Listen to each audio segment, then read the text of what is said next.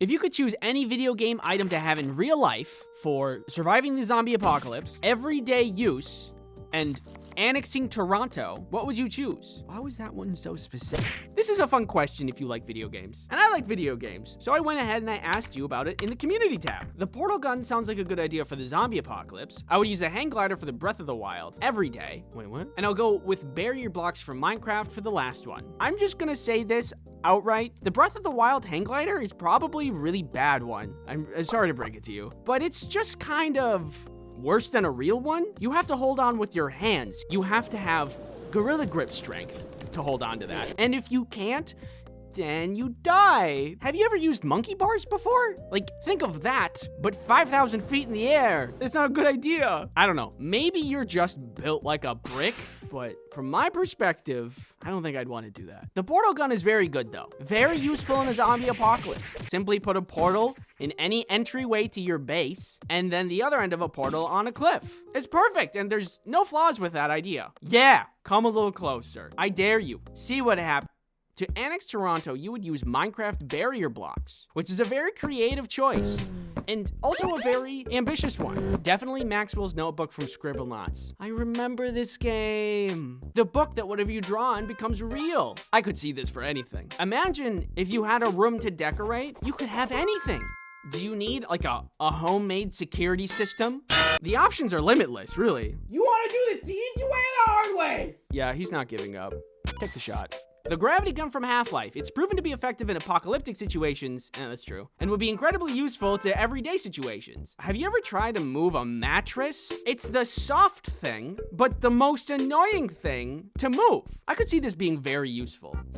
I don't know how to deal with Toronto with this thing, though. I think I kind of set you guys up with the annexing Toronto question. I just thought it was funny, but it's really a hard question. It's kind of out of our scope, so sorry. I would use the hook shot from Zelda on people's faces. Wait, do you mean like in the zombie apocalypse or daily use? Speaking of video games, sponsorship jump scare! The 10th anniversary of My Singing Monsters is here. Dude, can I help you? To celebrate, My Singing Monsters is dumping a ton of new content, all designed by the community. There's a new mythical monster on Cold Island, Strombonin, who was heavily influenced by the community and not a threat to anybody. There's new costumes and decorations that were all designed by community members too. And I don't know if you guys need any more designs, but if you do, I would happily provide my services. There's also 10 special limited edition anniversary monuments for all past birthday milestones. All this stuff and more coming to the next My Singing Monsters update. Download on Steam and mobile. All right, we're done. Get out of here, man. Come on. The Banshee from Halo would help all 3 scenarios. Fly to and from work, get away from zombies and easily shoot them to protect the base, and same for Toronto. Okay, I don't think we're gonna get away with the Toronto one. But I do really like a Banshee. I would love to have a Banshee. I know exactly what I would do with a Banshee if I get one. Blue shell from Mario to annex Toronto. You can't deny its power. Few have seen this baby fly and live to tell the tale. The tool gun from Gary's mod. I love this. It's basically copy, paste, or delete for real things. Subscribe to my YouTube channel. Hey, look at me. Look at me. It's okay, everybody. As long as we're inside, he can't get us. Maybe just Kirby. He would eat zombies in an apocalypse, make a good pet in everyday life, and could eat Toronto if he wanted to. Causing destruction with a walking pink ball sounds fun. Kirby isn't an item, thank you, but I love him, so I will accept this answer. Hey, give me that. If you guys missed it, I made some merch and it's in the store. Check it out if you'd like. Thanks for watching. What if you woke up one morning, everything was fine, you felt good, great even, amazing. Turns out, welcome to Backrooms. Krista? Krista? Krista!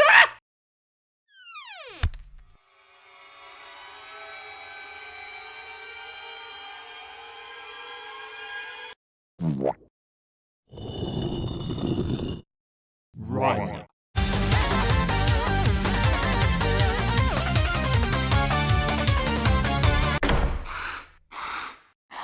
Perfect. With this dresser, you'll never be able to get a snap.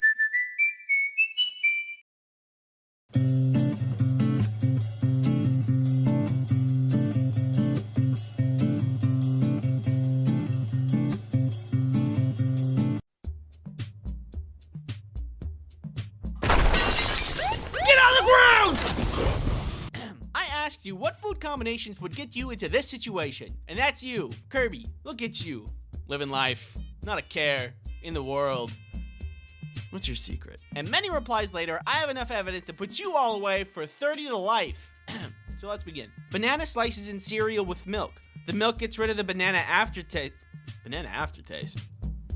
Isn't that just banana? And makes them sweeter. The cereal adds a crunch to every bite. Thumbs up to this one. It's important which cereal you choose though, because I've had this, specifically with Honey Nut Cheerios, and it's good. You got the honey, you got the nut, you got the Cheerios, and you got the banana. And it's all good. Those flavors, they mix, they're good. But if you're out here like, oh, I'm just cutting up a banana, gonna add it to the cereal, just let me go get my cereal. I call it Spam. Oh God, there's a name for it. You make a s'more, oh no, put a thin slice of Spam cooked over the fire instead of the marshmallow. No! It's sweet, salty, crunchy, and savory all at once. You are irresponsible. What's next? Spam and ice cream? Tea? Pepsi? Oh, I shouldn't give him any ideas. Spam is one of those foods that gets a lot of hate, I think, because its consistency. It's really goobly. It's also really salty. I really like it because it's so salty. But to add it to s'mores? What are you doing? Why would you do that? To me, personally, I have been affected. You know what else I get affected by? Internet privacy. NordVPN is a virtual private network service that helps you protect yourself online. NordVPN helps you with so much, like stopping intrusive tracking. NordVPN also helps block malware, so you can protect your computer. Hello? Can I come in?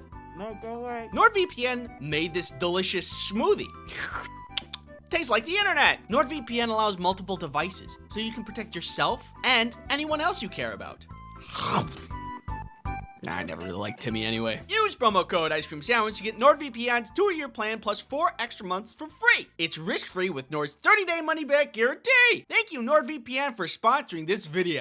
Peeps Pepsi slaps an ungodly amount. Peeps and Pepsi. Peepsy. Yes, it is real. Yeah, I saw this the other day. So I was at the store getting groceries and such, you know, stacking up on the essentials, and I saw a yellow bright box for a 12-pack of soda with a Pepsi logo. I thought that was weird. I looked closer. It was Peeps flavored Pepsi. I thought, there's no way this is gonna taste good. So I bought one, and I'm gonna taste it. I need to be right back. I gotta go get it. Whee! All right, here we go. This blind taste test. It smells like Peeps. That's so weird. Oh, that's not good. That's like if a marshmallow was liquefied and put into a Pepsi. I mean, they did a good job. It tastes what it is advertised as, but it doesn't taste good. Ugh. Yeah, that's pretty bad. Kelly! Kelly! Ah! Taste this. You don't have to if you don't want to. Peepsy. Tastes just like normal Pepsi. What? No. It doesn't. Oh. You're wrong. Okay. A squirt of yellow mustard mixed into a portion of creamy macaroni and cheese. Stir in and add more if you feel it necessary. It adds a nice little tanginess. I was skeptical for 10 years before my father tricked me into trying it. It's really good. Well, they're both yellow. Hold on one second. Okay, here's the macaroni. Here's the mustard. Mix it up. I don't hate that. Hold on, let me go in again.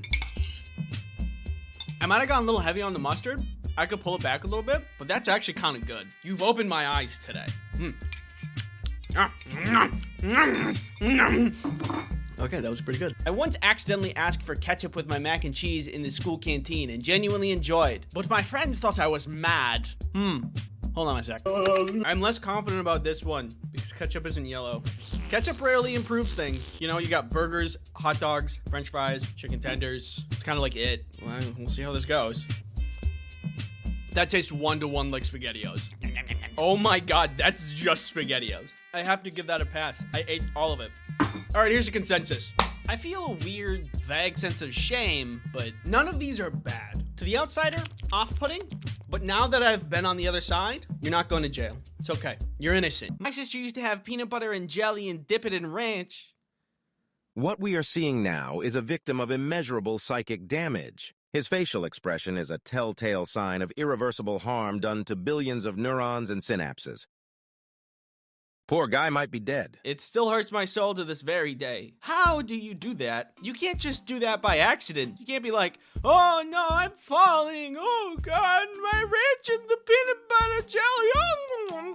That's deliberate. And if a crime is premeditated, it gets you more jail time. And I'm from the Midwest. We dip our pizza in ranch, which is very normal and fine and makes sense. And if you think it's gross, well, an enemy of an enemy is my friend, so let's make fun of them. Ew, gross. I eat them with pepperoni. Michelle, stop. Everybody stop being creative with peanut butter and jelly. Peanut butter and jelly is good as the way it is. I will weaponize this megaphone. Thanks for watching. The lesson here is that food is weird. And if you eat food, you're weird. I drink the water from Tuda cans. Can we work on our phrasing a little or provide context?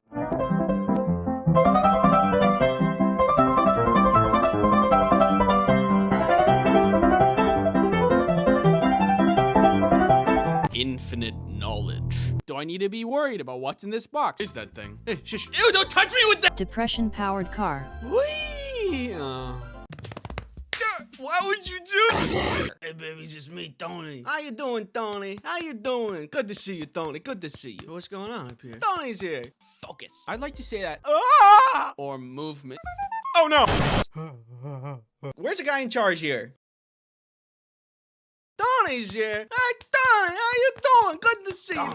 Tony's good to see you. Hey, what's going on up here? This one feels sticky.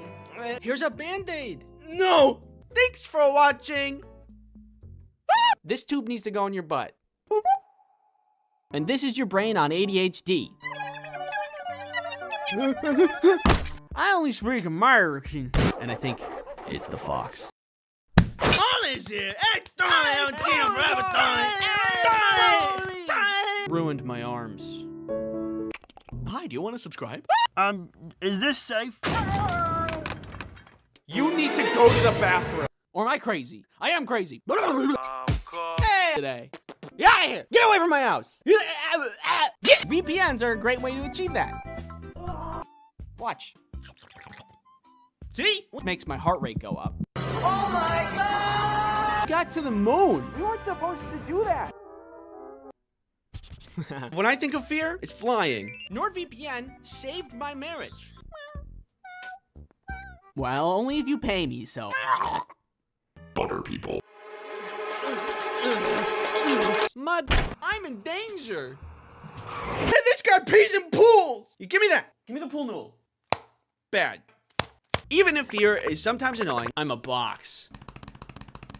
Give me that.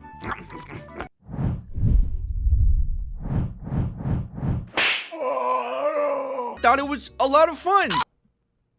Hey! Bulky, ominous men sitting on buckets in a circle staring at me. Come on!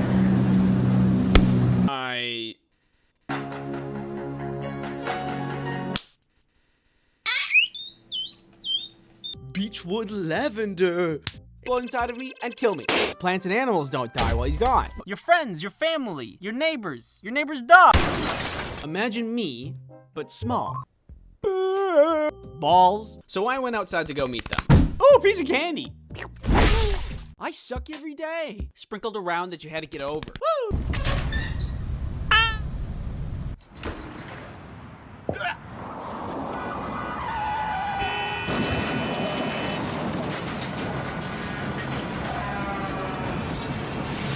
Ooh, a squirrel. Ooh, a ladybug. Ooh, a piece of candy.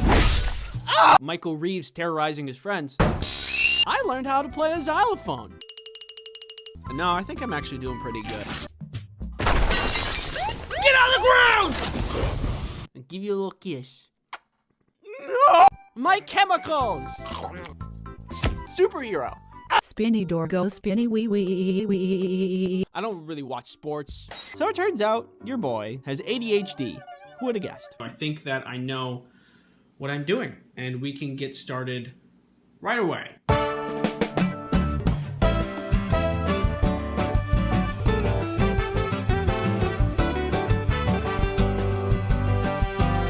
So naturally, I dressed up as a cardboard box. Any errands? Butterflies in my stomach. Yo! Because now birds can eat them.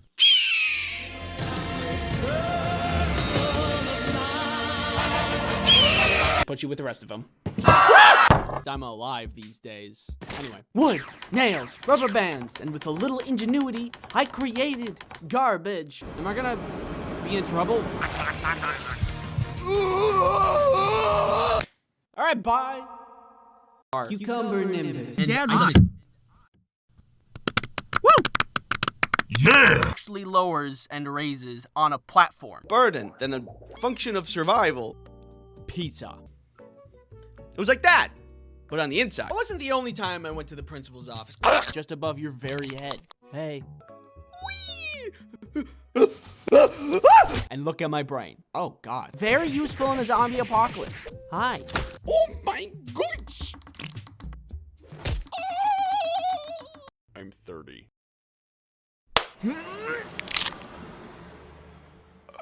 A homemade security system? Open your third eye. Focus. What do you see? Back, you witch! What? It's just a card? Dangerous. Yeah! Bad at the whole game. But there's no sponsorship segments in this video. Crazy. No. Well, how about not that? Hey, does it seem really bright out here to you guys? Nana purpler. Whoa, God. I almost dropped my phone. I think in your dreams, and we can hang out, but I will not stop farting. And see if something's wrong with that. Protect yourself online. And didn't tell us what was about to happen? My body is wiggly. I said, come on. Just let me go get my cereal. No, I can do it. Nah, I'm doing it anyway. Krista? Krista? Doggy door. Dog. My dog! That was all animal. Corn dog. Corn without the dog. Actually bursts open. Oh, God! Minecraft in my bed.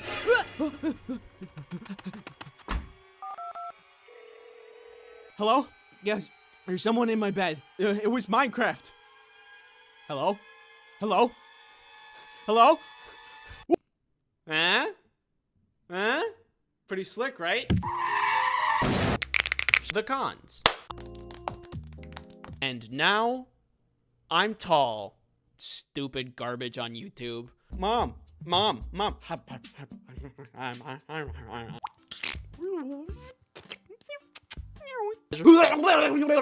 Why does the pig look like that? Where's the justice? Is it here? No. Maybe here? Nope.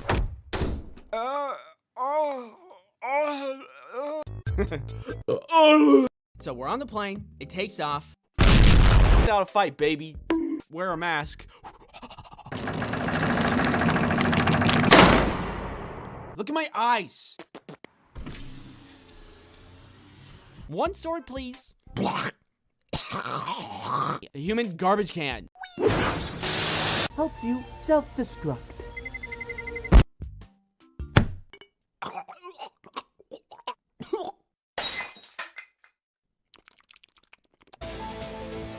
Talk to you. Watching you. Ah! Check out this new song I just learned.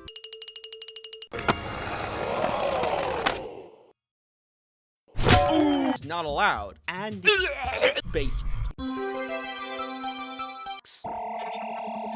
Some girl gets hit in the head with a food tray. And suddenly, I am holding a bomb! To smash that subscribe. Everybody's hot. But when information enters my mind, it just...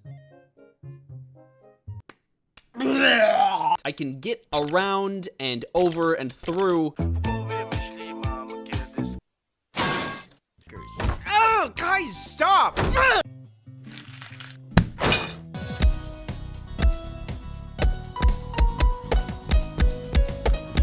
Use promo promo code ice cream sandwich to get NordVPN's 2-year plan plus 4 extra months for free. Yo, catch!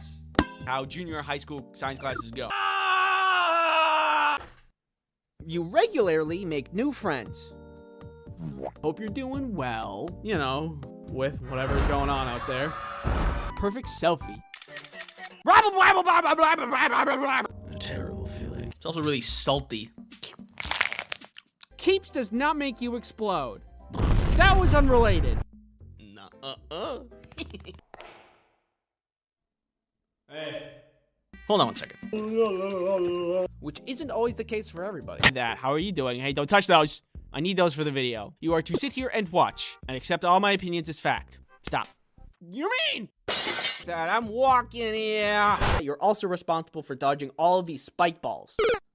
And I think fear is just a little more annoying than it is helpful in most parts of my life. Smaller, aerodynamic, wiggly. Half court.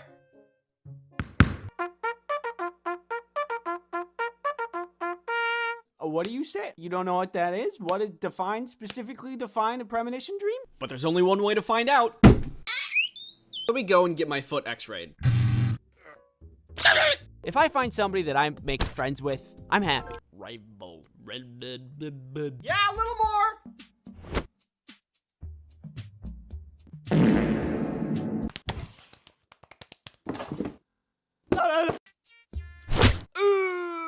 Always get a professional diagnosis if you suspect anything, and I think this is a drug trade and I just interrupted their meeting.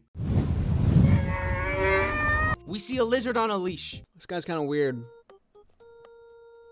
We could not find the chicken. Where was the chicken?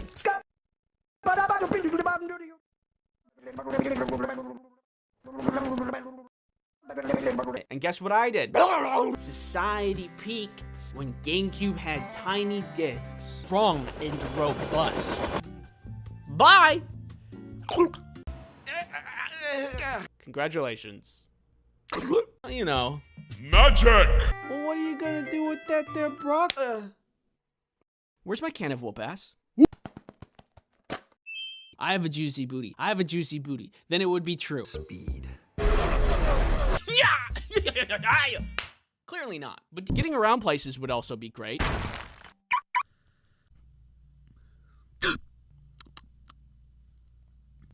Salt.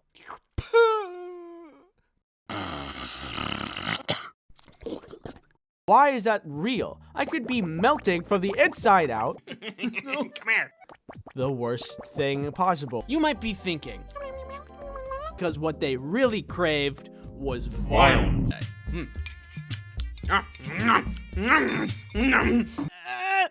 You got this, Andy. Yes, thank you. We're separated because of pig drama.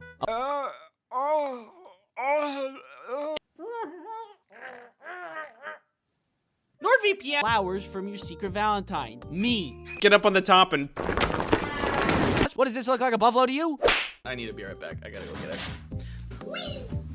And there are some foods that make you feel like, could make it worse. Worse! Wow, that's a big spider. Oh my god.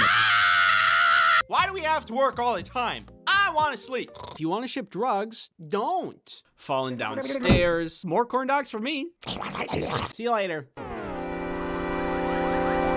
Okay. From what I can tell, it seems as if you have been abused emotionally by customers. Like, kind of like this, but emotionally. How does this make you feel? Bad and rude customers are everywhere. So much so that when I asked you about your rude customer experiences, thousands of you replied with your own stories. That's a lot of stories. Why did it take you a year to make this video? Let's begin. From Emberly, I remember one time I had a lady walk into this ice cream shop I worked at. She brought her 2 kids with her. We're used to seeing kids all the time. But what was odd was that she ordered a 2-scoop cone, but when her kids asked for something too, she got all mad and said, "Neither of you scored a goal in your game today." So she refused to get them ice cream. I felt so bad having to ring up her order while watching her kids cry and beg. Even though she was polite to me, it's the saddest customer experience I've ever had. This woman is an actual cartoon villain. You sign your kids up for sports, and then when they don't perform like a professional grade athlete, you taunt them with ice cream? Who does that? Clearly, in this situation, there's only one solution. Yeah, it doesn't feel very good, does it? If we were to open up the dictionary to see the definition of evil, it's actually just this mom in there.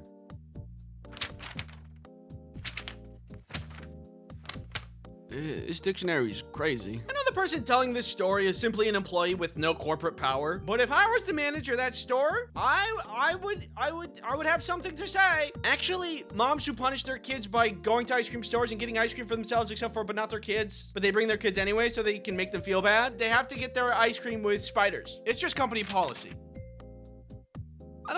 Sorry, it's company policy. There's nothing I can do. Have a nice day. Enjoy your spiders. For that, Mom, I have a book recommendation. It's called How to Be a Good Parent. And I think it has some profound insight. Some pretty good insight. Anyway, that mom sucks. I'm sorry you had to witness that. And I'm also sorry you have to witness this. Witness what? Why are you looking at me like that? What's happening? What's going on? This video is sponsored by Incogni! No, spare me! Let me introduce to you a data broker. They follow you and collect your information and then turn around and sell it. Your address is 5492. Hey! This is all for the purpose of profiting off of your data so ads can be served to you. Hey, you should buy some corn dogs! Hey, you should get stuffed! How did they know? Well, this is where Incogni comes in. There is a way to get data brokers to stop tracking you. But it is super convoluted and takes a lot of time and energy. You have to find the brokers that are taking your data, send removal requests, and then follow up with them to see if they're complying and take action if they aren't, which is a whole nother thing. And then there might be new brokers that take their place. So you have to do it all over again. Well, Incogni takes care of all of that. Incogni data professionals will find, request, and track all of that on your behalf so that you can finally get some well-deserved rest that you need. I know I need some rest. I'm so tired. Click the link in the description to try Incogni today at www.incogni.com/ice cream sandwich. That's www.incogni.com/ice cream sandwich. Thanks Incogni for sponsoring this video. Herbal Assailant says, we had a UPS drop off in our store, so it wasn't uncommon for customers to need help bringing in heavy boxes. But one day, a customer creeped up to the door and pointed out one of my coworkers and motioned them to come outside. That's deeply concerning to me. A few minutes later, my coworker comes back in with a heavy box over his shoulder. Also, this box is like a cobbled together mess of different boxes and duct tape, and walks with the customer to the UPS desk. A few minutes pass and they both come back to the front of the store with the box and bring it back to the customer's car. Once my coworker's back inside, I ask him what that was all about, and he says he can't ship his package for him. It was a deer, an entire dead deer, in an unrefrigerated box. Welcome to UPS Shipping 101. I am Professor. First lesson, what are you allowed to ship? Does the explosive go in the allowed or not allowed category? Not allowed category. Correct. Yes. Good job. Does the mysterious unlabeled pathogen go in the allowed or not allowed category? Not allowed. That is correct. Does the dead unrefrigerated deer go into the allowed or not allowed category? Allowed. Nope. Wrong. Bad. Surprisingly, there are reasons for people to ship deer. Taxidermy, meat processing, scientific stuff, but you do need to put it on ice and not in a warm box for several days. And for what I thought were obvious reasons, it just needs to be refrigerated. Hey, I got you some ice cream. Where is it? It's in the cabinet. It's your favorite flavor! Maybe it's a little presumptuous of me, but it feels obvious that you can't ship hazardous materials. Like if something is a hazard to someone's health, you wouldn't be allowed to ship it. Hi, I'm here to ship a package. Okay, and what are you shipping? It's uranium-235. It's what? Uranium-235. Uranium-235? Yeah.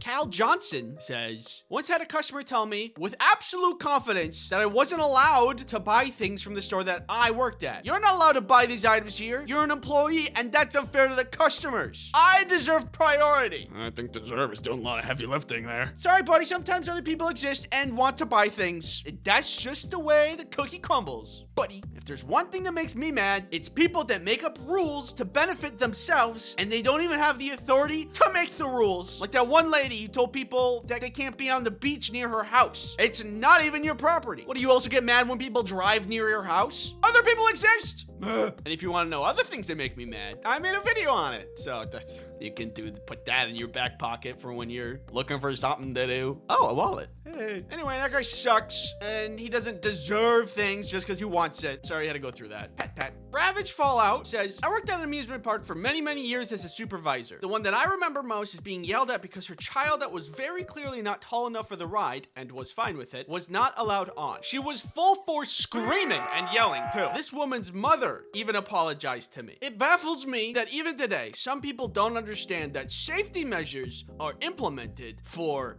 your safety. I get it. It's a crazy concept. If the supervisor was like, yeah, I don't care about safety measures, go on through, then your kid might not make it to the end. That's just crazy. Imagine you could get all the things you wanted in life from screaming. What kind of world would that be? One large popcorn, please. Okay, then your total comes to $20.50.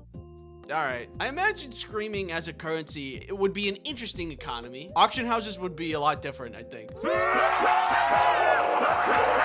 I think the moral of the story is, something. Thanks for watching. If you're looking for other things to watch, I have bad customers that I myself have encountered, and this other video that I mentioned earlier. Now, if you don't mind, I'm gonna go get myself a chocolate bar. Hello, sir. How may I... What do you use to make comics? Things have changed, and I use different stuff now. I talked about this in a previous video, actually, and you can look at that if you want, but it's not up to date anymore. So firstly and foremost, the object I draw my comics on is no longer a Wacom Cintiq 13-inch HD, but now it's an iPad. At times, I'm really not a big fan of Apple, but when it comes to the iPad Pro, I think this is my favorite drawing device yet. Some other time, I'm probably going to do a comprehensive review of each tablet I've ever owned and which one is the best and why. But for now, I'm just going to say iPad Pro, it's good to draw on. Good job, iPad. High five. Coupled with that, we got the Apple Pencil. It's really nice. I kind of messed mine up at the nib. I think it's because I put it in my pocket weird. But besides it being a little bit crooked all the time, it works just perfectly. Pressure levels are great. It's got tilt sensitivity built into it.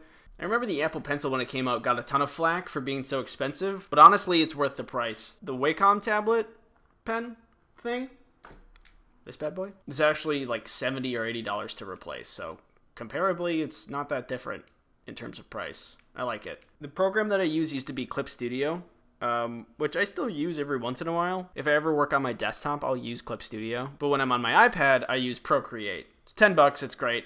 Everybody I see on Twitter uses it, so I was like, I'll buy it. That's pretty much it. You can draw anything after that. You can draw a butt. You could draw a heart. Your imagination is your limit, really. You can draw a comic about a heart being a butt. You can do anything, unless it is a crime.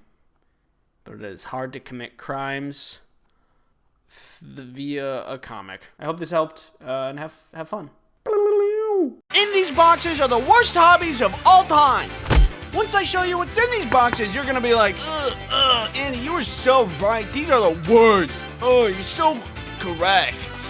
It's smart. Somebody help me. In life, there are many, many hobbies. Some of them are pretty neat. But what are the worst ones? Well, I have the worst hobbies right here. You may disagree with some of them, but this one, I promise you, everybody will agree it's the worst one. I'm gonna open it, and you're gonna be like, oh yeah, that's the worst one. Let's begin. Free soloing. If you do this, I cannot believe that you do this. If you don't know, free soloing is just rock climbing, but without any ropes.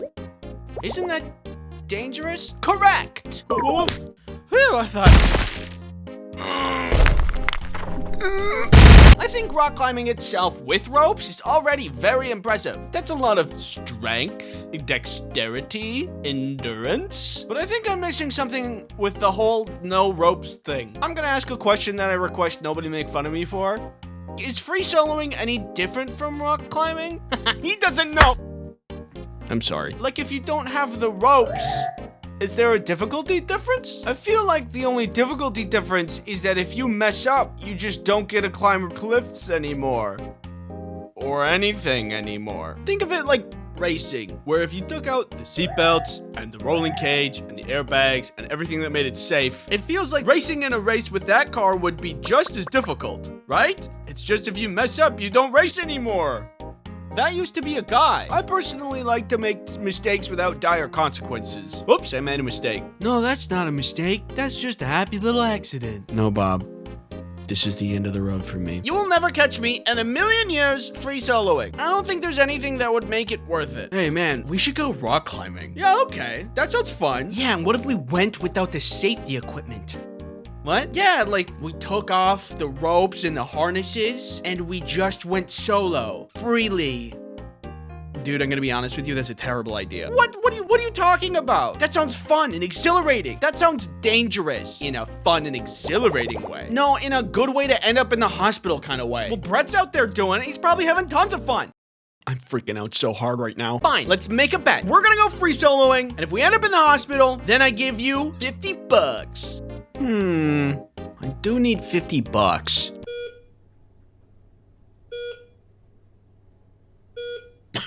I don't know, it just seems dangerous for no reason. And that's why it's one of the worst. You just make me so nervous up there. Wouldn't you rather try baking? At least put a mattress at the bottom. Personally, I'd rather stay inside and afraid of the world. It's better this way. Next up, I'd like to show you something. Oh God, I think he's sponsored by War Thunder. You would be correct! Run! Are you into vehicle combat video games? Well, then you'll love War Thunder, as it is the most comprehensive vehicle combat game ever made. Take command of over 2,500 real-world tanks, planes, helicopters, and ships, ranging from biplanes to armored cars of the 1920s to the fighter jets and main battle tanks of today. War Thunder has incredibly detailed vehicles with realistic graphics and authentic sound effects, so you don't have to make your own sound effects, no matter how fun that may be. War Thunder has a worldwide community of over 95 million players. We love comprehensive vehicle combat! I personally recommend War Thunder's comprehensive customization systems for all kinds of vehicles, including community-created ones, meaning you can make your vehicle truly reflect what's inside your heart. Oh my God. War Thunder offers 3 distinct game modes for whatever player type you may be. There's fast-paced and simplified physics of arcade mode, simulator mode for those looking for a no guardrails challenge style, and realistic mode for a balance between intensity and authenticity. However you choose to play is available. Play War Thunder for free on PC, PlayStation, Xbox, or mobile devices now by using my links in the pinned comment or video description. All players on PC and consoles that haven't played in over the past 6 months will also receive a massive bonus pack across all platforms that includes multiple premium vehicles, the exclusive vehicle decorator Eagle of Valor, 100,000 Silver Lions, and 7 days of premium account for a limited time only! Thanks War Thunder for sponsoring this video. Number 2. Pokemon card scalping. Collecting cards isn't the bad part. I myself have collected cards. Collecting cards is fun. It's been around forever. People did it with baseball, there's Magic the Gathering, Yu-Gi-Oh! Nothing wrong with buying a box and just cracking packs. Who cares? That sounds fun. But there's a certain type of Pokemon card collector that nobody likes. The one that goes out and buys everything and fights with people, and then there's nothing left over for anybody else. What are we doing? You're ruining the experience for other fans. You're effectively taking away toys from kids, like little Timmy here. And it's not just kids, it's Big Timmy too. I want Pokemon. I know. Me too, Big Timmy. I also want Pokemon. Oh. Okay. What happened to good old-fashioned burglary? If one were to just burgle, you could hide your identity, and you don't have to fight people in public anymore. I'm here to steal Pokemon cards. Put them in the bag. Did you bring a weapon? No. Then I'm not gonna give you any Pokemon cards. But I'm burglaring. Also, what's with your mask? I thought it looked cool. Hey, give that back! No, you're not giving it back. Did you put the Pokemon cards in the bag yet? Yes, I did. Yay! I did it! It's so bad. People in the community are talking about how they just can't get any cards for their kids. This person on Reddit says, I started collecting with my 6-year-old last year. We haven't found anything in stores since March. She used to ask me about buying packs every week. After months of nothing, she stopped asking about 2 months ago. That sucks. Same story. We haven't seen anything since last November. Wasn't able to get any for her for Christmas or her birthday in February, and by the time she stopped asking, I was happy that she didn't have to be disappointed anymore. Ultimately, stop it. Number 3, cave diving. Specifically going into tiny holes in the ground that are difficult to fit in. Some cave exploring is cool, and beautiful even. The beauty of nature takes many forms, but I cannot understand the drive to go underground in a hole that's barely fit for an insect to find another room full of rocks and like a lot of spiders probably. You were just in a room full of rocks. I don't think you needed to break your ribs to get to the next one. It's great that you want to get outside, but then you go outside to go inside of the outside. Just stay outside. The great outdoors. The sunshine, the fresh air. Oh look, a dirty, dark, muddy hole in the ground. Bro, get out of there. It's way better out here. I can have just as much fun in here as I have out there. Thank you very much. A butterfly literally just landed on my head and I'm listening to the birds chirp. How can a dark, dusty cave ever compare? The cave experience is just as a magical experience as you're having. A spider just landed on my head and I can listen to the natural, relaxing ambience of the cave. I have to be missing something. I don't know what it is. Am I too cynical? I feel like I have to be missing something. There's not a lot of hobbies that go from dangerous to lethal if it happens to rain that day. I don't think we're making it, boys. Even if I tried cave diving, I don't think I'd make it very far. Probably get like stuck between 2 stalactites at the entrance. I don't think we're making it, boys. Maybe it's a desire to like explore and adventure and find something new. You know, there's always a Minecraft for that. Or Hytale. Plus, you guys freak me out. Look at this guy moving through a submerged section of a cave. You guys freak me out. I'm freaking out. Okay. Number 4, bare-handed fish catching. It's actually really impressive. I just don't want to do it. I don't want to touch fish. I don't like the texture. Moving on. Now, are you ready to see the worst hobby? The one I alluded to in the beginning of the video? Well, there's a guy in there. What? Get out of there. Shoo!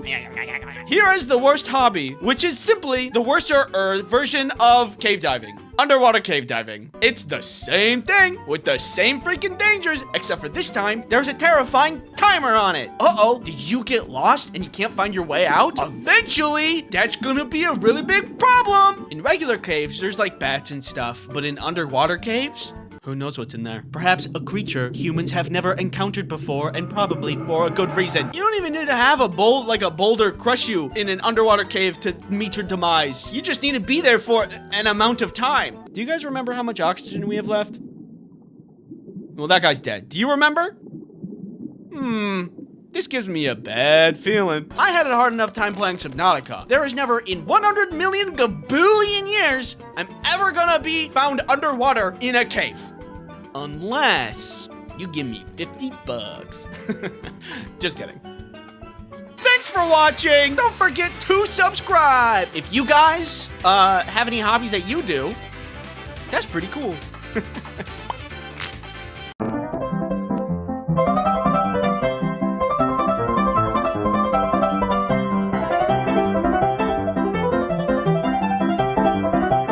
And thank you for watching. Oh, piece of candy.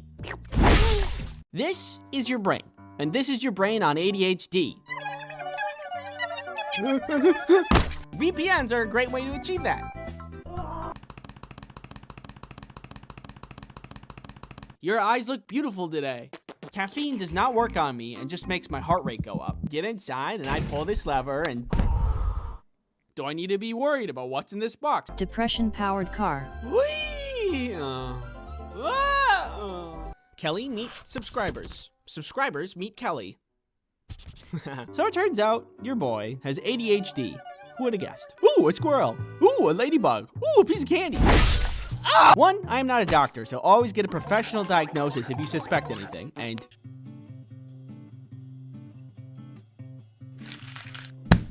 Hey, New York slice this, New York slice that. I'm walking here.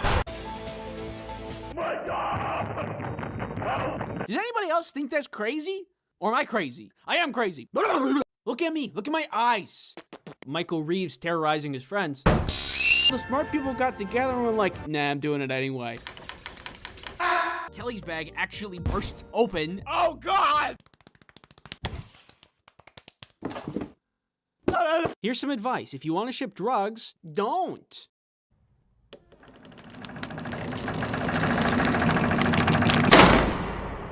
I have a juicy booty. I have a juicy booty. Then it would be true.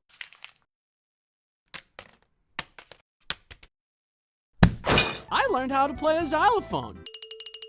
So we're on the plane, it takes off, and look at my brain. Oh God. You ever wish that you could get your life together? Yeah, same. Wood, nails, rubber bands, and with a little ingenuity, I created garbage. Bye! The first thing I see when I get outside, we see a lizard on a leash, pizza that you ordered, flowers from your secret Valentine, me. Protect yourself online. Pizza. Got to the moon. You weren't supposed to do that. Big corn dog. Hope you're doing well. You know, with whatever's going on out there. Check out this new song I just learned. I just really like salt. Some girl gets hit in the head with a food truck. Spinny door go spinny wee wee wee. Everybody's hot. You might be thinking. Doggy door. Dog. Perfect. With this dresser, you'll never be able to get a snap. The only thing that'll make me feel better is to smash that subscribe that makes your hair strong and robust. Perfect selfie. Oh yeah. Oh yeah, that's good. You could just generalize it and say that I was bad at the whole game. Society peaked when GameCube had tiny discs. Corn dog. Corn without the dog. What kind of horrible creatures are you harboring just above your very head? Hey. Well, what are you gonna do with that there, Brock? Nobody really wanted to eat pizza because what they really craved was violence. And I'm like, huh, that's probably the worst thing possible. The spookiest thing that I have around here is this half-dead plant. I should really water that. Yeah, I gotta. Imagine me, but small. Oh, what are you? I'm a box. And they have to look at it and see if something's wrong with that. And I come out, they say, okay, we're gonna look at these. Huh? Huh? Pretty slick, right? Butterflies in my stomach. Where's the justice? Is it here? No. Maybe here? Nope. I could be melting from the inside out. I think that I know what I'm doing, and we can get started right away.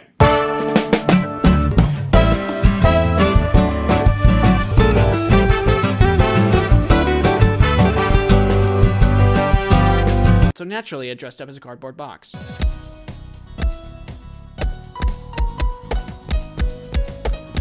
The appendix helps you self-destruct. So anyway, I should just put you with the rest of them. You need to go to the bathroom. I suck every day and become your favorite superhero. Hey guys, let's go get some coffee together. And what kind of clouds there are. Cucumber nimbus was going haywire and could literally explode inside of me and kill me. And give you a little kiss. No! Oops, one more touch to the back of the throat for good measure.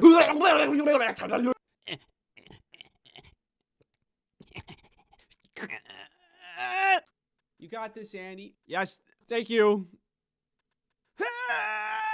Snacks, hanging with the boys, balls. Yo, catch! Stupid, oblivious to the doom that I was about to endure, but happy. Without a fight, baby.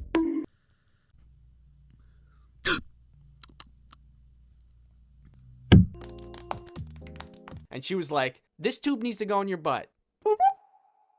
And guess what I did? Half court.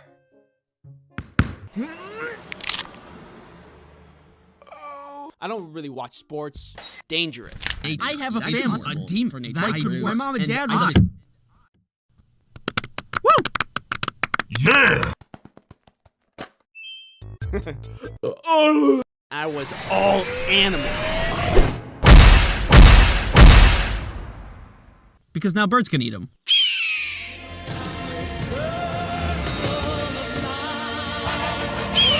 I'm surprised I'm alive these days. Anyway, I could never do those when I was a kid. That translated into now, where I still couldn't do them. And it ruined my arms. You're gonna get hurt. No, I can do it. Hey. Mud. Wow, that's a big spider. Oh my god.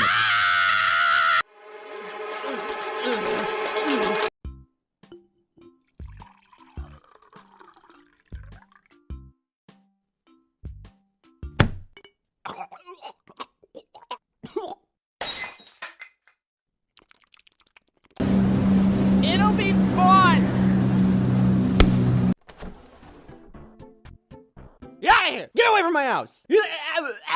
Sprinkled around that you had to get over. Hey, does it seem really bright out here to you guys? I'm amazed at people's ability to just know. I am speed. I know exactly what I would do with a Banshee if I get one. Have you ever watched my channel and thought, this guy's kind of weird? Just watching, like, stupid garbage on YouTube. Here we go. I gotta stab you. No, don't stab me. I'm gonna stab you. No, don't stab me. I'm gonna stab you. Hey, who wants sushi? Anyways. Keeps does not make you explode. That was unrelated. But when information enters my mind, it just... Oh man, this party sucks. If only someone cool would come and, like, make it better, like... Yo! If I find somebody that I make friends with, I'm happy. Which isn't always the case for everybody. A human garbage can. No. You regularly make new friends.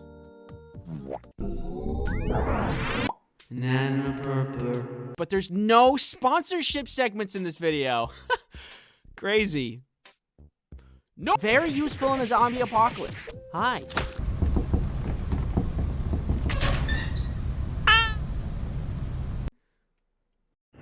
A homemade security system. How are you doing? Hey, don't touch those. I need those for the video. You are to sit here and watch and accept all my opinions as fact. Stop. And pineapple for the weird one. I'd be the weird one. I love pineapple. And there are some foods that make you feel like, Open your third eye. Focus. What do you see?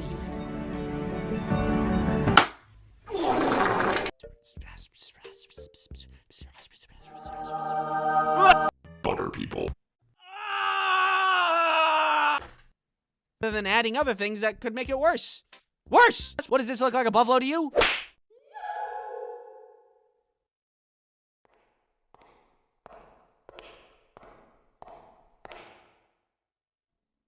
Hey.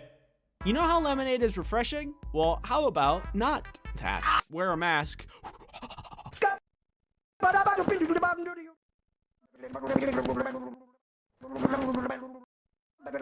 But hey, I mean, that's just more corn dogs for me.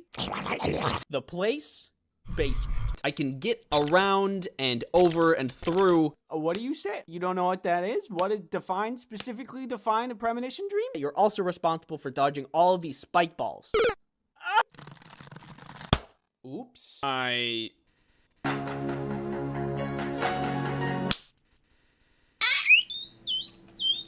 In your dreams, and we can hang out, but I will not stop farting. We're going to space. How's that even possible? I'm not entirely sure. When are we gonna get there? We're here right now.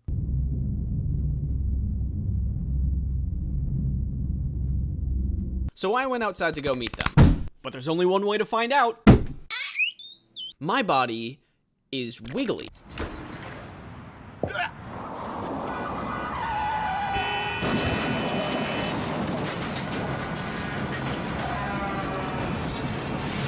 Just get up on the top and...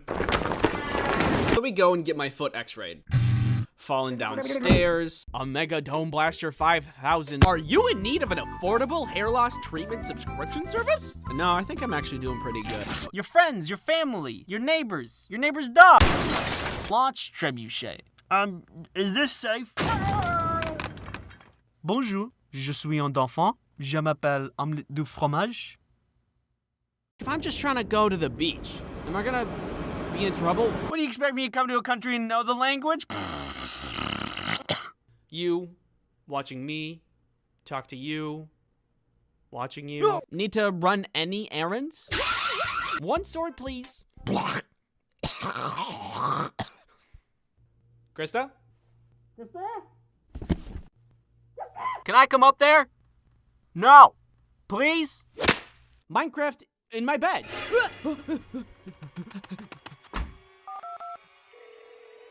Hello? Yes, there's someone in my bed. It was Minecraft. Hello? Hello? Hello? Getting around places would also be great. My chemicals!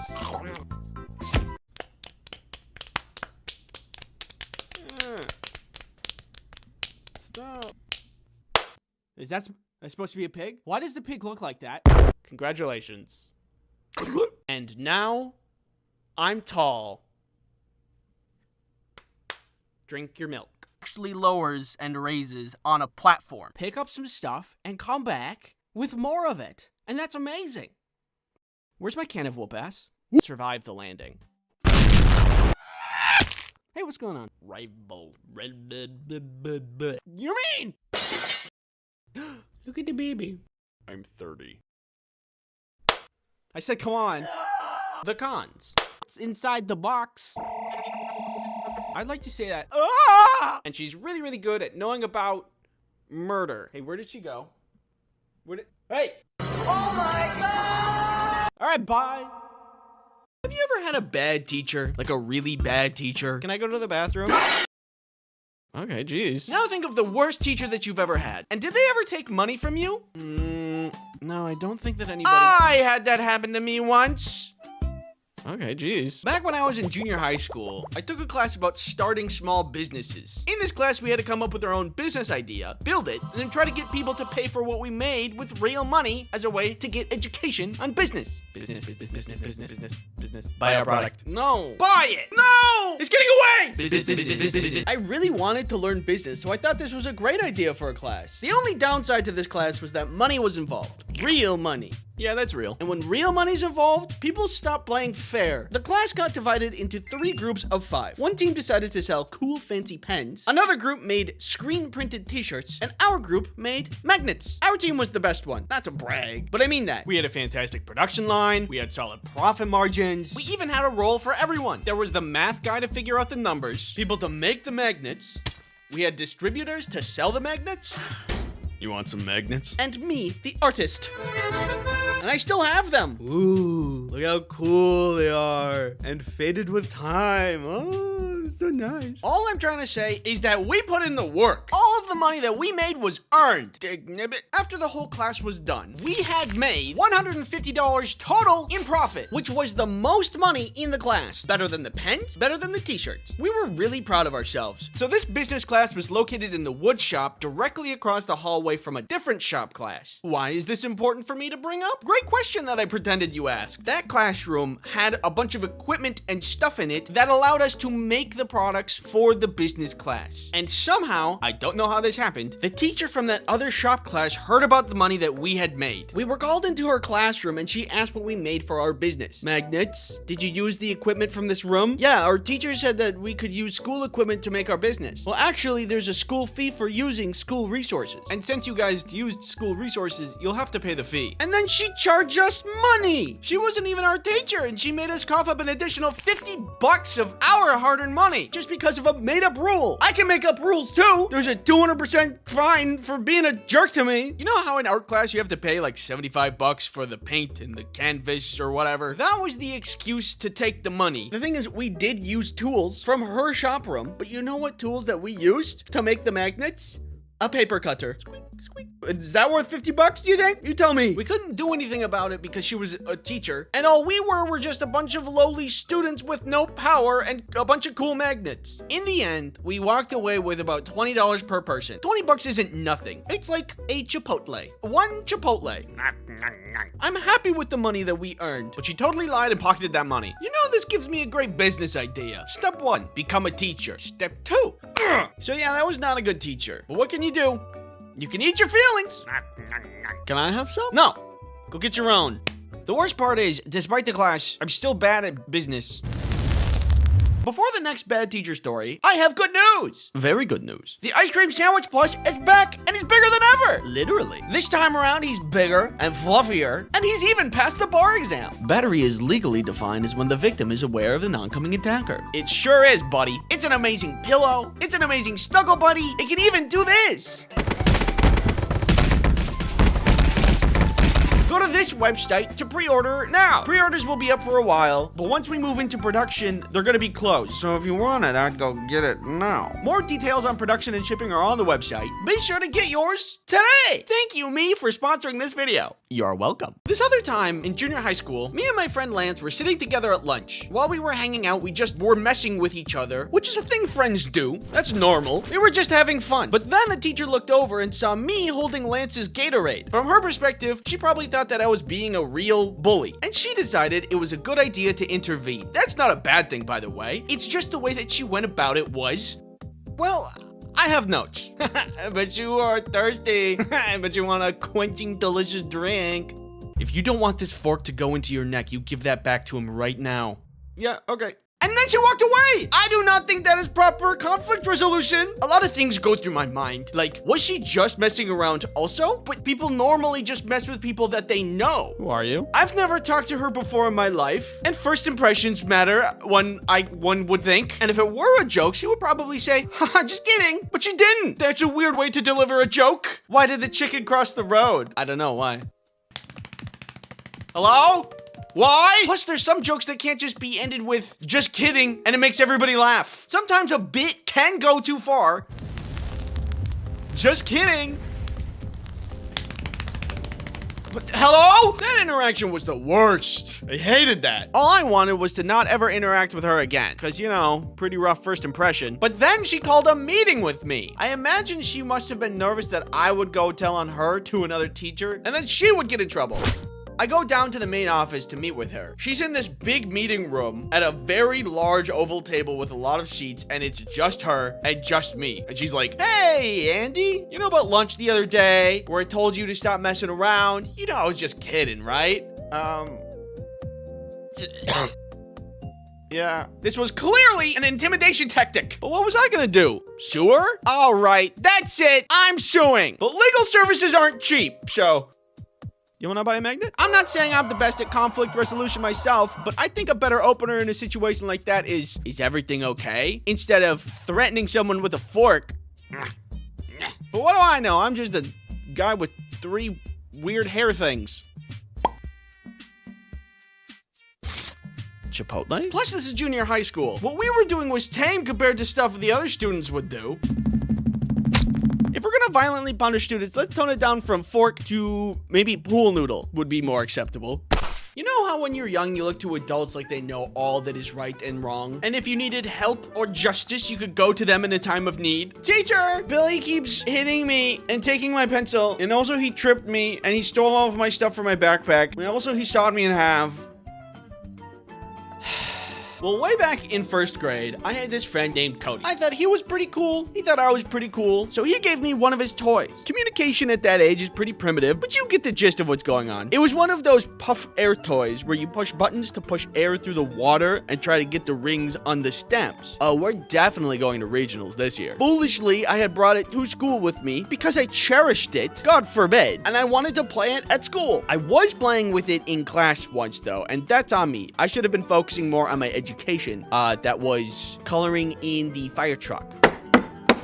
So, my bad. The teacher noticed me playing it and was like, no, we are doing coloring now, and took it away from me. Fine, I did need to focus. I can't become the president of the United States if I don't cover the basics first. I'm going to make the wheels green. The problem was that she just wouldn't give it back. This was a long time ago, so I can't remember her reasoning, but I do remember that she just never gave it back to me. And because the toy was gone, it upset Cody and ultimately hurt our friendship. This betrayal from my teacher didn't compute with me. In my mind, I knew stealing bad, teacher's supposed to help, teacher took something of mine and made me worse off. None of that stuff mixed in my brain. This tastes like toilet water and ketchup. What's a little weird is that I remember that experience. I don't remember a lot of 1st grade, but I remember that toy and when a teacher took it away from me. When a teacher is good to you, you'll remember that forever. Unfortunately, when a teacher is bad to you, you'll also remember that forever. And you'll brood in your window at night recounting their sins. Some people do that. I don't do that. You okay, man? I could have gone to regionals. Anyway, recently I went to California, and while I was there, I hung out with Rushlight Invader, who I found has a bad teacher story, which I decided he should share. All right, so one time I had a bad teacher and I hated her. And I had this one teacher who I look up to.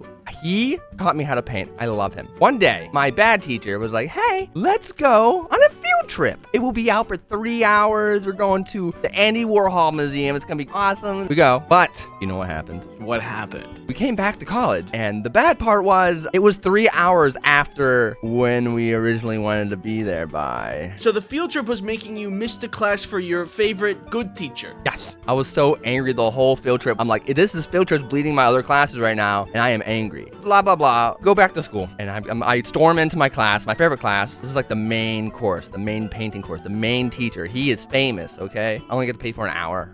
Whatever, waste of a day. That's annoying that she made the field trip run over so much. That's also wasting your tuition. So she has the bright idea to do another field trip, Andy. That's what? Is this allowed? Impromptu field trips that just go over other classes? Yeah, that's why she's a bad teacher, Andy. It's not a good teacher video. It's the bad teacher video. Inconsiderate. Inconsiderate. Judge, send her out. Send me out too. I need to use the bathroom. Oh. So she wanted to go on another field trip. And I'm like, no. I tell her straight up, I'm like, I'm good. I'll stay back. She's like, what? You're not going to join us? I promise we'll be on time this time. And I'm like, no. I'll just go with my good teacher's class and just stay with him all day. I have so much time to kill. I will paint with him. I'm going to learn so much. What is this bad teacher? What's her class? What is she teaching? This teacher, she didn't know how to teach her class. She was the Photoshop teacher, and I was the only one that knew Photoshop, and I had to teach the class for her. Oh, no.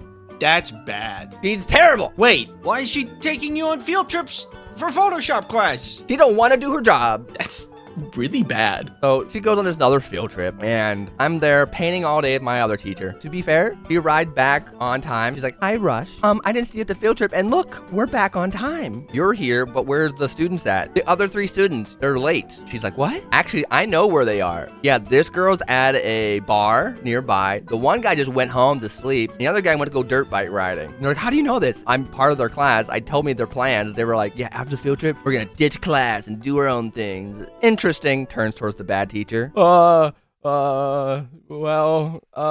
then she laughed out of embarrassment. Oh, so then the cat blew off the cat. Yeah, you know the famous saying.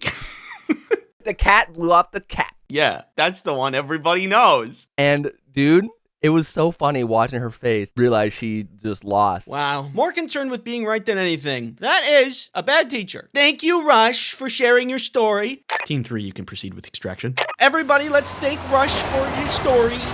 Thank you, Rush. Thank you.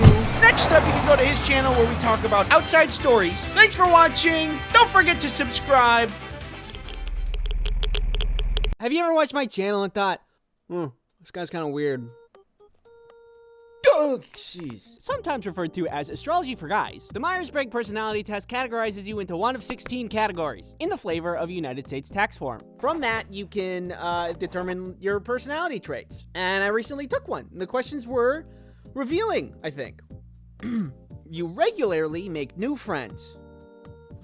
People are social creatures. Everyone likes finding somebody that they can call a friend. Someone you can call up and say, hey, do you want to see how many red vines we can eat in a minute? And then be there for you to get you an ambulance. If I find somebody that I'm making friends with, I'm happy. However, I am very introverted, but I'm an animation YouTuber, so I don't think anybody's surprised by that. Socializing will drain me a lot faster than most things, so it's just not something I seek out. Hi. I just have the friends that I have, and sometimes new friends happen. You spend a lot of your free time exploring various random topics that pique your interest. Just the other day, I learned that ticks don't freeze in the winter because they produce kind of an antifreeze chemical, and also Lyme's disease feeds off of that chemical, and that's insane. I've been watching a lot of content vicariously through Moist Critical lately, and it'll often send me down a rabbit hole of like Wikipedia searches and other YouTube videos that I didn't need to know, but I find very entertaining. There's always something to learn on the internet, and the internet never says no.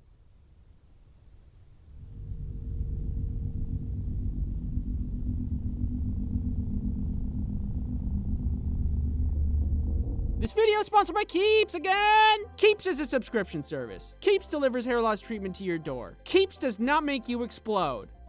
That was unrelated. Are you in need of hair chemical? Well, consider Keeps. Keeps is a hair treatment service that has doctor-recommended plans that are delivered straight to your door at about half the cost of a traditional pharmacy. Also, Keeps has an assortment of hair products, which includes an all-natural and award-winning thickening shampoo and conditioner system for strong and robust hair. Keeps has a network of medical advisors, prescribers, and specialists who can support you for whatever help you need for your hair treatment goals. Hello, Keeps? You guys have any extra hair? I'm collecting. So what do you mean when you say, stop calling? Hair loss stops with Keeps. To get 50% off on your first order, go to keeps.com/ice cream sandwich or click on the link in the description. That's keeps.com/ice cream sandwich. Keeps. It's a product.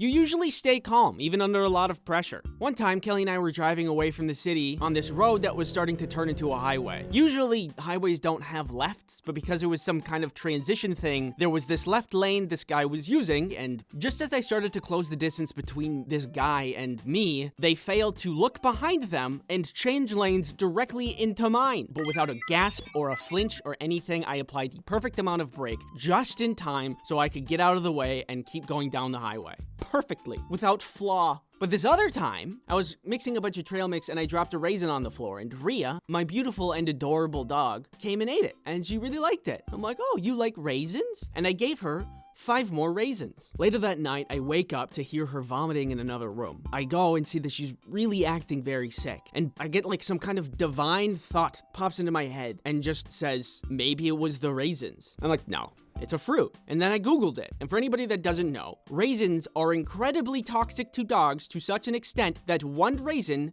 can kill a dog. And I gave my dog 6. I begin calling the ASPCA, and I'm calling emergency vet lines trying to get to her appointment, which I eventually place. And this whole time, I'm shaking and crying and not doing well. In the end, they treated her, and she's fine. Everybody did a great job except for me, and now she doesn't get raisins or all of these other things that are poisonous to dogs. So anyway, am I calm? Depending on the situation, I will either have an incredibly strong emotional reaction due to intense fear and guilt, or I'll activate like a sleeper agent and do whatever is necessary to succeed. So, I don't know. Seeing other people cry can easily make you feel like you want to cry. No. You're more inclined to follow your head than your heart. It's hard to follow what's not there. You feel comfortable just walking up to somebody you find interesting and striking a conversation. Oh God, no. I'm not insane. What if they find out I'm weird? Could you imagine? That'd be embarrassing. Stop staring at me, freak. Plus, what would I even talk about? You know that ticks, they make antifreeze and Lyme's disease eats it. Oh, wait. You often end up doing things at the last possible moment. Yeah, this is something I wish I could change about myself. This one time somebody asked me to make a tattoo for them, and I said, of course. But they had to consistently remind me to complete the task because I kept forgetting or procrastinating, and then in the end, it wasn't even actually what they wanted because I also have trouble following instructions. So I think that I'm just not organizationally strong, but I can draw a pretty mean circle. So after compiling these and other questions in this quiz, we get logician, which feels wrong, but the explanation feels like it actually makes a little bit of sense. Oh, would you look at that? According to the, what is happening over here? According to the test, my strengths are things like thinking of ideas, imagination, curiosity, and seeking objective truth, which I think I'm in line with. I love daydreaming. I don't know how I passed any test ever. Someone might be professionally explaining the detailed and extensive history of the Eastern world, but what is going on in my head is completely separate. My weaknesses are things like being disconnected, too matter-of-fact, perfectionist, dissatisfied. I can relate to some of these as well. I spend a lot of time trying to get a drawing to feel right, even though my drawing style is really simplistic, and I should just embrace that simplicity. There have been times I will get caught up in drawing a circle for well over a minute just so it looks right, and that's probably not great. Oh, there's more. What does this say? Is so cool and handsome. Wow, what a handsome guy you are. Wow, that's crazy that it says that at the bottom. That has always been there. What the heck? Anyways.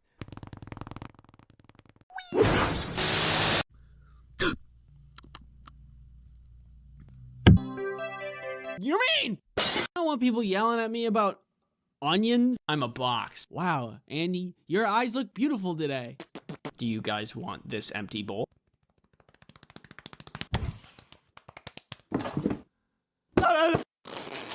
a second.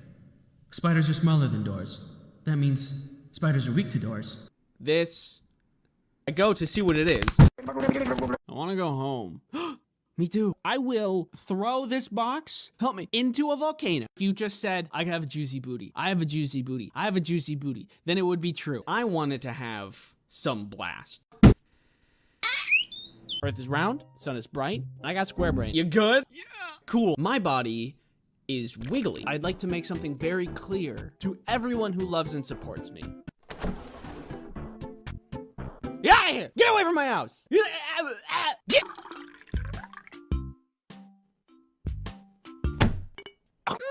Yes, honey. Could you hand me the sugar for my peas? Wood, nails, rubber bands, and with a little ingenuity, I created garbage. What's that? It's called salt? Mask? Bird? I still like to watch YouTube videos about Michael Reeves terrorizing his friends. Big corn dog. How do you explain that? How do you explain that? How are you gonna do it? That's how are you gonna do that?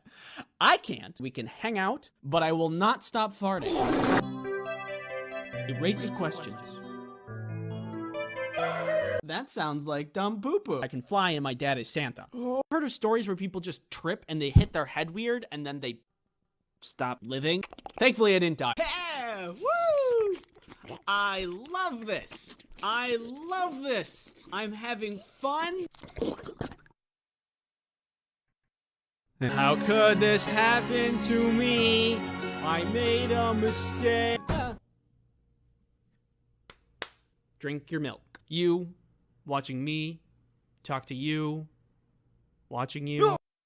Do ants poop? It'll be fun!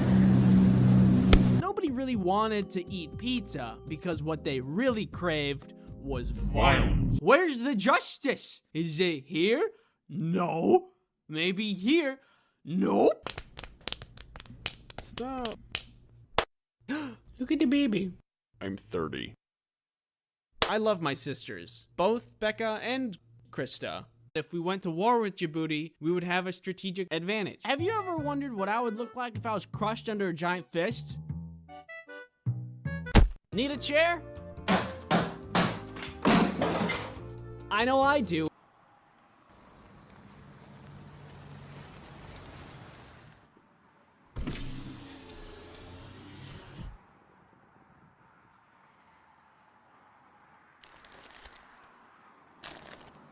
She let me out before I died, which was nice. Broccoli? Well, what are you gonna do with that there broccoli? My...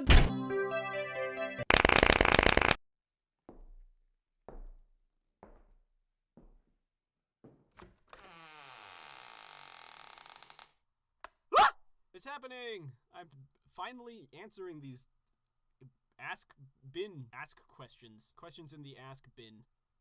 It's been a couple of months, so for starters, terribly sorry to everybody. You guys have just been waiting on some of these for too long of a time, and I haven't gotten around to any of them. So, one, thank you for your patience, I appreciate it. Two, thank you for asking the questions. Here's what we're gonna do. Instead of responding to each individual one on Tumblr, that would spam you guys and fill up your Tumblr feed. We're going to answer them all at once here in this video. It'll be easy. Woo! Here we go. Why are all your comics so strangely relatable? I know what you mean. I always try to go for the relatable edge, you know, coming at an angle that really get an idea that's relatable and everybody understands. You know, everybody gets it. Everybody knows what I'm talking about. So that's why. In the Portal Gun / Wand comic, doesn't the Portal guy have to now kill the other guy in order to properly use the wand? Yes. Yes, he does. Hi, I'm editor-in-chief from French infotainment website Topito, and I want to speak about your Tumblr. Can we use 10 of your comics for an article? We would speak about you in an introduction / credits and conclusion. Thanks for your answer, Emma. So this is part of why I'm apologizing. Questions like this. Sorry, I didn't get back to you right away. After this video, I'm putting up an email for direct contact, so you don't have to contact me through my Ask bin. Also, this is an anonymous question, so yes, but I don't know how to get back to you. Just feel free to share it, give me credit, whatever. You know how it goes. Are you real? Am I real? Hey, Ice Cream, I'm a really big fan of your comics, and I've been wondering, is it possible if you can draw a comic of a kid bragging about, I'm the fastest kid ever, in front of others' kid, and then the Flash comes around super fast saying, nope? Yes, it is possible for me to draw that comic. Unfortunately, no. I mean, I'm assuming you're asking, it's a request for me to draw a comic. No, I won't. But here's why. Drawing comics is an expression of my thoughts, my daydreaming, my kind of creativity and my imagination. It's an extension of that. If I start drawing comics based off of scripts that people give me, it's no longer mine, it's other people's. I totally encourage you to draw comics yourself, because that would be awesome. Just more comics out on the internet for people to enjoy. But I do want to keep my comics mine as much as I can. One thing I will do, though, is prompts. So if you have an idea, say, like, could you make a comic about X or Y or Z? I might make a quick one. I might do something neat, but when you give me a script to follow word for word, it's completely not my idea and it's just drawn by me, and that's not as fun. The next question pretty much asks the same thing, so refer to the last one. Can you make a comic about sex? Yeah, I can.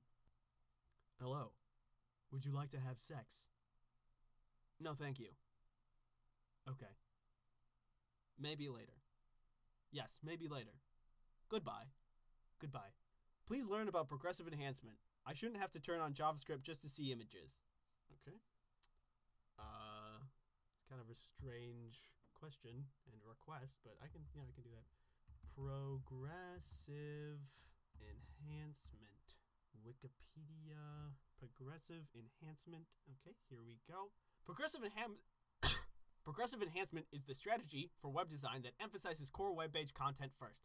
This strategy then progressively adds more nuanced and technically rigorous layers of presentation on top of the content as the end user's browser/internet connection allow. The proposed benefits of this strategy are that it allows everyone to access the basic content and functionality of a web page using any browser or internet connection, while also providing an enhanced version of the page to those with more advanced browser software or greater bandwidth. Oh, okay. I get that concept. I understand it. Next question. Oh, sorry apart from the bitching about progressive enhancement. I loved the comics. Great work. Thank you. Thank you very much. Seriously though, if you're having an issue seeing the comics, I have no idea what the problem is. I'm just using Tumblr. If you can't access my comics, it's because there's an issue with Tumblr. It's Tumblr's fault. I don't know. Hopefully you can fix your issue soon. How long have you been on Tumblr? I actually just got on here, so I have no idea what I'm doing right now. That's kind of a funny question. I've been on Tumblr for years. I have no idea how long it's been, but I just follow like a ton of artists on a different account. And then this one has been 5 months, I want to say. What programs do you use to draw? Clip Studio, and that's it. I'm just going to throw this in because I'm sure somebody's going to ask it later. I used to use a Wacom tablet that I no longer use, and I've lent to my sister, and now I'm using a Cintiq, the 13-inch version. And those are the things I use. That's it. Those are the two comic. Would you rather choose a hover car or a hover bike? Well, I want to focus on the word you use, hover. We're not talking about flying cars or flying bikes. We're talking about hover ones, the ones that can fly, but only like for 2 or 3 feet off the ground, which are largely the same as just regular cars and bikes. I mean, if you think about it, the only thing that's different is the wheels. You're hovering, you're not rolling. So if you got in a car accident, it's largely the same. If you got in a car accident on a motorcycle or a hover bike, you have a lot smaller chance of surviving than if you did in a regular car or a regular hover car, because you're surrounded by metal to protect you from things like other cars. Because the hover cars would still get the same benefits as the hover bikes, plus the added security of being encased in metal and glass, which sounds really dangerous when I say that out loud, but you know what I mean, I hope. Then I think I would have to go with a hover car for the added safety. Plus, I still wouldn't hydroplane, and that's great. I like that question, though. It was a good one. You forgot Ghost with sexy legs. Oh, I did. You're right.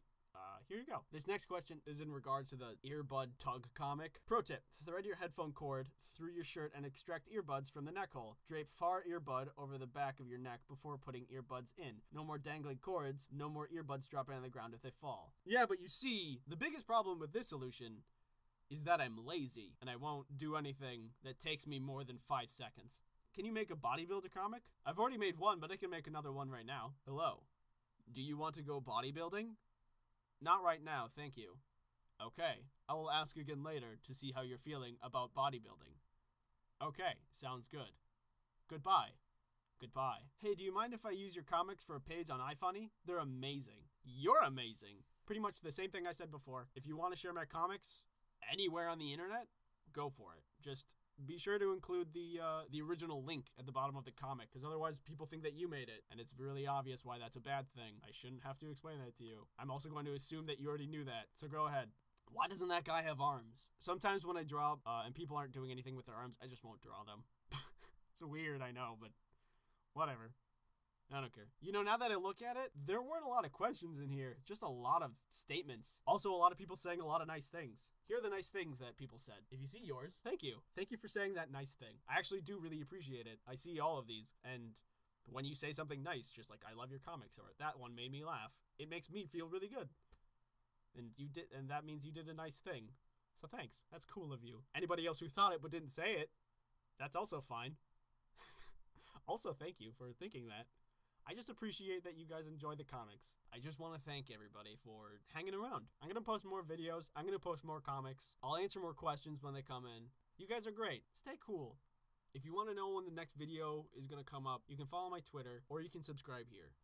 See ya!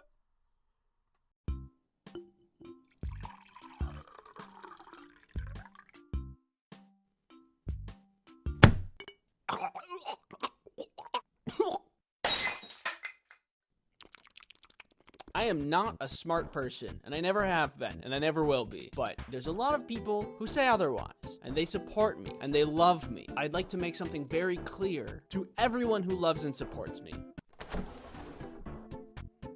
Get out of here! Get away from my house! I know what I'm talking about when I'm calling myself stupid or dumb. This isn't a self-deprecating thing or a self-hate thing. It's just like one of those facts of life. Earth is round, sun is bright, I got square brain. Remember the hurt video I did and there was like a bunch of math at the beginning? I wrote the script for that video, recorded the audio for that video, edited that audio, and then listened to the audio while I was animating over the audio. And it wasn't until somebody told me in the comments that I realized that my math is bad. And I got square brain. How did I get through school? Barely. Every time I have a misunderstanding where there really shouldn't be any misunderstanding, I've been writing it down and putting it in this list. And now I have a list of all of the times I was being dumb. So now my stupidity is quantifiable. Look, you can see that's how many times. Too many. Let's take a trip down idiot lane. Let's look at a couple of these. Pay-per-view is not pay-per-view. I learned this one about a year ago. I was looking at some paper and thought to myself, paper sounds a lot like pay-per-view. Pay-per-view. Pay-per-view.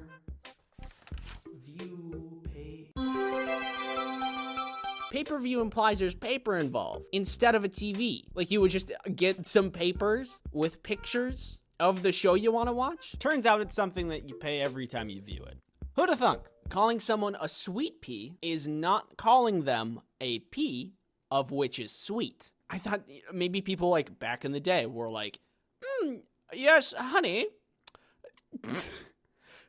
could you hand me the sugar for my peas? That's not what people talk like in the 50s, but you get my point. Anyway, it's a flower.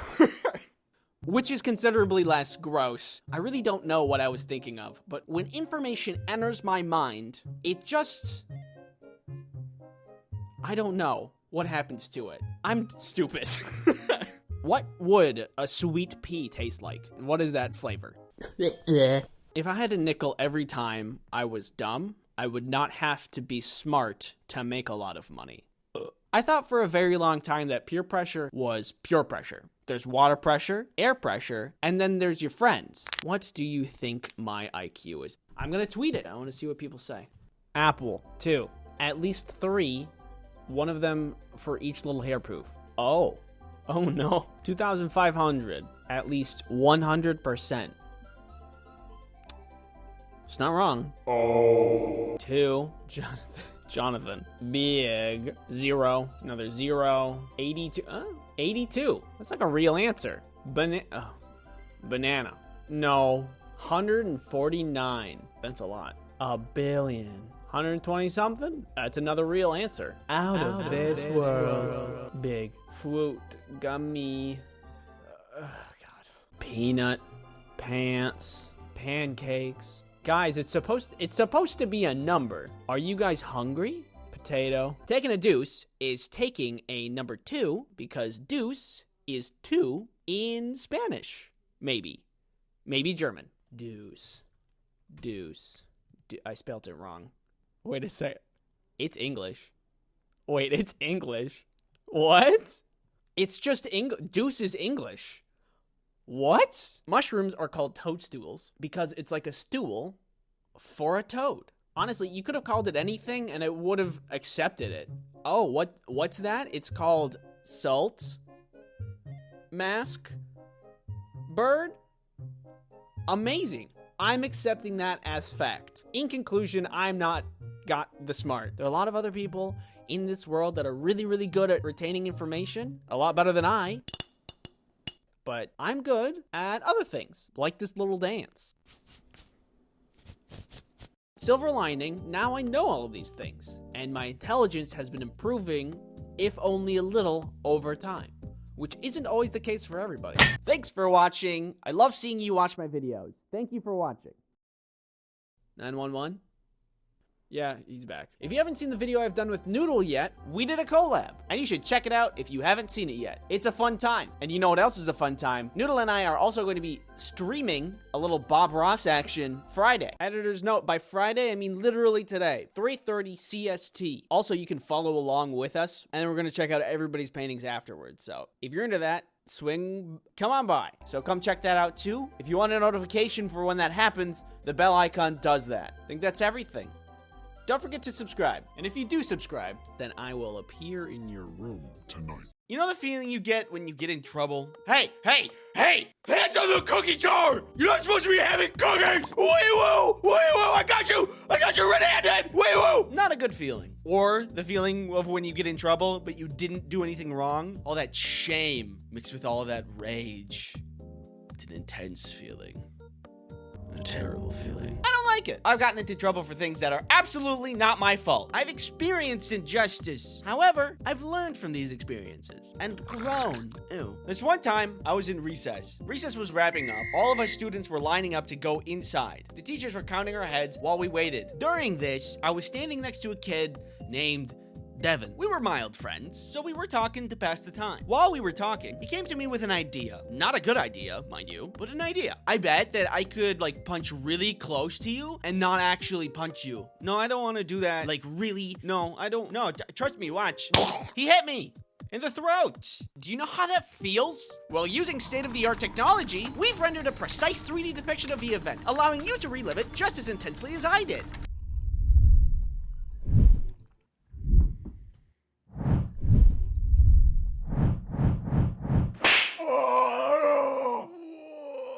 I understand if that was difficult to witness. Now, normally, on the playground, when somebody hits somebody else, the assailant goes to the principal's office. But when the teachers saw this kerfuffle, they thought that they saw 2 kids fighting and not one kid as a victim. They quickly went to dole out some justice. Hey, both of you, principal's office, now. Oh. This is clearly unfair, but I thought I could square it off with the principal since, it's an unfair situation, obviously. And nobody in their right mind would put a victim in the doghouse for their absolute innocence, right? I hear you two have been causing some trouble. Fighting on the playground? No, he hit me.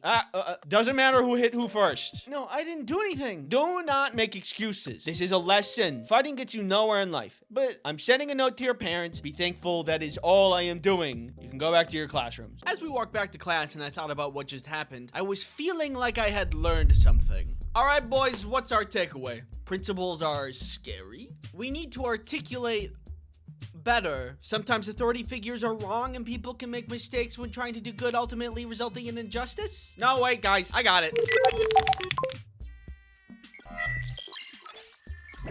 All right, yeah, good work, team. We did it. All right, yeah. Woo! And I never talked to Devin again. That wasn't the only time I went to the principal's office. The other time was technically because I broke the rules, but only because I was being cool and awesome. And I'm not about to apologize for being cool and awesome. I was in high school in study time, the class everyone takes to absolutely not study and just hang out instead. One day I thought it'd be really cool to bring in some cards to show my friends a new magic trick that I learned. Is this your card? Yes. Witch, back, you witch! What? It's just a card? Now, if you've been through the American school system, you know there are really dumb rules that don't always make sense. For example, you're not allowed to wear hats. But I look good! So there was this school rule that banned playing cards because it promoted gambling somehow, which I thought was weird because, you know, technology. But I really wanted to show my friends the magic trick even though I was not allowed. And I brought the cards anyway. Later, when I got into study time, I took out my deck of playing cards to show my friends the magic trick. Is this your card? Ooh, whoa. What? Cool. The devil's work. How did you do that? Ah, yes. Classic curiosity. But a magician never reveals stuff. But then, some other people in the class that I knew saw part of what was going on, so they came over to check it out. Hey, what are you guys doing? The devil's work. It's a magic trick. Yeah, it's super cool. How did you do that? Well, you know. Magic! I want to see. So I did the trick again. Is this your card? Oh, yeah. Cool. How'd you do that? Magic! But then the class supervisor noticed people having fun. How dare we? What are you guys doing? Oh, it's a magic trick, that's all. You're not supposed to be playing cards. You know that, right? Well, yeah, but we aren't playing games. We're just, yeah, okay, principal's office. What? Why? You talked back to me. Pack your stuff and go. So I went down to the principal's office with a lot of shame and bitterness. Why did he have to scold me in front of everyone like that? I wasn't even talking back. I was trying to explain. We were having fun, not gambling. The rule doesn't even make sense. People were having a good time. Hey, I hear you were playing cards in class? Then all the emotions just kind of spilled out.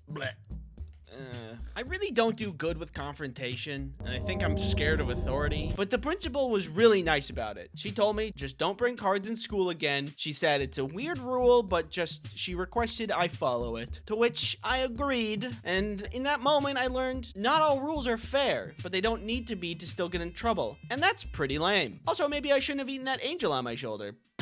Sorry. This other time, back in 4th grade, I got in trouble for doing nothing. And I'm still mad about it. I was in music class at the time where we were learning how to play the recorder, a beautiful and refined instrument. If you've ever played the recorder, you know it's a really easy instrument to play. So when kids get a hold of it, they do what kids do best. This made it really hard for the teacher to teach us anything. Okay, kids, now to play the B note, you need to cover these holes. This kind of environment would test anybody's patience. Imagine trying to do anything while somebody's just tooting randomly in your ear. Okay, gentlemen, for this experiment, we need to be very, very careful. So no sudden noises or movement. Oh no! I could tell the teacher was getting really close to snapping because she gave us an ultimatum. Next person to toot their recorder cannot play for the rest of class. Okay, so to play this note...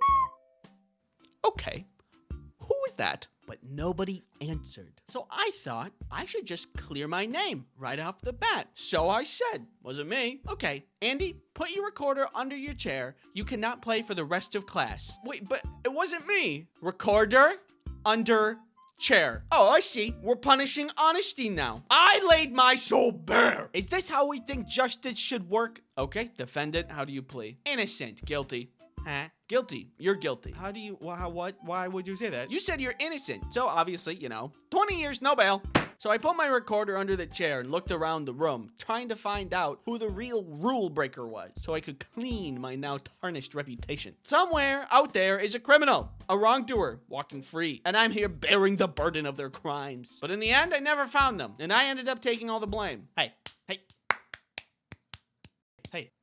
What? Check it out, I made a new plush! You may acquire him if you desire. The plushie is live now. We're doing pre-orders and then shipping him out in September. So if you want him, he is here and he is small.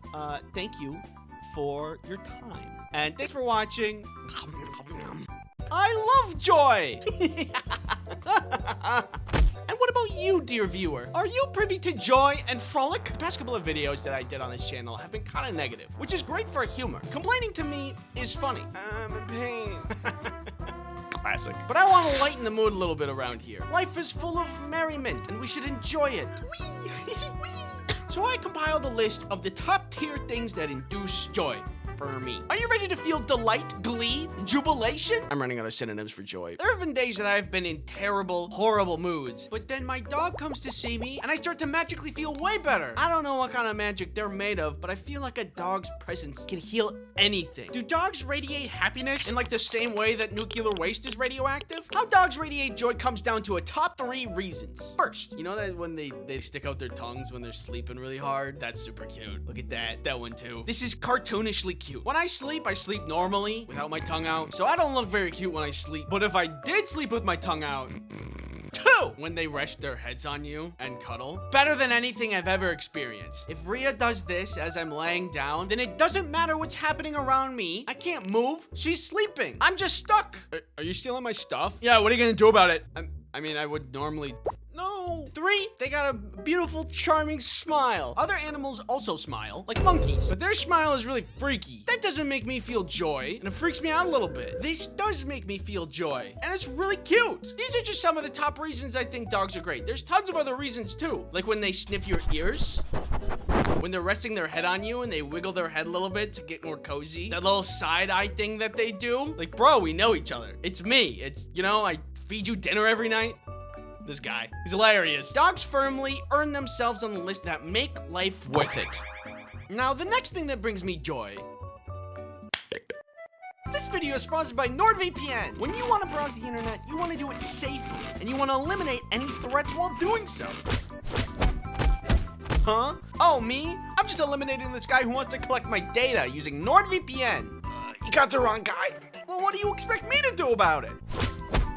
One time last week, I was just minding my own business when I ran into malicious ads Alex and nasty malware Mandy, who were looking for some trouble. Luckily, I had NordVPN for protection. I think you know by now that you can install NordVPN on any device that you want. So I went ahead and cut out all the busy work for you and installed it on all of your devices while you were sleeping. Hey, just a heads up, you do this thing when you sleep where you stop breathing. I think you might have sleep apnea. Also, I think you need better locks on your doors. Use code Ice Cream Sandwich to get NordVPN's 4-year plan plus 2 additional months for free. It's risk-free with Nord's 30-day money-back guarantee. Thanks, NordVPN, for sponsoring this video. There is a special secret in the 3 images I'm about to show you. See if you can spot them. 1, 2, and 3. You want to know what it is? This is from the show Arcane, where the creators purposely made every circular thing a little misshapen. Irises, windows, except the hex gem here is perfectly circular. That's so creative. This fills me with joy. I love small like Easter eggs and details in media like that. Whoa, is that a cool detail in this enjoyable high-effort piece of media that I learned after the fact? This is like if you see a marble statue and you're like, wow, that's great. And then notice the sculpture also included fingerprints, a detail most people wouldn't even notice. Suddenly that statue seems a lot more cool and impressive. Like in the show, did you catch that? Wait a second. Who here hasn't seen Arcane?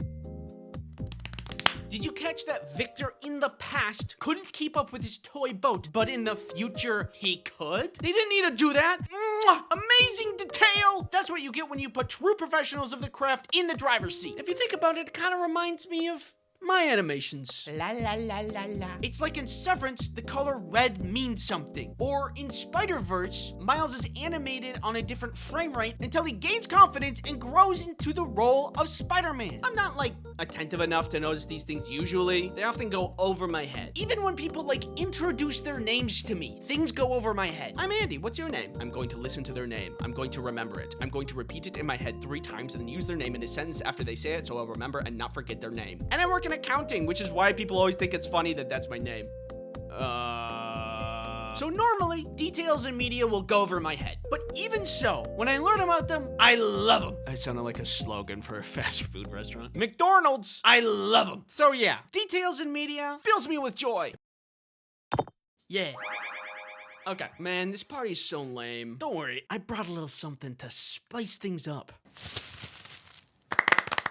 It might feel like low-hanging fruit to say snacks bring me joy in life, but think about it for a second. Back in the day, you know, when people were peasants or something, they didn't get snacks like we do. What a wonderful time it is to be alive at the same time as Oreos. I don't know what kind of gruel peasants ate back whenever, but I know it isn't cheese blasted goldfish. Sucks for them. Not only that, but these days you can just make your own snacks too. I've been making marshmallows myself as a hobby, and I can just do that. If you wanted to do that like even 50 years ago, you probably had to go to like the library and read. Who's even literate these days? Fun fact, there's a stage when making marshmallows that smells like wet dog. It's weird. Trust the process because eventually it's delicious. There's a lot to criticize about the future and the state of the world these days, and even snacks themselves. So sometimes I have to remind myself to be grateful for snacks, even if they are sometimes freaky and bad. I cannot imagine a world where snacks do not fill me with joy. Girl Scout cookies, banger. Stovetop popcorn, banger. Pop-Tarts, banger. Gushers, banger. Boba, banger. Scooby-Doo gummies, specifically the ethereal blue one. Really good. Ice cream sandwiches, amazing. And fruit by the foot. When I was in 4th grade, me and my friend Tyler would roll them up super tight after eating them, and then extend them to make them look like cigars, and then we would just pretend to smoke. Long day. Yeah, it's a good memory of mine. I can't imagine living in a world without snacks. Like, imagine being a plant. They can never experience the bliss that is a ring pup. Wearable snacks make me feel alive, and then they get sunlight. Ooh, yummy photons. Yeah, okay, buddy. I can do that too. All of these things are to say, snacks, yeah, snacks are great on their own, but there is one thing that makes snacks even greater, and that's storm. Bro, are you serious? There's something that is so amazing and cozy about storms. I'm not sure why it is. Why do I feel extra cozy inside away from storms when I feel regular, normal inside away from not storms? I don't know. A cozy storm is the cherry on top to a lazy day. Either when it's raining and I get to hear the rain on the inside, or when it's snowing and everything is covered in big fluffy snow. There are obviously storms that I do not find cozy, like tornadoes, for what I think are obvious reasons. I believe there is a prime and perfect way to enjoy a cozy storm. First, I get one of these things. My aunt made it for me. It's like a mix between a hoodie and a blanket, which is great because blankets fall off your shoulders when you're trying to do things, and hoodies aren't that cozy. So it's the perfect in between. Then I get on the couch, get Rhea in there, obviously, get a snack and a movie or a show. And if I really want to max out on dopamine, then I'll play a game. All of that, then throw in the pitter patter of rain. What could possibly make this moment any better? Hey guys, what's up? Hatsune Miku! Snowstorms are also great. Oh no, I have to stay inside with a hot cup of chocolate and wait to storm in a cozy blanket? Big fan of storms. Love them. Yeah, the things I'm about to say don't really have a category, but fall under the umbrella of the little things. The smell of autumn, sizzling bacon, opening a pop can, heist movies, and bug music. These things, among many others, are the little things in life. It's not gonna make your week, it's not gonna make your day, but they are the cherry on top that if you stop and spend time to recognize, they fill you with joy as well.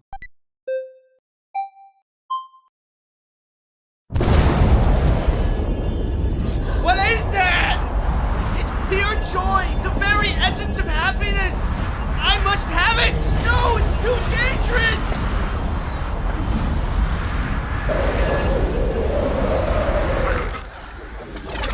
Let's see here. Thank you for watching. Subscribe. Yep. And you next time stick to the script and don't consume the pure essence of joy and happiness. Worth it!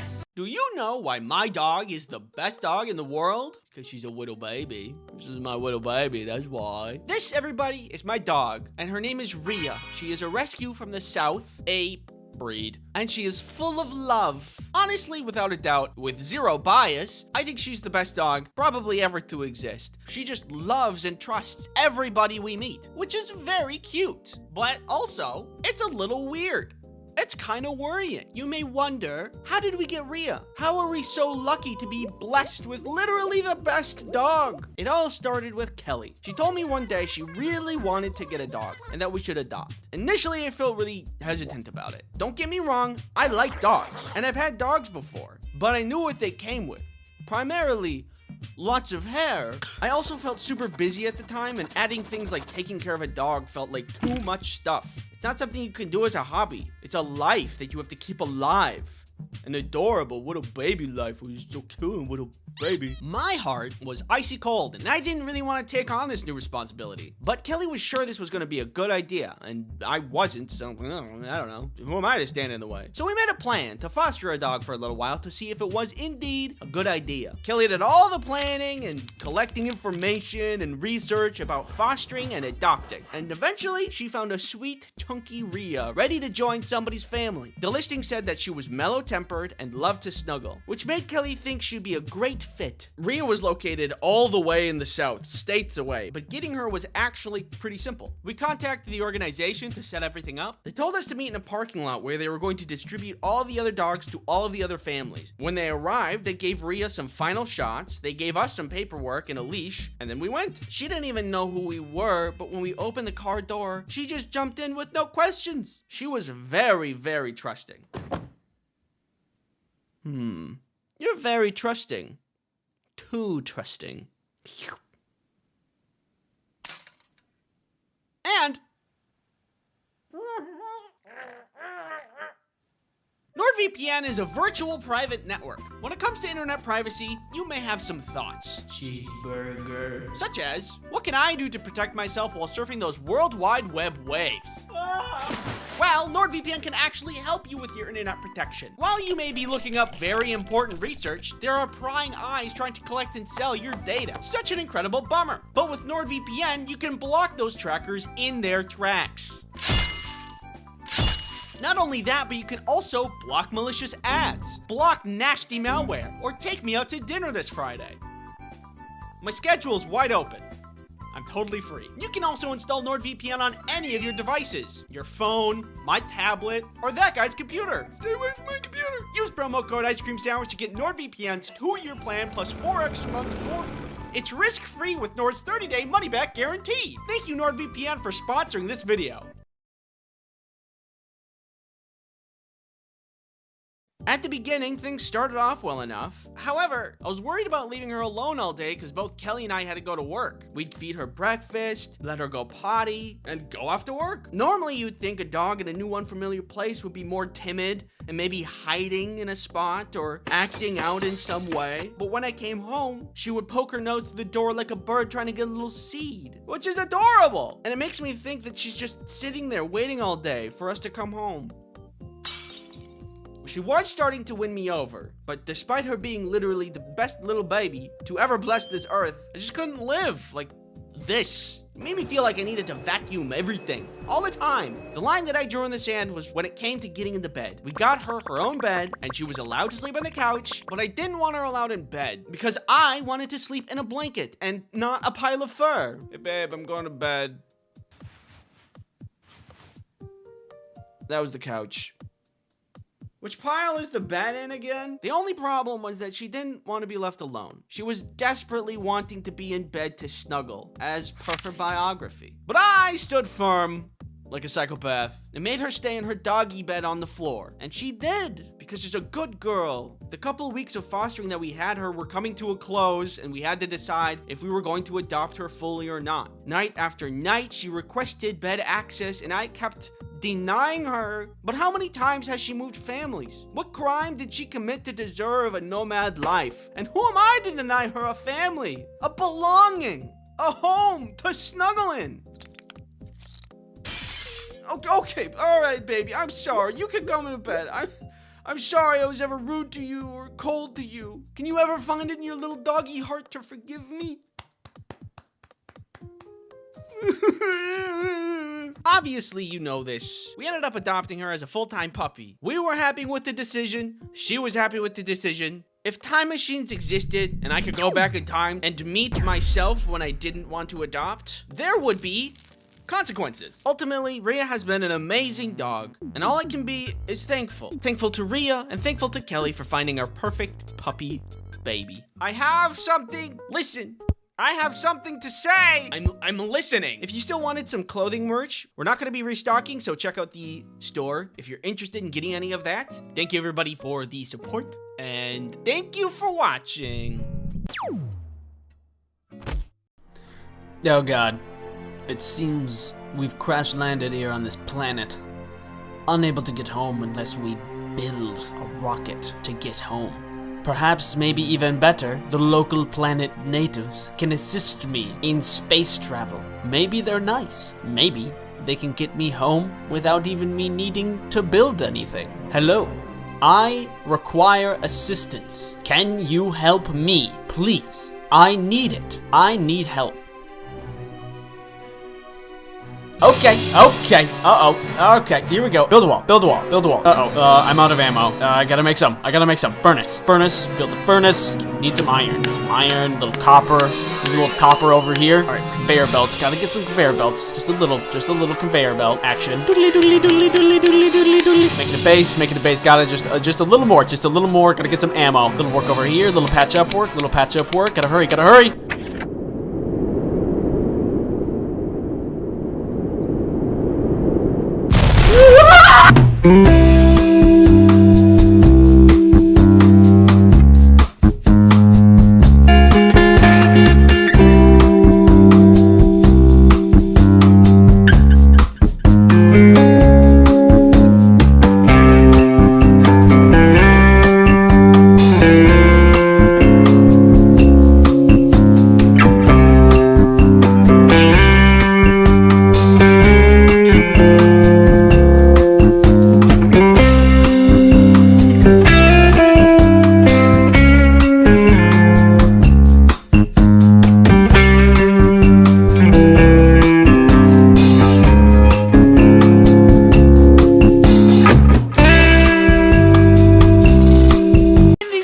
Are the worst hobbies of all time.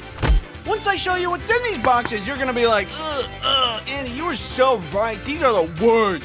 Oh, you're so correct and smart. Somebody help me. In life, there are many hobbies. Some of them are pretty neat. But what are the worst ones? Well, I have the worst hobbies right here. You may disagree with some of them, but this one, I promise you, everybody will agree it's the worst one. I'm gonna open it, and you're gonna be like, oh yeah, that's the worst one. Let's begin.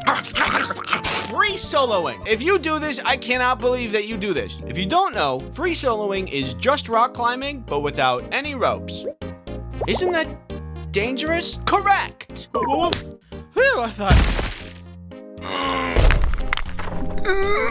I think rock climbing itself with ropes is already very impressive. That's a lot of strength, dexterity, endurance. But I think I'm missing something with the whole no ropes thing. I'm gonna ask a question that I request nobody make fun of me for. Is free soloing any different from rock climbing? He doesn't know. I'm sorry. Like, if you don't have the ropes, is there a difficulty difference? I feel like the only difficulty difference is that if you mess up, you just don't get to climb cliffs anymore. Or anything anymore. Think of it like racing, where if you took out the seatbelts and the rolling cage and the airbags and everything that made it safe, it feels like racing in a race with that car would be just as difficult, right? It's just if you mess up, you don't race anymore. That used to be a guy. I personally like to make mistakes without dire consequences. Oops, I made a mistake. No, that's not a mistake. That's just a happy little accident. No, Bob. This is the end of the road for me. You will never catch me in a million years free soloing. I don't think there's anything that would make it worth it. Hey, man, we should go rock climbing. Yeah, okay. That sounds fun. Yeah, and what if we went without the safety equipment? What? Yeah, like, we took off the ropes and the harnesses, and we just went solo. Freely. Dude, I'm gonna be honest with you, that's a terrible idea. What are you talking about? That sounds fun and exhilarating. That sounds dangerous in a fun and exhilarating way. No, in a good way to end up in the hospital kind of way. Well, Brett's out there doing it. He's probably having tons of fun. I'm freaking out so hard right now. Fine, let's make a bet. We're gonna go free soloing, and if we end up in the hospital, then I give you 50 bucks. I do need 50 bucks.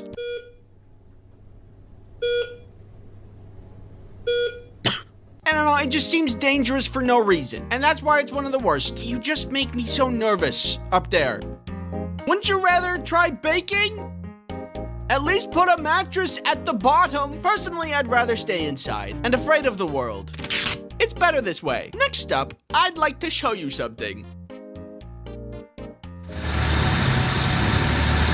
Oh God, I think he's sponsored by War Thunder. You would be correct!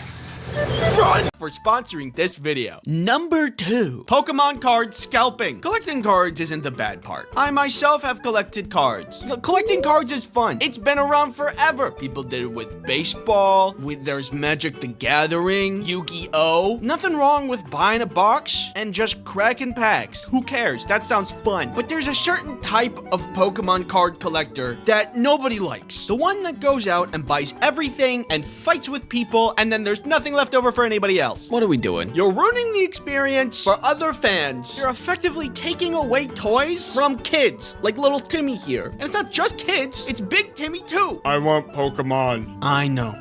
Me too, Big Timmy. I also want Pokemon. Oh.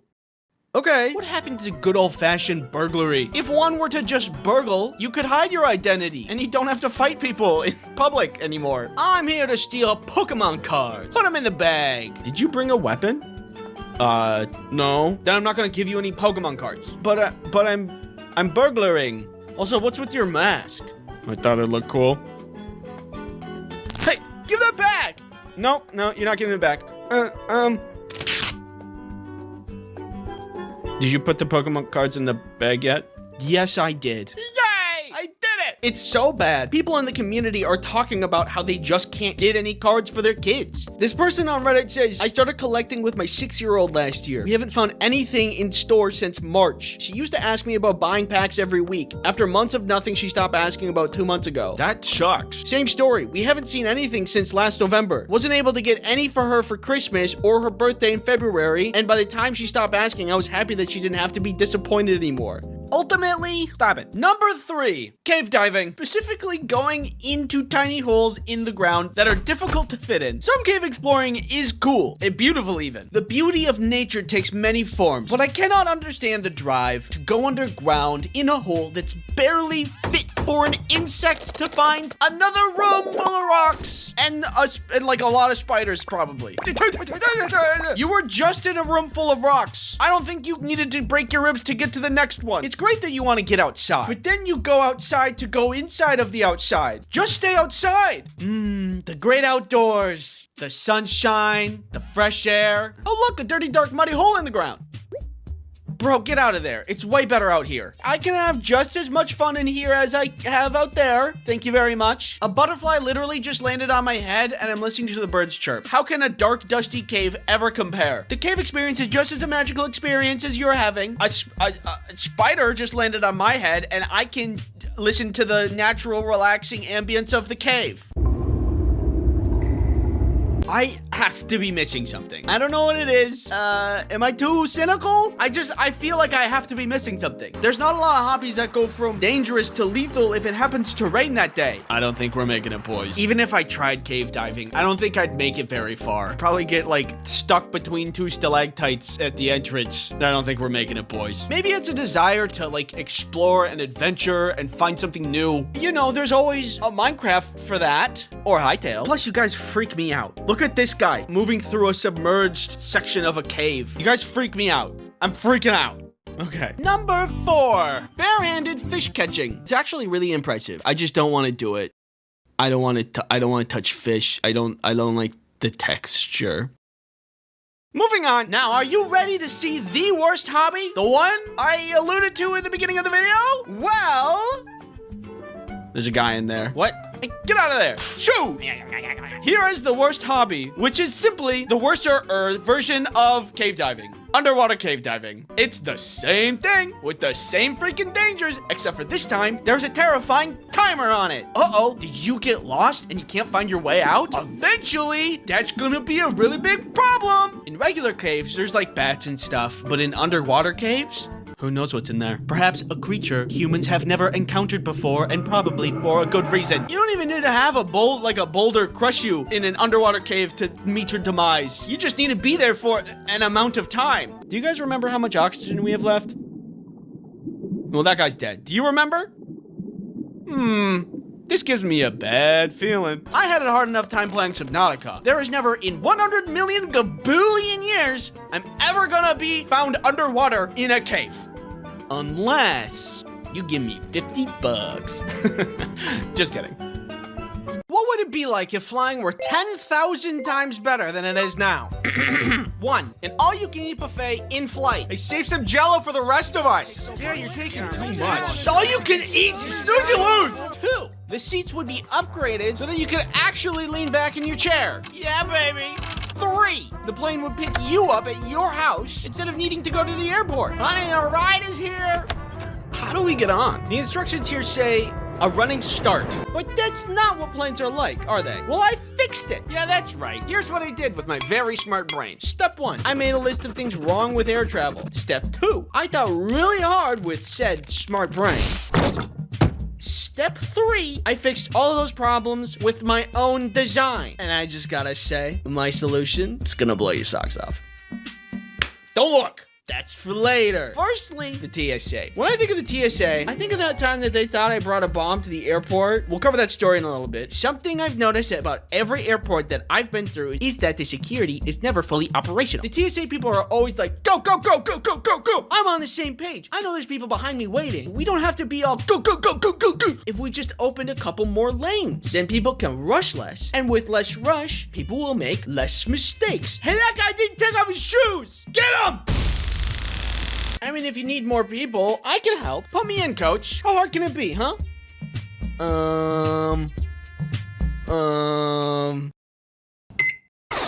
What did you do?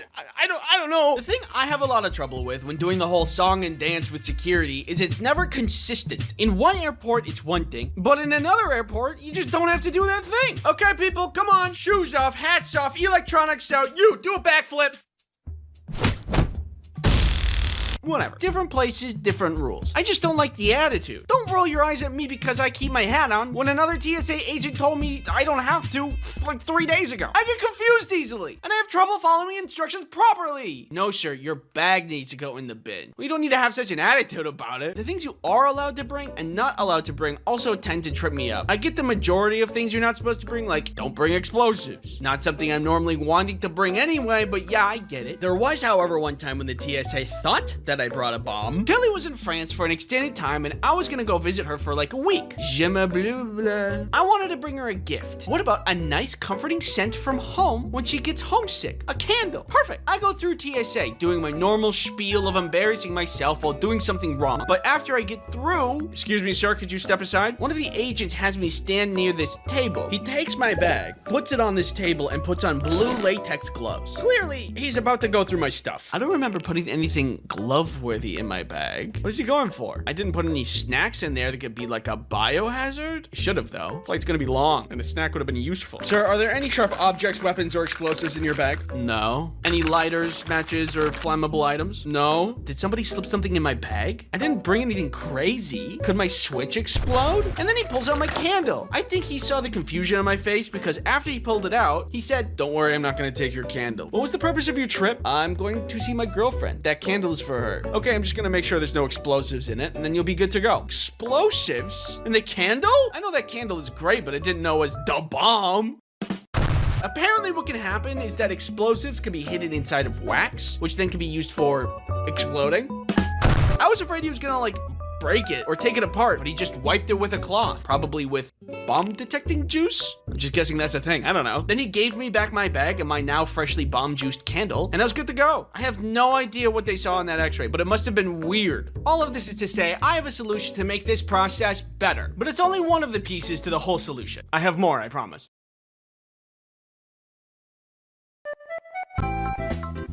This video is sponsored by NordVPN. During this video. Just getting on the plane isn't really that good either. How long it takes to board the plane always takes a lot longer than I think it should take. It's a tight lane, so you can't get around other people when you're shuffling in. And for some reason, there's always someone who doesn't know how to put the square in the square hole. All right, let's step aside. Let me do this.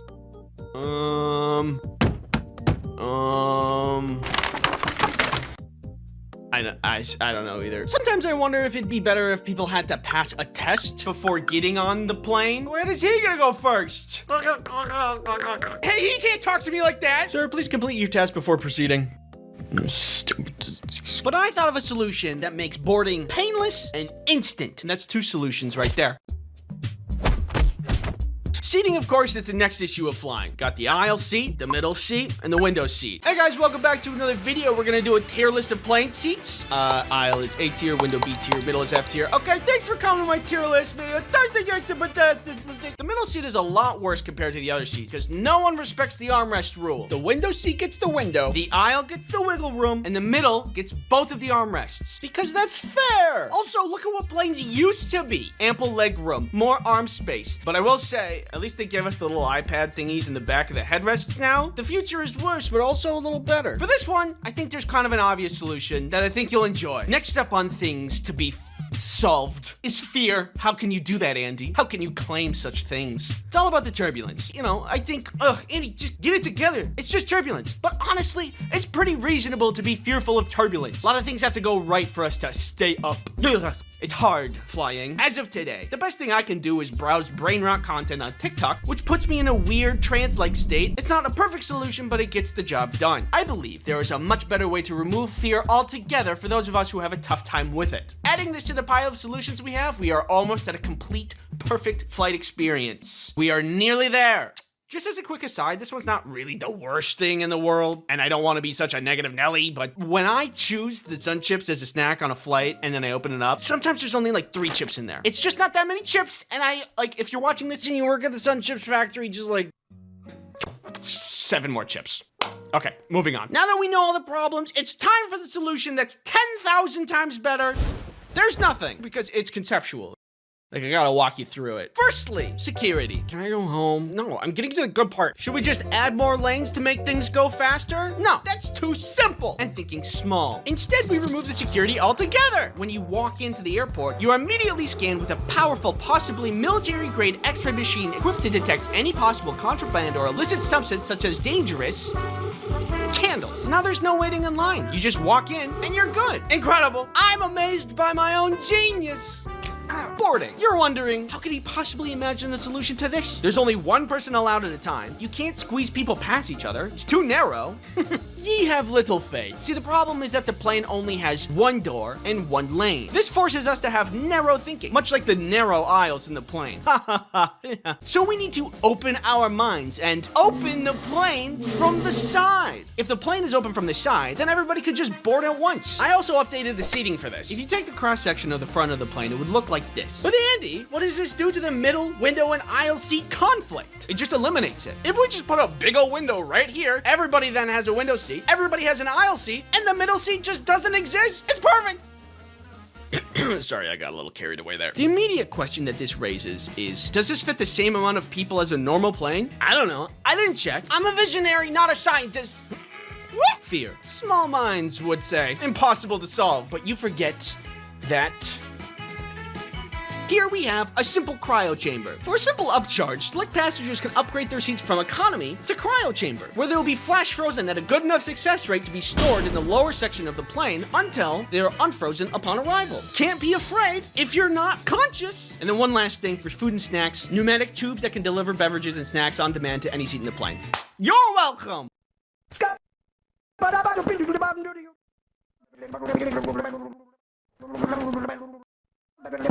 I'm online looking at the rate of bone fractures in the United States, and it says here on this very fancy website that approximately 6.8 million Americans break a bone each year. Considering the population of the United States is about 300 million, that gives us about roughly 2 out of every 10 Americans break their bones annually. And that means that 8 out of every 10 Americans don't break their bones annually. And I have never broken my bone. So that means, by the law of transitivity, I am 8 out of every 10 Americans. Millions of people in the United States alone are breaking their bones and having to deal with unimaginable pain. And I consider myself really lucky to have never had to go through that pain. That terrible, just horrible, terrible, terrible, horrible pain. But I have hurt myself. Not on purpose, but just because I'm being an idiot. Or because I'm near an idiot. That idiot is also usually me. I've stubbed toes, I got hit in the face with a shoe, fallen off of a skateboard, fallen downstairs. I've fallen down the stairs more than I'd like to admit. One time with an entire plate of spaghetti, but that was more of an emotional pain than a physical one. So, I've never broken a bone, but the worst pain I've had to deal with was in college on an inflatable obstacle course. I was spending the better part of an absolutely gorgeous day inside when I hear fun coming from outside my window. I go to see what it is, and I see all of these inflatable bouncy castles and obstacle courses outside on the mall, which is like the main area of the school. Near the end of the year, when finals happen, the school rents out this third-party entertainment company to blow up all of these obstacle courses and games for the students to play on so they can unwind for finals, which makes sense, and it's really nice. And it's a lot better than some half-hearted email about how not to let finals get to your head. This was, instead, a really nice thing for the school to do. It was actually really nice. They had bouncy castles, an obstacle course, and they had one that you had to do like this.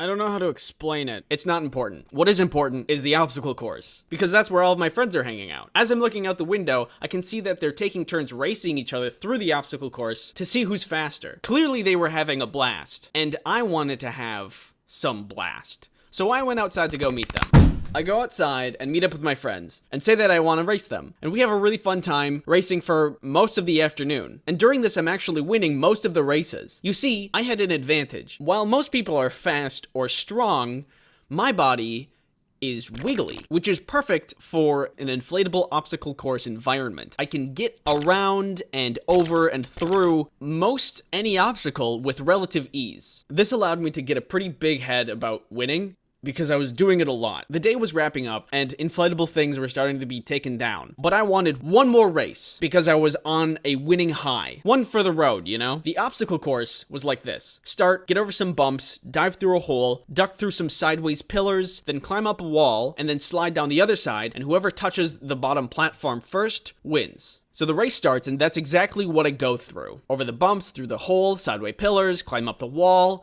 and at this point, I'm pretty far ahead of my roommate. With the extra time I've gained, I decided I was going to be flashy. So I prop myself up, and instead of sliding down, I...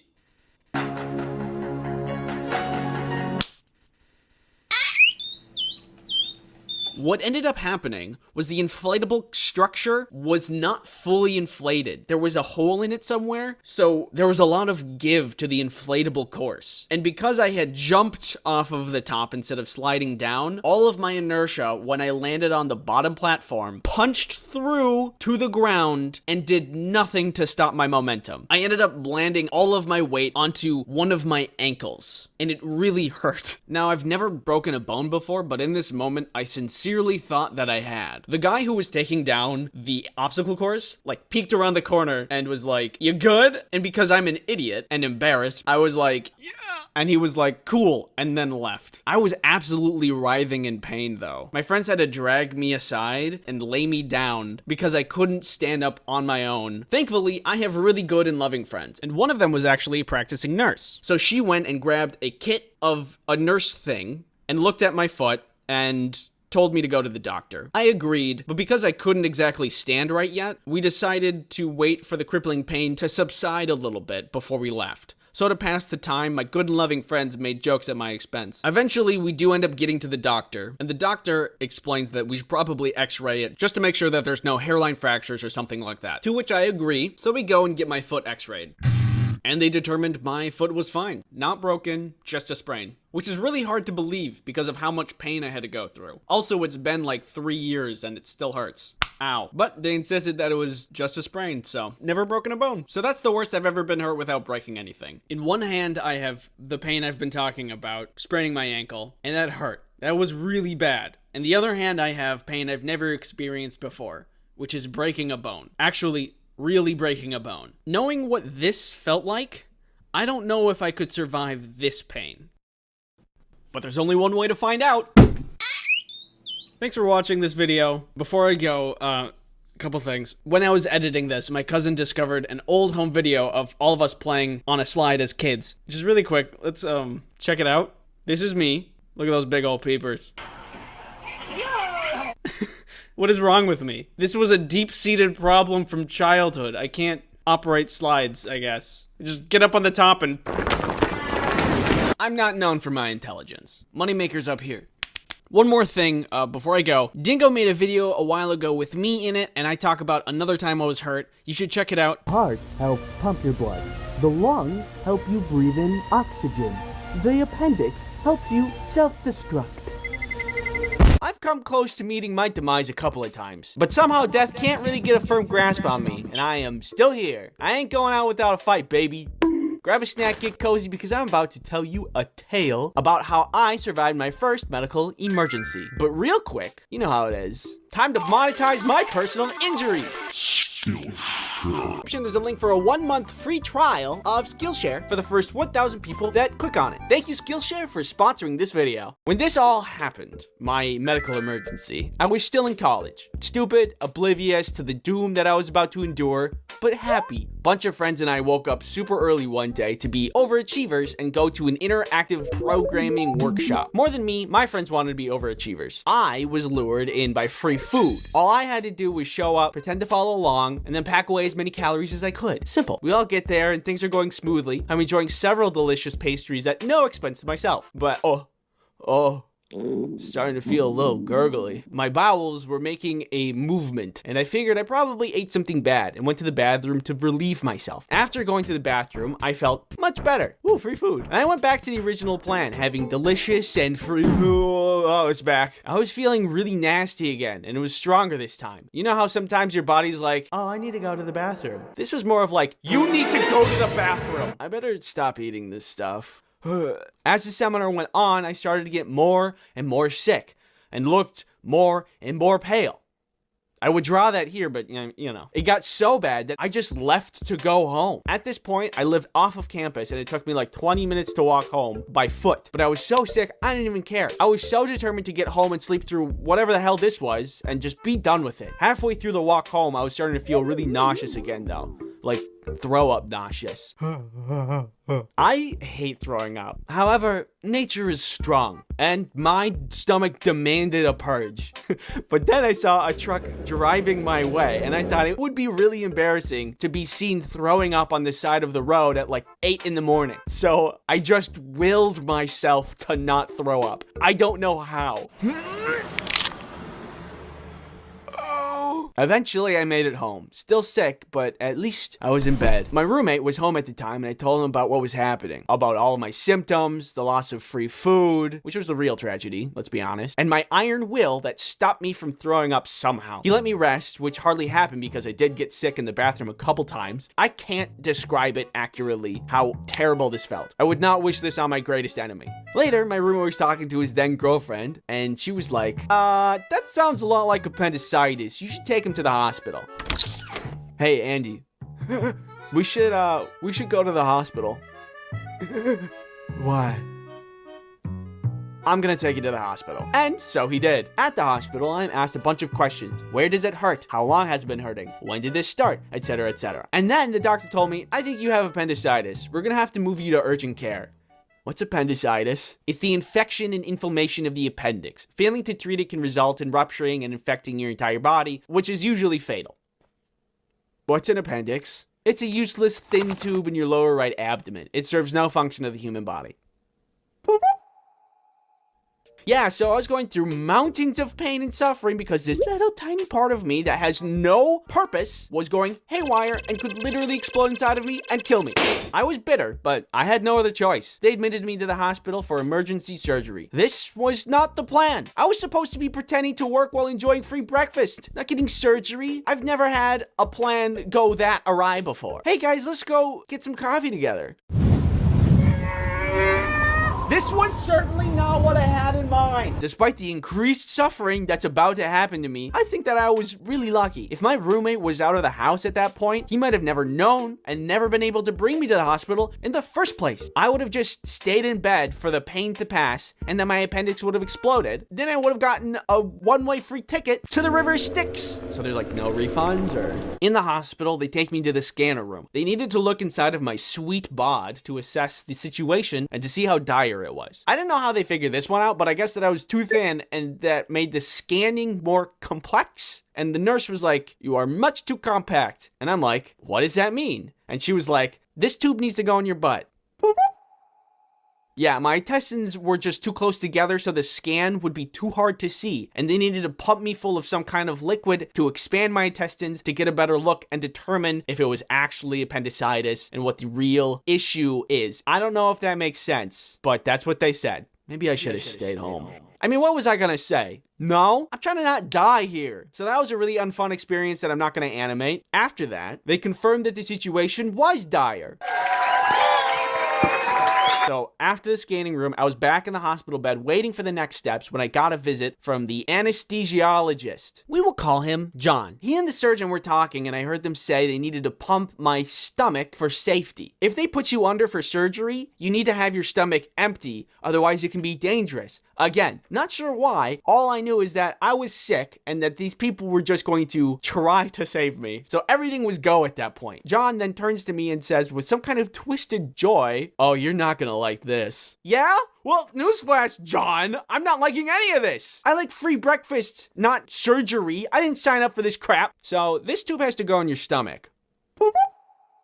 To pump the stomach, you have to have a tube pushed down your throat. It's a long piece of plastic that you have to continuously swallow down until it reaches your stomach, and then they can turn it on and get all of the stuff out of your stomach. I don't think you need any convincing when I say that is terrible. Also, you can do it wrong. If you don't position your head correctly, it can hit the back of your throat and make yourself vomit. And guess what I did? I threw up everywhere. On myself, on the nurses, on the surgeon who was trying to help me with the tube. I'm not gonna animate this either, but all I know is that I have a distinct fear of tubes now. What if I don't make it through this? Will I ever see you again? Finally, I was rolled off to surgery and moved to the operating table. Oops, one more touch to the back of the throat for good measure.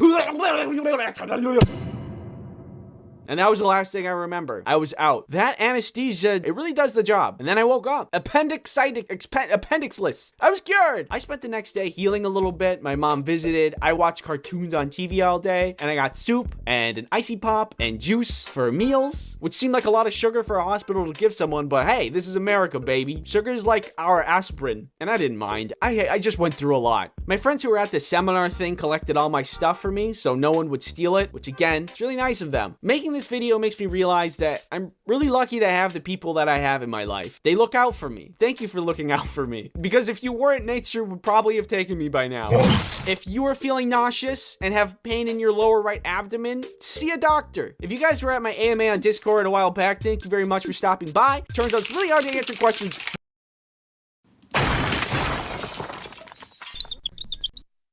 You know what really peeves me the freak off?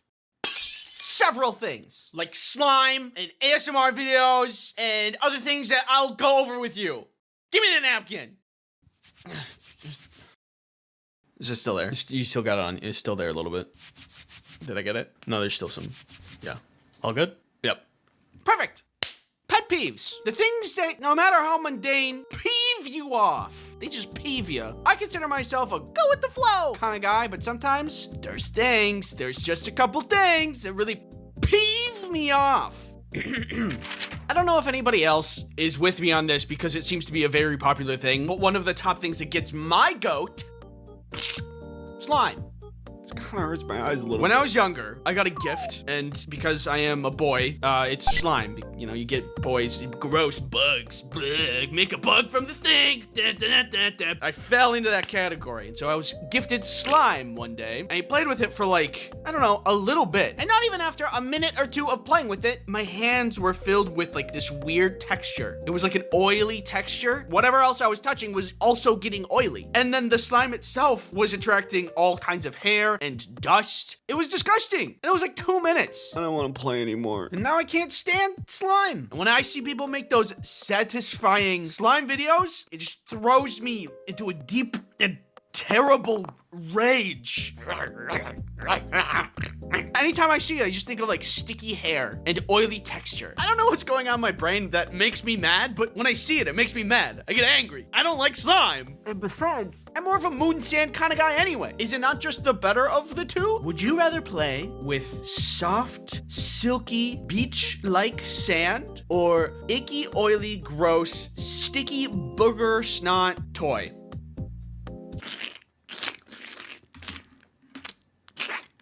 Something wrong with your kid. Anyway, moving on. I'm glad that we can all agree that I'm right. Next up is ASMR. ASMR. I get it. There's some people that listen to it and they love it. The sound goes into the brain and it gives it a little tickle and it makes it feel good. I get that. But for some reason, it feels the opposite for me. Ow! Ow!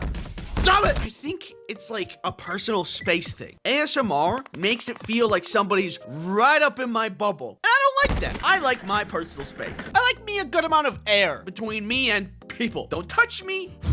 If I'm on a plane and your legs are touching my legs, I won't say anything because I'm pretty non-confrontational, but I'll be upset about it. Next up on the list, a pet peeve I think everybody can agree on. This video is sponsored by NordVPN for sponsoring this video. There's another thing that peeves me off that I'm tired of being quiet about, and something needs to be said. One moment. Look at these two burgers. Observe how easy it is to eat this regular-sized normal burger. See? Relatively easy. Now try this. It's messy. It's bigger than your mouth. And it falls apart easily. Isn't that the worst? It's okay. I've been there, buddy. I don't like food that I physically have to crush with my hands to be able to eat it. I think there should be a law that prohibits burgers from being bigger than the average human mouth size, which is about 2.2 inches, which is around the width of 3 human fingers. Take your fingers out of your mouth. Would you be excited to eat a hot dog that required you to unhinge your mouth to eat? I don't think so. I think the rule of thumb is if your burger needs a stick to stay together, maybe it's time to go back to the drawing board. People who say short instead of average height, like people are tall or short, and somehow there's no room for average. What, you're always hot or cold and there's no warm, fast or slow, full or hungry, day or night? Is your world so rigid that you are bound by the rule of black and white? Will you give no time for the brilliance of the sunset to dance on the stage of the horizon? I'm 5'9" and that's short to you?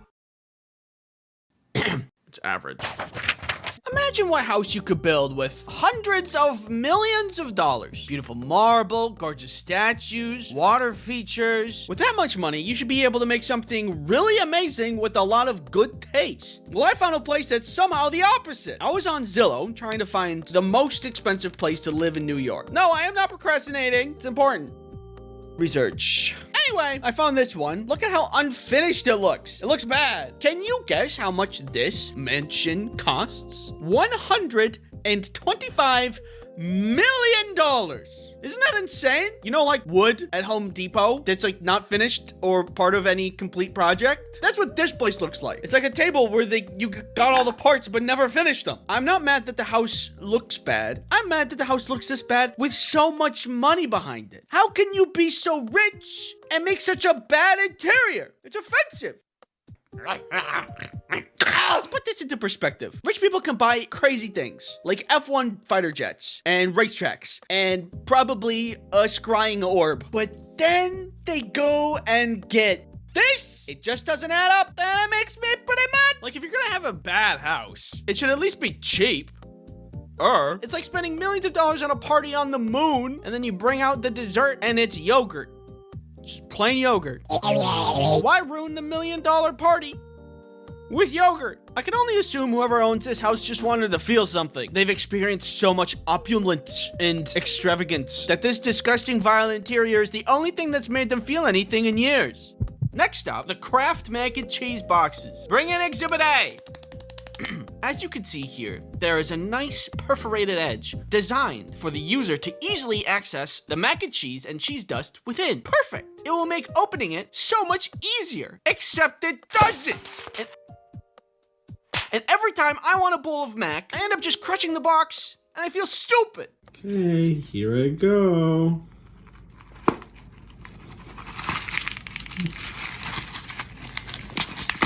Perfect! It's so incredibly pointless. I'm having a hard time believing it's a real machine making these perforated edges. Probably just a guy at the end of the production line making indents in the boxes with his fingernails because he thinks it's like helpful or something. Well, it isn't. Even if it was, there's an entire bag of cheese dust in there that needs to be extracted. It's not gonna fit through that tiny hole. Just copy cereal boxes. They figured it out and you can do the same thing. Probably. No. There's this thing that gets my goat so bad when I'm on a walk with Rhea and we're having a great time. I'm taking in the nature. She's sniffing around. We come across a lawn that she's already been walking in with a tiny little, usually green, sign that says, "This lawn has been chemically treated. Keep children and pets off until dry." Why is that sign so small? Tiny. Clearly, the chemical that is treating the lawn is harmful to pets and children. Otherwise, why would there be a sign? So, when something is harmful, why is the sign so tiny? This little contradiction, it never, like, why is it also green, which blends into the grass? The issue arises when I don't notice it until Ria's already been in the lawn sniffing around. Clearly, the solution is to have several signs, have a little skull and crossbones on it, and then, like, string together some pink string between each sign surrounded the treating area. Imagine you had to store some nuclear waste from a nuclear power plant. All right, we need to keep this away from the public. It's harmful nuclear waste. So what should we do? I have just a plan.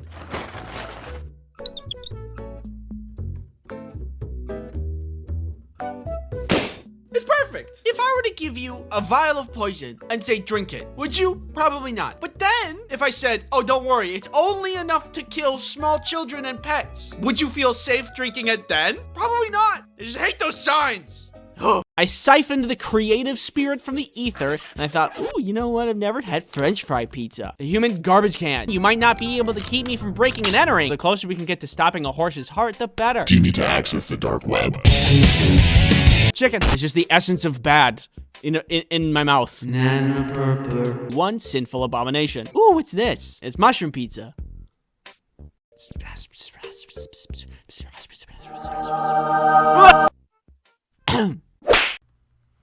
Can I come up there? No. Please? Okay. I've been asked for a description of my dream treehouse. Alright, so first things first, gonna be talking about a tree house, not a tree platform. You know the things you see in trees? It's just like a floor? That's not a tree house. It's more like a misplaced deck, you know? A tree house needs to have elements of a house. Floor, wall, roof, window, door. And a proper tree house needs to be well furnished. So a couch, blankets, pillows, a nice rug in the middle of there, mini fridge. Of course, to have that, you have to have electricity. So an extension cord running from the tree house to the house. Also, television, internet, table, and chair. And your computer, of course, for video games. Gotta have video games, especially for the comfy nights. Think of like a rainy night. You got your snacks, your buddies, a movie, maybe play some video games. You can also put up like string lights. Yeah, that's the good stuff. Filling a treehouse with cozy things is easy though. The mark of a good treehouse is two things. One, how you climb into it, and two, how you get stuff into it. Things like snacks. Having stairs would be convenient and cheap, but that's just kind of dull. If we're going to dream here, I would like something motorized. A part of the floor of the treehouse actually lowers and raises on a platform. So maybe you have like this couch sitting right here, and there's a remote where you can push up and down. If you push down, it lowers all the way down to the ground, and everybody can get on. Anybody who wants to come and hang out. Your friends, your family, your neighbor's dog.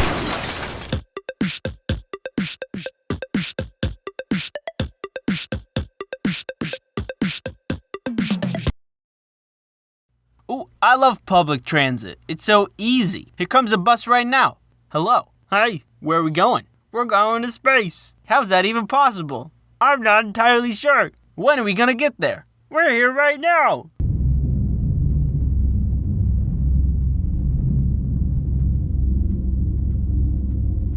There's no doubt in my mind that public transit's great. It's cheap, it's accessible, it takes cars off of the road, which reduces traffic. A lot of good things about it. I used to take public transit all of the time when I was in community college. It made a lot of sense. I didn't have a car back then, so I would just go on the bus, go to school, spend all day there, and then go back home on the bus. Super easy. They even had a little shop at the school where you could go and buy bus passes for different lengths of time. I like that. I don't take the bus as much anymore, but I'm still left with good memories from when I used public transit. Most of the time, the rides were very normal. Nothing special would happen. But every once in a while, you would get, that commuter. You know the one where they wear their headphones around their necks and pump up the volume instead of wearing them on their head because they're headphones, and turn down the volume? Yeah, that one. If you've ever ridden a bus before, you know who I'm talking about. Honestly, I don't get why people do this. Is it like a power move? Do they want people to think they're cool? Do they just not know how to use headphones? I don't know. I didn't run into these people all the time, but there was one particular instance where I did, and it was very uncomfortable. And I didn't have my headphones that day, so I couldn't drown out their music with my own. I just had to kind of deal with it. I'm pretty recluse, very shy, so I just kind of dealt with it. Really not the end of the world, but I noticed there was another lady who couldn't really deal with it as well. She kept shooting glances over at the guy, like her eyes were gonna make him stop. Like, stop it. Stop it, eyes. Those don't exist. It didn't work. Eventually, she mustered up enough courage to get him to stop by telling him to stop. But at that point, she had built up so much frustration that it came out really stern and very aggressive. Like, would you turn that down, please? He actually did turn it down, but he must have been embarrassed about it or something, because after she had told him to turn it down, he immediately turned to me and started smack-talking her to me. No, don't do that. I get that you're embarrassed, or at least you're frustrated with the woman for so aggressively telling you to do something so simple, but don't pull me into it like we're homies, like we're buddies. Remember, I'm shy. I don't confront my problems. I just deal with it. Experiencing some concerning emotions? Bottle it up. That's not gonna be a problem later. Put that on the shelf. Problem solved. I was nearing my bus stop at this time, so I didn't want to start anything up, so I just kind of agreed with him, you know, like, Maybe if he just vented a little bit, he would stop at some point. You would think, but no, he kept going. I think that was really rude of her to say that to me like that. Please stop. I just think that she said she wasn't cool about it. Please stop. Stop it. Like, if there was me saying it to her, I would say it to her as well, but just nicer. Stop. Stop it. I think that was just really not a cool move for her to do that to me.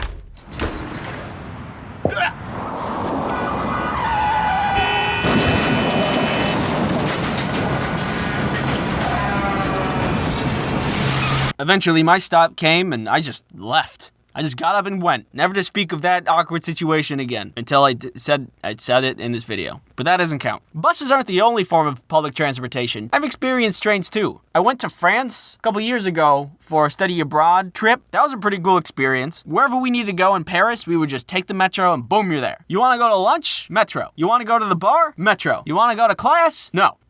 I'm sleeping. Please go away. At one point, my friends and I were heading down into the metro because we wanted to go back to our dorms. We heard through the tunnels that the train had actually already arrived at the platform. So we started booking it. We turn the corner and we see the train doors are still open. So we just gun it, like really go at it. Just by the skin of our teeth, we slide in and the doors close. We had been so focused on getting into the train that we didn't realize somebody had yelled something at us. And I didn't realize what that was until I looked around at the train car and it was completely empty. Nobody in sight. Oh, you guys, I think this train is done for today. Now looking back at the situation, I think it's pretty funny, but during that moment, I was very panicked. My friends found it very funny, but I didn't. I was on a whole nother level, encased in a mobile cart of fear and anguish. I don't know how trains work. I don't know where I am. I don't know French. What do you expect me to come to a country and know the language? The situation ended up being completely fine. I called my professor that was on the trip with us just to see what we should do. And at that point, a conductor came by to see if anybody was still on the train, which there was. Bonjour, je suis un enfant. Je m'appelle omelette du fromage. I'd given the phone to him. They discussed it out. She explained the situation. He was actually super nice about the whole thing. He started the train back up and just brought it to the platform we needed to go to. That was super nice of him. Just speaking of public transportation, France, they've got it down. If you wanted to go to another city, you could take a train. Anywhere in Paris, it was the metro. We talked about that before. Pay attention, come on. And it's just so easy. Back in the States a couple months ago, I was tired of driving in traffic for 20 minutes every day from home to work. So I looked up if there was a bus route I could take and do stuff on the bus while I was going to work instead. And there was. It was only just 2+ hours. I don't get how that works. Like, I get that the bus isn't a straight shot from point A to point B like it would be if you were driving a car, but over 2 hours longer? Come on, what's going on, United States? Here, if you need a little help, I got a solution for you, okay? You need something cheap, affordable, accessible to everybody, efficient, effective, trebuchet. No, wait, hear me out, all right? Operating, super easy, check it out. Step 1, aim the trebuchet at your destination. Step 2, step into trebuchet. Step 3, launch trebuchet. Is this safe? Maybe. So that's all I have on public transportation. Thank you for watching this video. If you haven't subscribed yet, feel free to do so. You can check out more stuff on my channel at this link. By the way, I got a couple of asks in my ask bin on Tumblr about fan art and if it's okay to make it. To which I respond, of course it's okay to make it. You don't need to ask my permission to make fan art. Oh, jeez. My foam fell down and I have fixed it. You don't need my permission to do anything. You can do whatever you want. Be an astronaut. No, but really, if you want to send me something, you can tweet it at me or send it to me on email. It doesn't even need to be fan art. You can just send me regular art. I'd love to see it. I've already gotten 2 and I love them both. Oh, and finally, Super Slimy Slime 48 asked if I could make a GIF out of the EDM guy in the pizza video. So I made 2. The links for those are in the description. That should be everything. All right, thanks again for watching. Bye-bye. Hey, you ever heard of honey? Could you do that a little less seductive? Oh, sorry. I didn't mean to. Just read it normally. Have you ever been shopping online and thought to yourself, I wish I had a free online shopping tool that automatically finds the best promo codes and applies them to my cart? Well, Honey is a free online shopping tool that automatically finds the best promo codes and applies them to your cart. Get the best deals on over 30,000 well-known stores such as Best Buy, Sephora, Ulta. Cocaine from the guy behind this recording studio. That one's a lie. Don't say that. Honey is free and easy to install with just 2 clicks. One over here, another over here. That's easier than doing a backflip. Don't try to do a backflip. You're gonna get hurt. No, I can do it. Honey is loved by everyone with over 100,000 5-star ratings on the Google Chrome store. Honey, good. Need a chair? I know I do. With Honey, it's easy to pick one up with great savings. Oh my god. That's really good. How much does Honey cost? You just said it was free. Not having Honey is literally passing up free money. Follow this link to start saving now. Join honey.com/ice cream sandwich. Say it normally, we don't pay you. That's joinhoney.com/ice cream sandwich. Thank you, Honey, for sponsoring this video.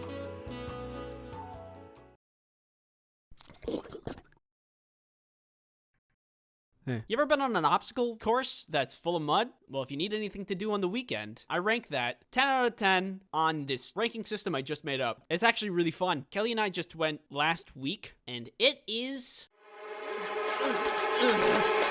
fun. Rewind 6 months ago. Kelly and I are talking. She's like, let's do a mud run. And I said, yeah, even though this isn't something I would normally want to do, because I don't like messy things. Like Nickelodeon slime. Yeah, woo! I love this. I love this. I'm having fun and loving this. It's so fun. But I did it anyway. Turns out doing stuff out of your comfort zone is fun. Because now look at me. I'm like a salesman at your doorstep trying to sell you mud runs. Mud. If you've never been in a mud run, this is what it's like. Apparently there's 2 kinds of mud runs. One that's competitive and people actually try to win. And the one that I went to, which is for casuals. You just go at your own pace. You could just walk. You could just sit in the mud. You could leave and go home. See you later. After the race starts, you see a lot of your run-of-the-mill obstacles. A wall, you gotta get over that. Monkey bars, muddy pool of water full of mud and water, and pee-pee. And there was also a tire flip, but this one was on a hill, so it made flipping the tire really hard and dangerous. But it's a mud run.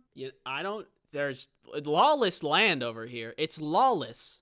It's without law. Kelly and I at this point were having a lot of fun, but thank God that this was a casual mud run because I could not do any of the upper body strength things. Like monkey bars. I could never do those when I was a kid. And that translated into now where I still couldn't do them. And it ruined my arms. I think I completed about 1 of the obstacles. Moving on. The rest of the race was mostly long paths of running with just a couple of wooden beams sprinkled around that you had to get over. Woo! Some of the running left the main muddy area and went into the woods, which I was a little worried about because there was lots of rocks and roots and it was really steep. I don't know. I've heard of stories where people just trip and they hit their head weird and then they stop living. I didn't want to fall and hit my head weird and then become part of the obstacle course. But hey, that's the name of the game. Baby, danger, obstacles, racing, mud. Thankfully, I didn't die. Kelly and I ran for a while, walked for a while. This part of the race was hard because I was tired. I find it really hard to run for a long time when you have 5 pounds of mud on each foot. Oh, to be young and full of energy. Also old and full of energy. The last part of the race was really, really steep and really, really muddy. They made it the muddiest part of the race. I mean, just standing in place, you would slide. At the bottom of the steep hill was another large pool of water that you had to swim through. After all the mud that you just ran through, you'd be really messy. So this one was so you could clean off wash off all the gunk. Then there was a really tall thing that I'm surprised nobody fell from and sued the place. And then there was the finish line. And everybody got a medal and a t-shirt. And it was really fun. I was surprised that I had a good time because, I'm not a guy that likes messy stuff. But I had a good time. And I recommend it to anybody who's like bored, you're not motivated, just watching like stupid garbage on YouTube. Go to a mud run. Yeah, try it out. You might like it. And Kelly and I treated ourselves to a race well completed with McDonald's. We did it. That's a winner's meal.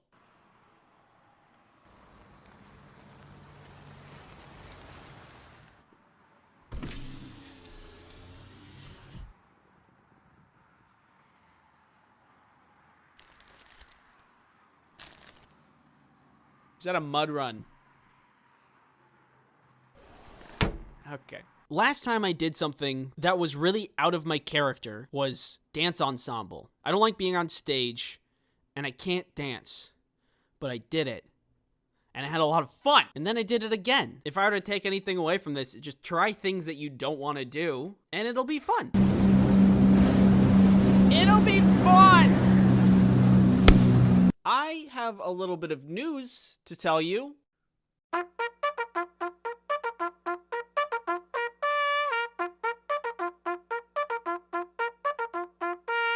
If you're thankful for 1 million people subscribing to your channel and you know it, clap your hands. 1 million subscribers. Isn't that something?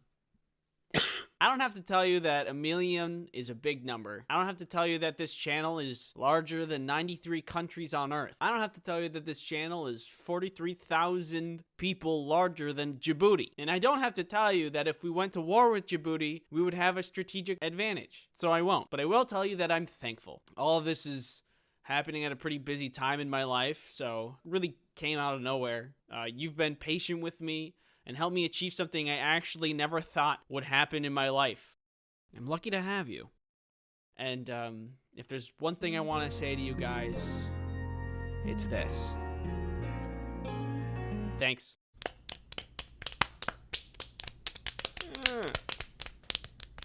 Stop. Youngest in the family, raise your hands. Look at the baby. I'm 30.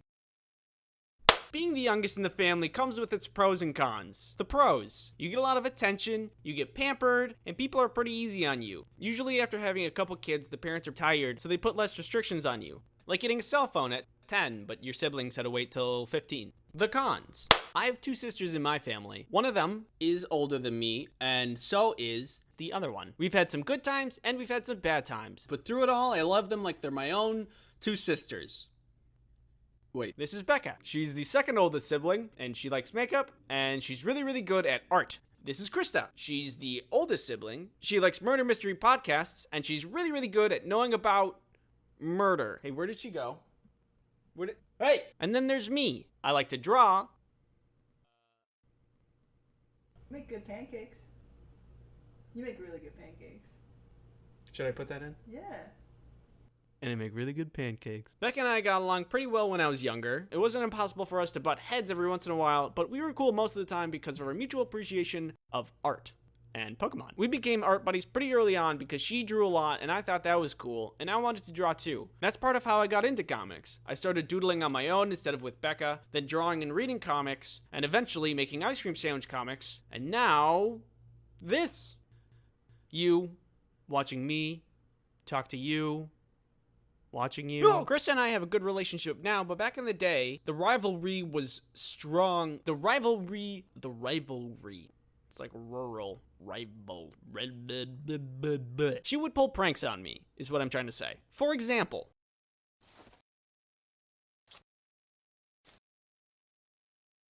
do ants poop? Hey Andy, come here. I bet you can't fit into this box with the top closed. I can do that. Doubt it. Okay, check this out. See? Like a glove. Bet you feel stupid now, huh? Krista. Krista? She let me out before I died, which was nice and surprising. I'm not sure why she did it, but I am sure that it spawned a powerful claustrophobia inside me. Not everything my sisters did hurt me. Sometimes it hurt me, but with a benefit. For example, when I was a little baby, before I could even speak, my sisters and I would have breakfast together and watch Saturday morning cartoons on the telly. Usually breakfast was just cereal, and it was the rule that you just had to finish your milk after you ate your cereal. For some reason, as kids, we didn't like to do that.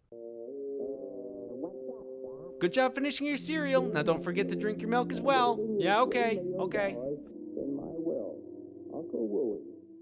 Oh boy, I wish. But you don't get 1 cent if you harm any animals, especially. Good job, girls. Andy, finish your milk. You're free now with the rabbit. Go and whomp and frolic in the forest. How could this happen to me? I made a mistake. And because I couldn't say anything, I couldn't defend myself. But joke's on them because it taught me to always drink my milk after my cereal. And now, I'm tall. Drink your milk. Sometimes, Krista would prank both Becca and I, because, you know, that's kind of the role of the oldest. She calls us into this side room and shows us this very large bottle of vodka and tells us she found it in Mom's and Dad's secret stash, which they didn't have, but we were young and we believed anything. She said that she was going to drink it, and even though Becca and I didn't know anything about alcohol, except that you got it for free in church with a little bread, but outside of religion, it was strictly for adults, and drinking it was absolutely off limits. Do you dare me to do it? Krista? Krista, don't do it. If you do it... Oh my god! I emptied it out. It was just water. Okay, at this point I should just expect it. That one's on me, guys. I think the moral of the story is that Krista was really good at pranking us. Like, if she committed a crime, she'd probably be able to get away with it. Thievery, murder. All in all, we had our spats, but everyone goes through that. My siblings and I grew out of it pretty easily, I'd say. In conclusion, I love my sisters. Both Becca and Krista. Krista? Krista? Krista!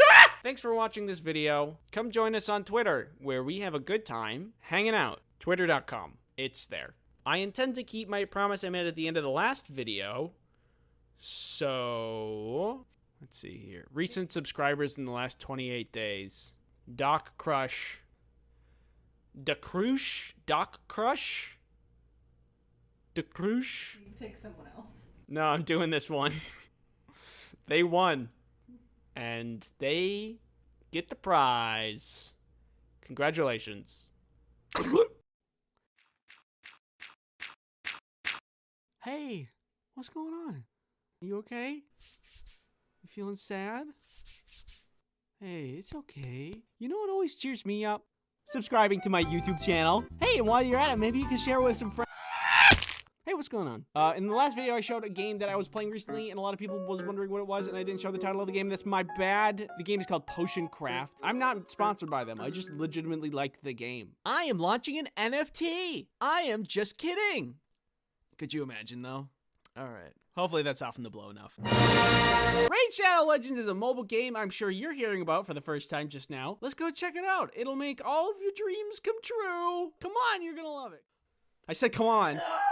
Raid Shadow Legends is a game about building a team of champions, putting them in an epic battle, and laying waste to endless dangerous enemies. Sounds like my Friday night, if you know what I'm talking about. What the hell are you doing on Friday night? This Halloween season, Raid has a bunch of spicy new champions to play. I'm loving these new Halloween-themed champions, like Harvest Jack, who looks like he could kill me easily, Brackus Shifter, who looks like he could kill me easily, and Masked Fearmonger, who looks misunderstood. I like that Raid Shadow Legends doesn't only have one game mode, but also a PvP mode. Get all your cool guys together and go head to head with another group of cool guys. Only the coolest of guys will be left standing. So you probably don't have much of a chance, actually. This month, there's a jam-packed set of Halloween events and activities for you to enjoy. Tons of rewards and tournaments and special fragment events to get some of those aforementioned Halloween champions. If you want to get a huge head start in Raid, all you have to do is hit the link in the description or scan my QR code and you'll get an epic hero Shanoru, 200k silver, 1 XP boost, 1 energy refill, and 1 ancient shard, so you can summon an awesome champion as soon as you get in game. Good luck, and I will see you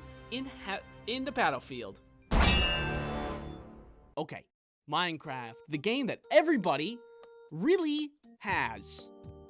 My God, do you know how big Minecraft is? Bigger than Tetris. That is insane. This game is actually historic. The year is 2009, and Notch is feeling some inspiration from the block mining game no one has ever heard of and Fun Eyesore. He put 2 and 2 together, and that was the beginning of of Minecraft. He started making Minecraft using his programming knowledge in Java, making the grass, the trees, the pig.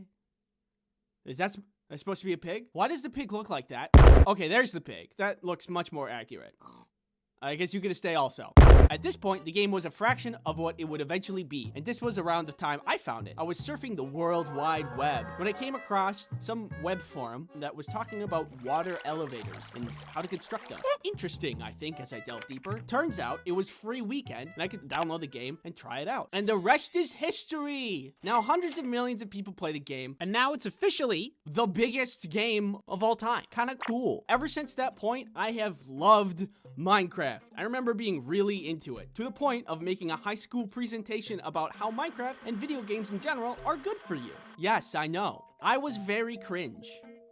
Too bad I never grew out of it. The presentation was supposed to be about how video games improve reaction times, which I don't think that's even true. In reality, I was just coping with my addiction to video games. I've since turned my life around. I no longer play League of Legends. Minecraft has since gotten an education edition, but before that happened, claiming that video games are good for your mental health was a weird take. Video games as an education is a really new concept, and people in the education world would laugh at you and say video games cause violence, you little ding-dong, what are you talking about? But not anymore. Now, kids get to play Minecraft for education, and that's great. I'm not bitter at all. All I gotta do to learn was timetables. And I was really bad at those. I don't know how many hours I've played in Minecraft, but I know that it's a lot. And a lot of what I did was make a little house and then waiting for it to rain and then listening to the rain, but inside. Oh, here it comes, here it comes.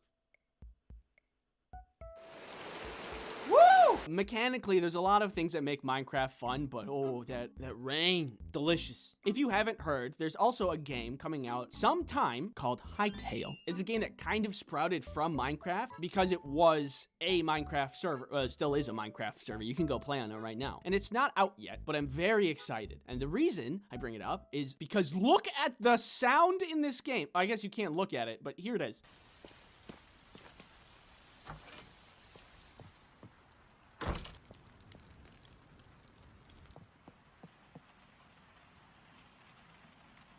It's so good! Oh my God. I could live in this game. Just saying, Hytale, if you need a beta tester. I think there was one really crucial thing that made Minecraft as popular it is today. YouTube has changed their algorithm a bunch of times. At one point, YouTube changed the algorithm to favor watch time, which means if somebody watched 10 minutes, that video has 10 minutes of watch time. If 2 people watch 10 minutes of video, that's 20 minutes of watch time. Turns out, a little bit of a loophole, you can play 1 hour of Minecraft, cut it up into 6 10-minute videos, and post unbelievably large amounts of content. Way more than like a makeup YouTuber or skit YouTuber who has to like plan and skit and set up the camera. Minecraft YouTubers went crazy. Minecraft videos were everywhere. Minecraft in suggested, Minecraft in trending, Minecraft in my bed.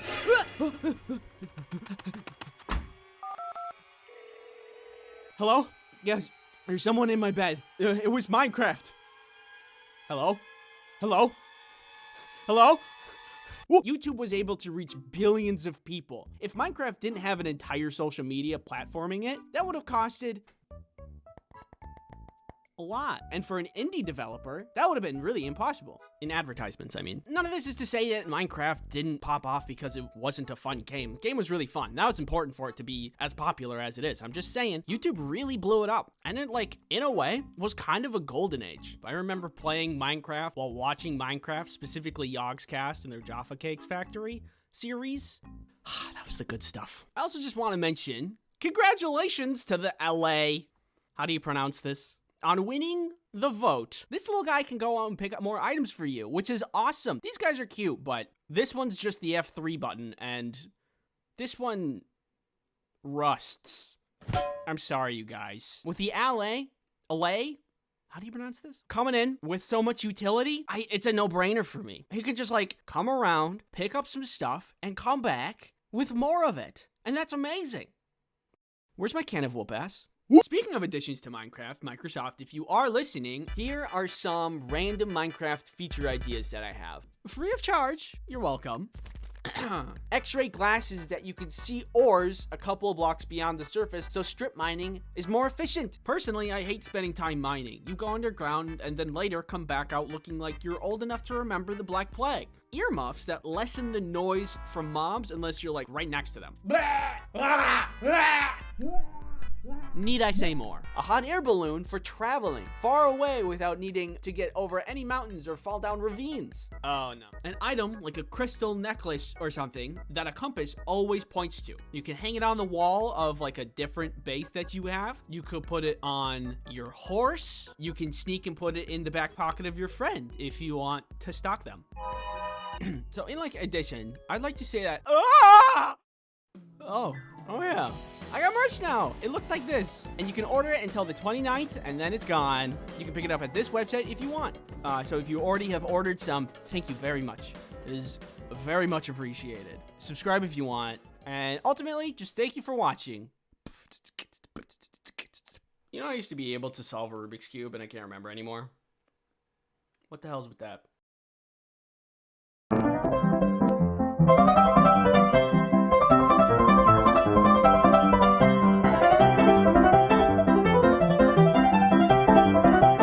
And thank you for watching. Oh, a piece of candy.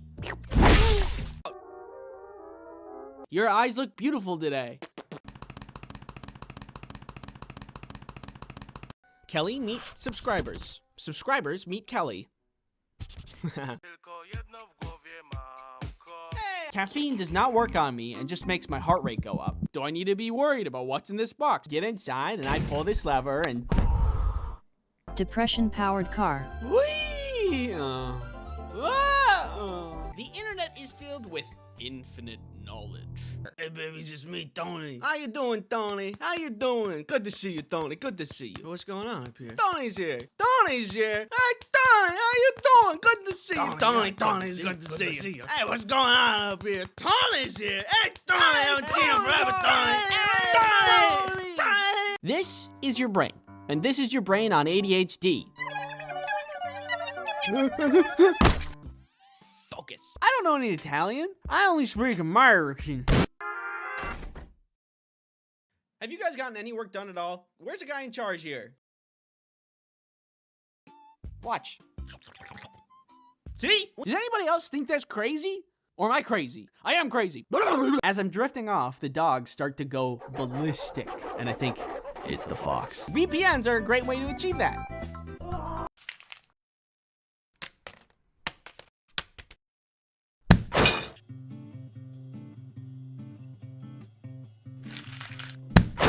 Help me! Of course! Here's a band-aid! No!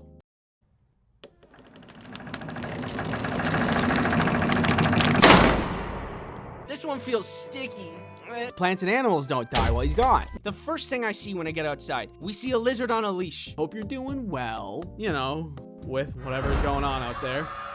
Ooh, a squirrel. Ooh, a ladybug. Ooh, a piece of candy. Ah! So it turns out your boy has ADHD.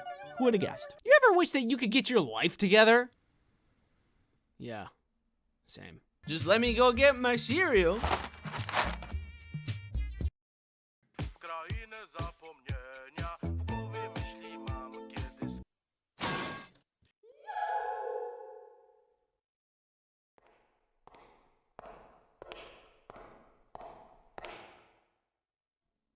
Hey.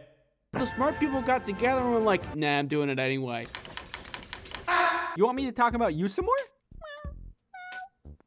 Well, only if you pay me, so. Got to the moon. You weren't supposed to do that. Protect yourself online. Butter people. Get on the ground! I can get around and over and through. One, I am not a doctor, so always get a professional diagnosis if you suspect anything. And wood, nails, rubber bands, and with a little ingenuity, I created garbage. Open your third eye. Focus. What do you see? So I went outside to go meet them. Instead of sliding down, I...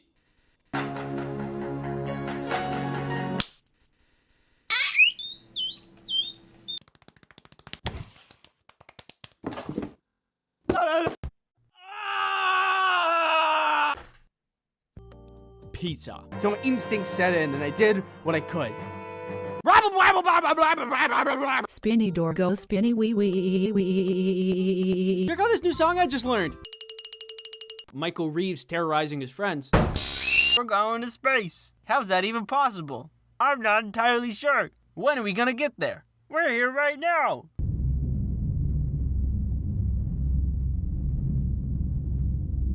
My body is wiggly.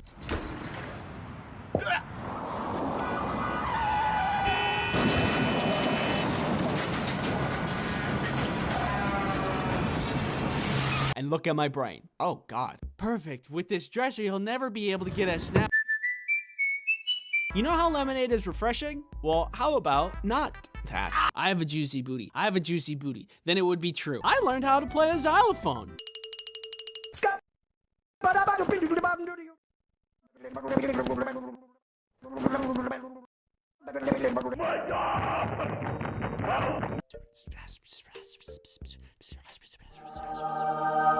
Hey, New York slice this, New York slice that. I'm walking here. So we're on the plane. It takes off. What do you say? You don't know what that is? What it specifically define a premonition dream? Some pigs who are separated because of pig drama. Other than adding other things that could make it worse. Worse! Doggy door. Dog. I just really like salt. But hey, I mean, that's just more corn dogs for me. Kelly's bag actually bursts open. Oh, God! In your dreams. And we can hang out, but I will not stop farting. I need to be right back. I gotta go get it. Wear a mask. I think the moral did. Whoa, God. I almost dropped my phone. What does this look like, a buffalo to you? Look at me. Look at my eyes. If you want to ship drugs, don't. What we are seeing now is a victim of immeasurable psychic damage. His facial expression is a telltale sign of irreversible harm done to billions of neurons and synapses. Poor guy might be dead. It's also really salty. Just get up on the top and... Everybody's hot. But there's only one way to find out. You watching me talk to you watching you. Wow, that's a big spider. Oh my God.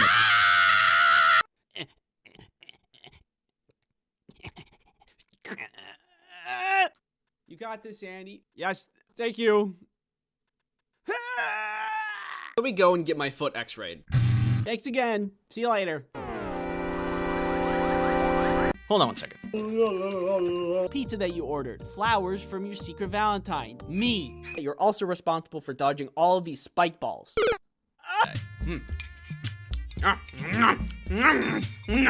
The place? Basement. Minecraft in my bed.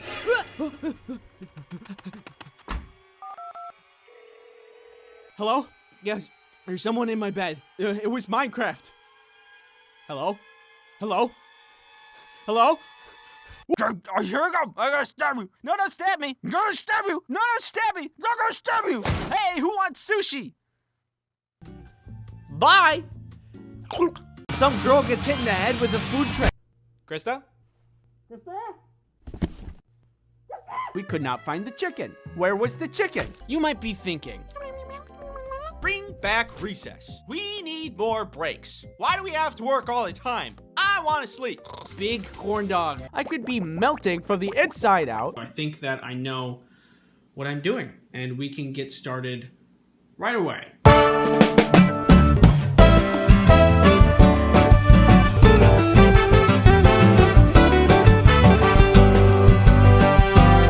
So naturally, I dressed up as a cardboard box.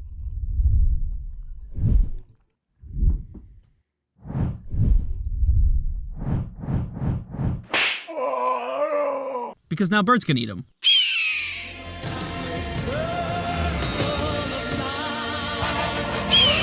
when information enters my mind, it just... If I'm just trying to go to the beach, am I gonna be in trouble?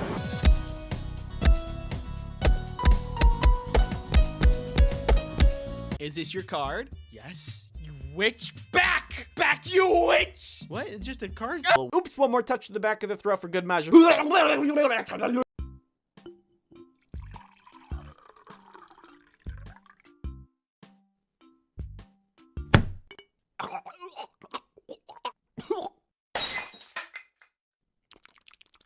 The spookiest thing that I have around here is this half-dead plant. I should really water that. Yeah, I gotta...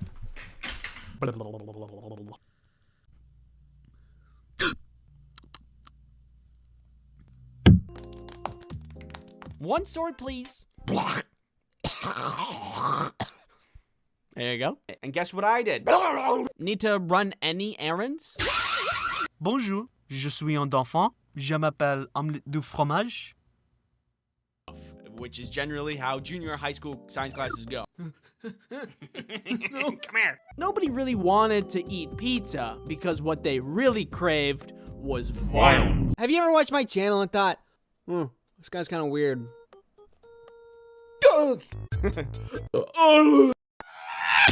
Hey, what's going on? Yeah, a little more.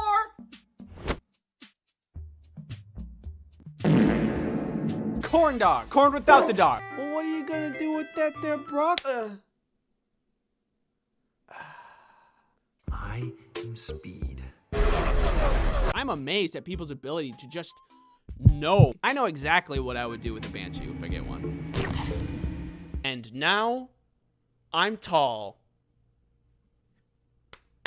Drink your milk. Which isn't always the case for everybody. Society peaked when GameCube had tiny discs.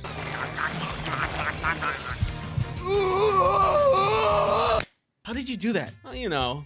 Magic! Stupid, oblivious to the doom that I was about to endure, but happy. The only thing that'll make me feel better is to smash that subscribe.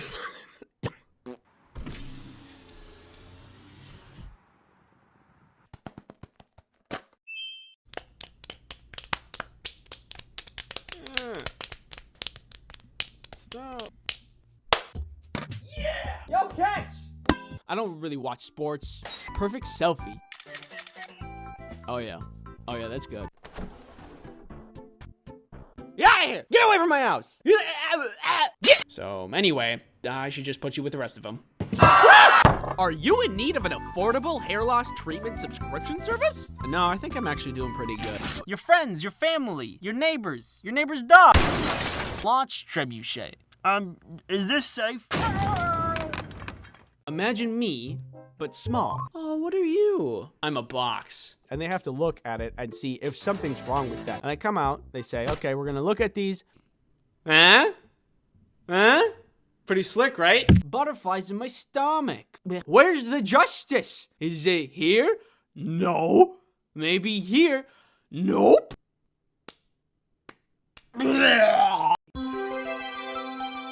Oh man, this party sucks. If only someone cool would come and like make it better, like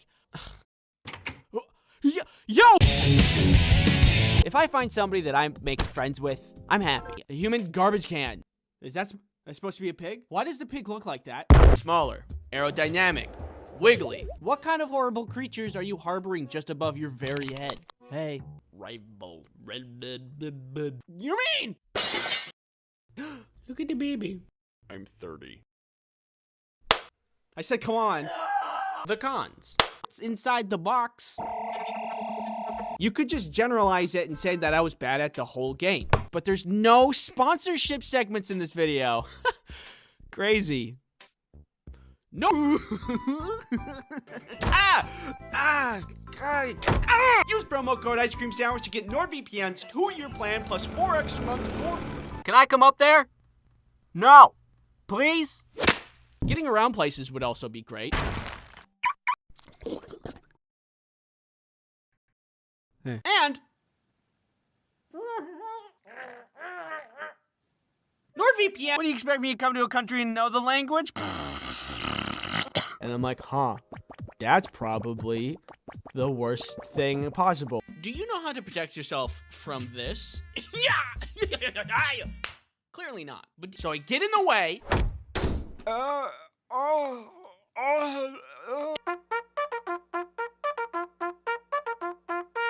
Falling downstairs. A Mega Dome Blaster 5000. And what kind of clouds there are? Cucumber Nimbus. Was going haywire and could literally explode inside of me and kill me. And give you a little kiss. No! You're gonna get hurt. No, I can do it. Put it inside a bucket of water and didn't tell us what was about to happen?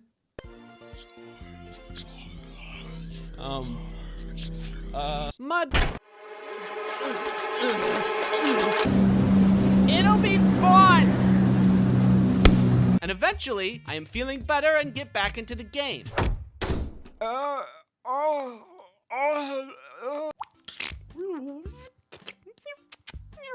What is he doing? Oh, guys, stop! NordVPN saved my marriage.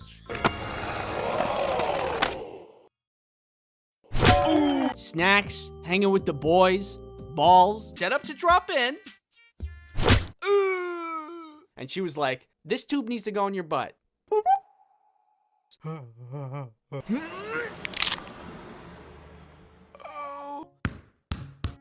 court. That makes your hair strong and robust. Sprinkled around that you had to get over. Woo! Hey, does it seem really bright out here to you guys? Without a fight, baby. It's an intense feeling. A terrible feeling. Congratulations. My chemicals! I have a family, a team for nature. My mom and dad Woo! Yeah! Dangerous. Just watching, like, stupid garbage on YouTube. Actually lowers and raises on a platform. Pick up some stuff and come back with more of it. And that's amazing. Where's my can of whoop ass? Survived the landing.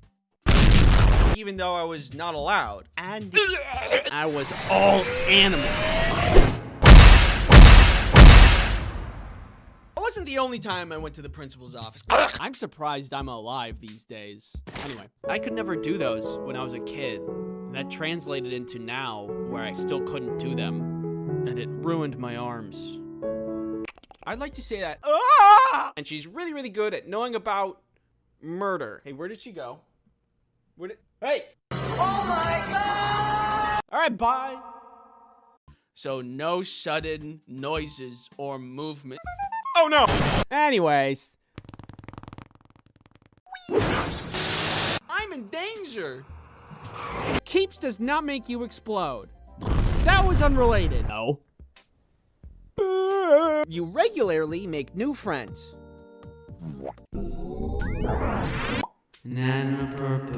The appendix helps you self-destruct. You need to go to the bathroom. I suck every day and become your favorite superhero. Hey guys, let's go get some coffee together. Very useful in a zombie apocalypse. Hi.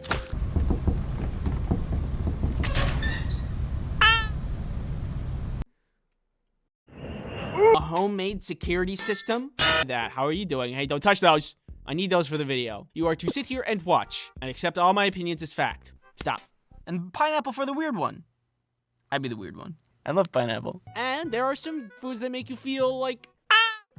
Hello. If this is your first time visiting this channel, I welcome you. Come inside. Come on. Come here. Take a seat. Did you just lock the door? Nope. Take a seat. But sit down in that chair. Put that rope around you. No, I'm just kidding. I'll do it for you. Right? Looking at this channel so far, I can understand if you don't know what you're gonna get. Let me clear that up for you. So I want to use this channel for animating things, animating funny things. Things like funny stories, maybe animating over audio that I find funny, such as YouTube gaming channels that I enjoy, or podcasts that I listen to. Questions I get from my Ask Bin, from my Tumblr account, that I use for my comics. By the way, I draw comics. I don't know if I mentioned that yet. I've been drawing comics for a while. IceCreamSandwichComics.com. Put the link in the description for ya. Wink. Isn't that nice? All in all, I'm looking to entertain you, making you laugh. Creating humor. You? Humor? How's somebody like you gonna be funny? Don't worry, my friend. I found just the thing. Specifically this thing. This humor hole. You just stick your hand in and you hope you don't get bit. So if this kind of content sounds like your floaty boaty, I encourage you to subscribe. If not, well then good luck getting out of that chair. See you later. Wait, no, don't leave! Do you think french fries on top of pizza would taste good or bad? One time, me and my friends wanted to make some custom pizzas outside of your normal, like, pepperoni and mushroom and whatever else. When we were hanging out, we went to the grocery store to get whatever ingredients we wanted to make our own custom pizzas. I siphoned the creative spirit from the ether, and I thought, ooh, you know what? I've never had french fry pizza. It's salty and salty. I bet nobody's ever done this before. And in true American spirit, I combined two existing foods into one sinful abomination. It tasted really bad. It's just the essence of bad in my mouth. I want to go home. F stands for fries. Hello, I think my channel is lacking in pizza-based content, so I'm here to rectify that. How are you doing? Hey, don't touch those. I need those for the video. You are to sit here and watch and accept all my opinions as fact. Stop. Okay, let's begin. I'm gonna stick with whatever Domino's has as their toppings because I think that's a good baseline, the french fries being the only exception. I just added that one to warn people. Olives. When it comes to pizza toppings, I find I become very excited about olives. Olives are jam-packed with salt, but I'm not eating pizza to be healthy, so the closer we can get to stopping a horse's heart, the better. Best paired with pepperoni or something equally salty. Both green and black olives do indubitably go hard. Green tastes saltier than black, so S for green and A for black. I think that's pretty good. Spinach. Call me crazy, but I like me some greens. Gives the pizza kind of like a healthy vibe to what otherwise would stop a horse's heart. It doesn't go hard, but it does go rigid. So loose B, firm A. So I think I'm just gonna round up to A because it can also just go on pizza without anything else and still be good. By the way, this is baseline pizza. Normal hand tossed with red sauce, no stuffed crust. Also, you might be happy to hear this, but there's no sponsorship segments in this video. Crazy. No, you know, we've all been there, eating pizza, but also concerned about your online privacy at the same time. Wow, do I have a deal for you? NordVPN is a VPN. Can you believe it? And it's good for security. For the internet. Need to watch shows in different countries?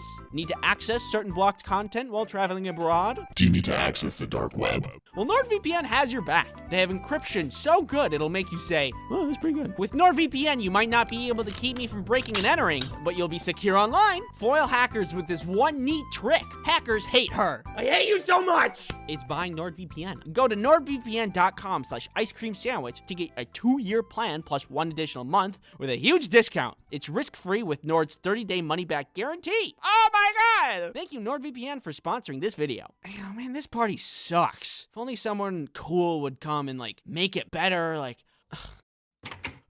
Yo!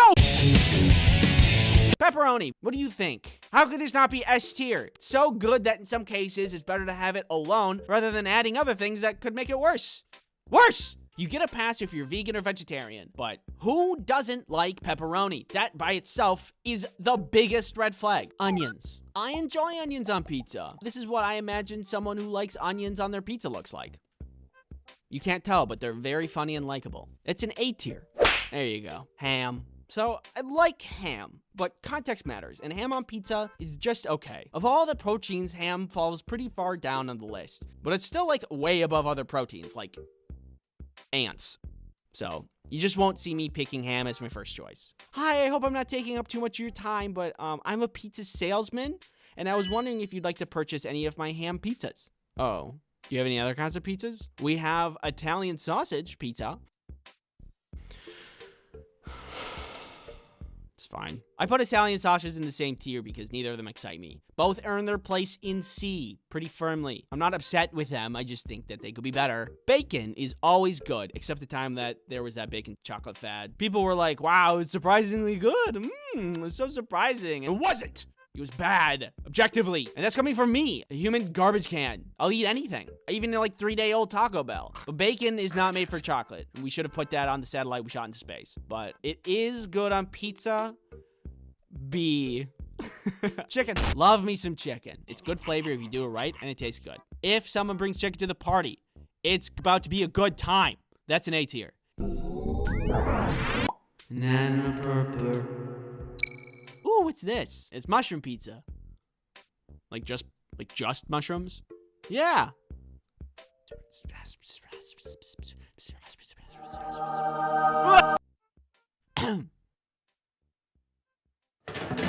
I'm not gonna defend myself. Get out of here. Pineapple revisited. I have made claims that I don't think pineapple pizza is that bad, but upon revisiting that thought, I've had some other thoughts. I haven't had any pineapple pizza since, and I think there's a really good reason for that. It's just really not good. Tonight at 5, an exclusive interview with a guy just catching up with something we all already knew. Yeah, I don't know. I just don't think pineapple on pizza is very good. Incredible. More at 5 tonight. And then the rest I've never had, because why would I? Hot buffalo sauce? What does this look like, a buffalo to you?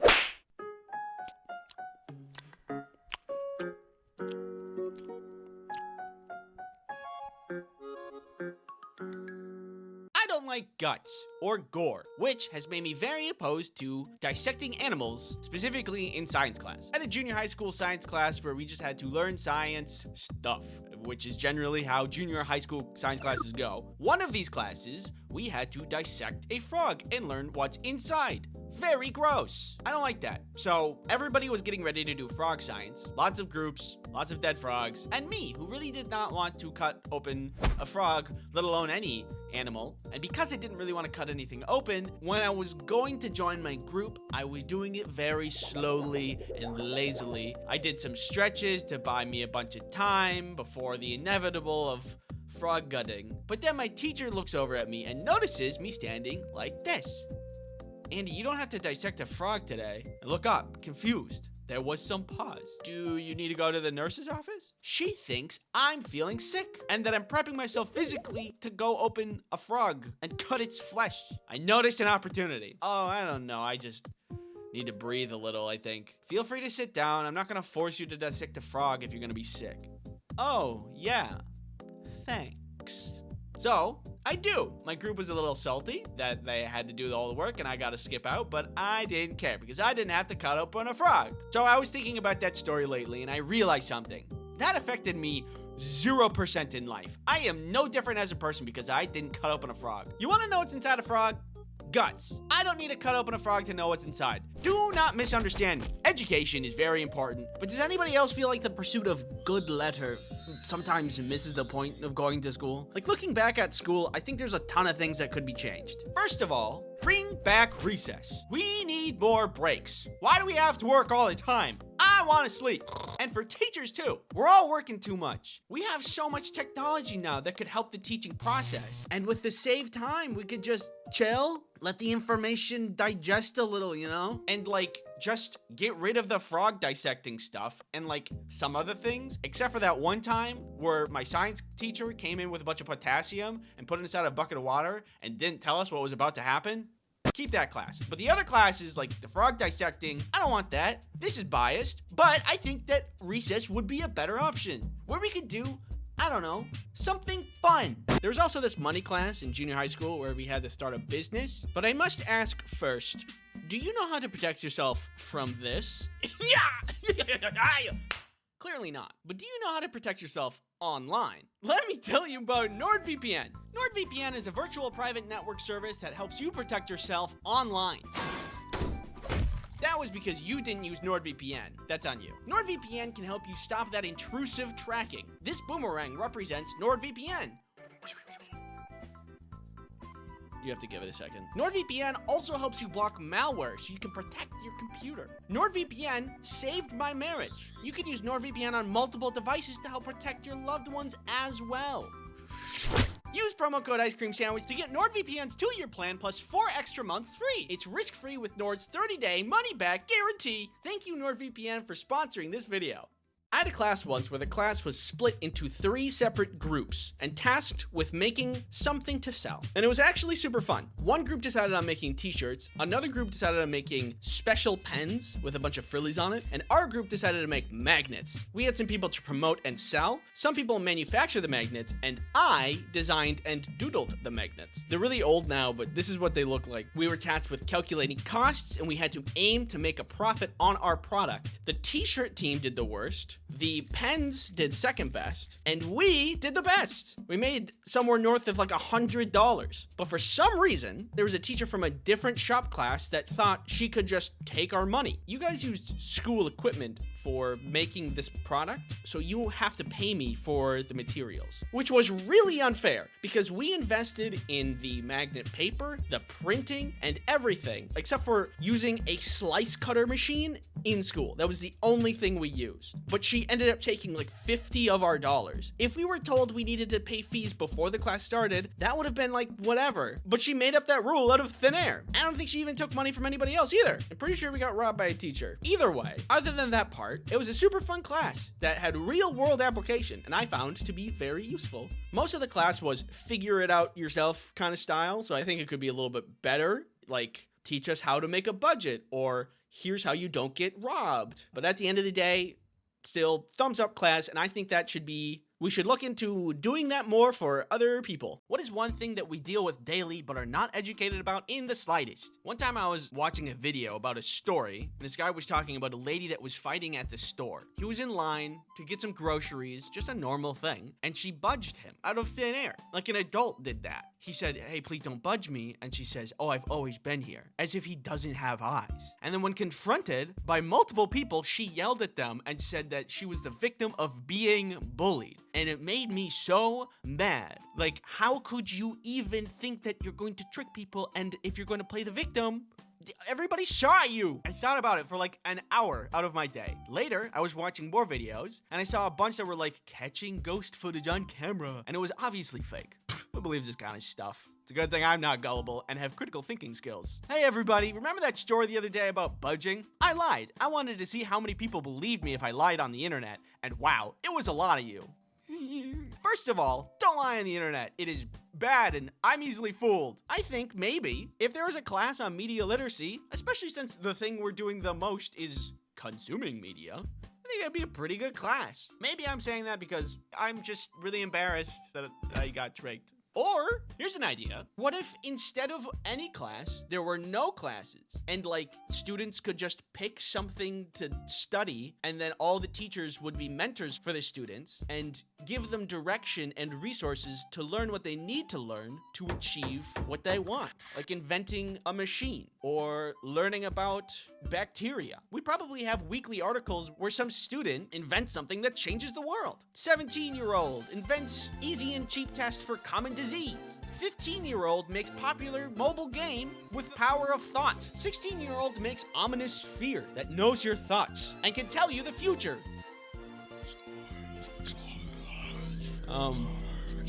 Are these good ideas? I have no idea. Did I share them on the internet? Yeah. What are you gonna do about it? Thanks for watching. If you have an idea for a class that should be in school,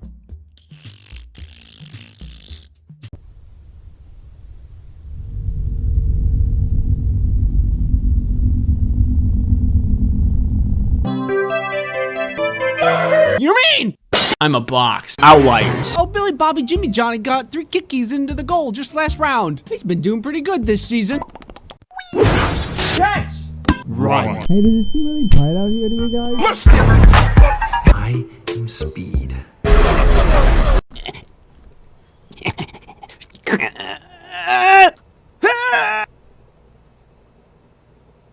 Me. Spinny door go spinny wee wee wee. Perfect. With this dresser, he'll never be able to get a snap. Doors are terrifying. Look like somebody who likes to eat pizza like a cookie. Half court. No. Take me out of the ball game. More like, take me home. Unstable. Do you need some ultra fresh milk? Balls. Hi. Hits you and spank you. Palpable. It's potent. It's pungent. Do you guys want this empty bowl? One sword, please. There you go. Hello? Does anybody want to be turned to dust? Mega Dome Blaster 5000. If I'm just trying to go to the beach, am I gonna be in trouble? Don't worry about that. Welcome, Andy. Dog. You mean? I want to go home. Me too. You need something cheap, affordable, accessible to everybody, efficient, effective. Trebuchet. You could also stop a meteor strike on Earth, or be the cause of one. My chemicals!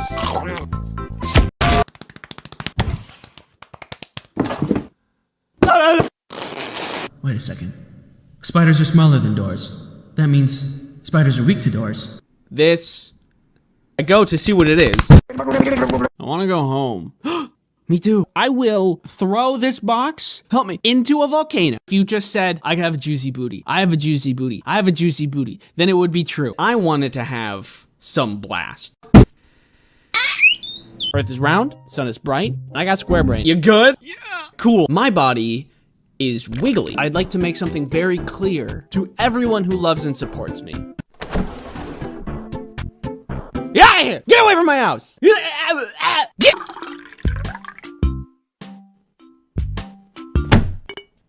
Wood, nails, rubber bands, and with a little ingenuity, I created garbage. What's that? It's called salt, mask, bird, big corn dog. How do you explain that? How do you explain that? How are you gonna do it? How are you gonna do that? I can't. We can hang out, but I will not stop farting. It raises questions. I can fly and my dad is Santa. Is this safe? I'm sleeping. Please go away. Bonjour, je suis un enfant. Je m'appelle omelette du fromage. Sell your kidneys. Cucumber nimbus. Sit down in that chair. Put that rope around you. No, I'm just kidding. I'll do it for you. Give you a little kiss. No! Human garbage can. You might not be able to keep me from breaking and entering. The closer we can get to stopping a horse's heart, the better. Do you need to access the dark web? Chicken is just the essence of bad in my mouth. One sinful abomination. Ooh, what's this? It's mushroom pizza.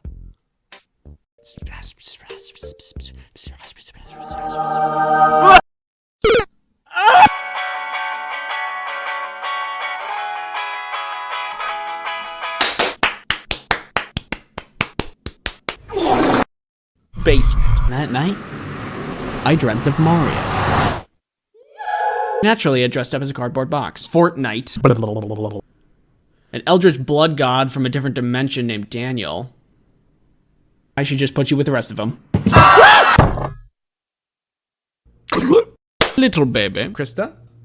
Krista? Krista? Emotional pain. I'm being an idiot.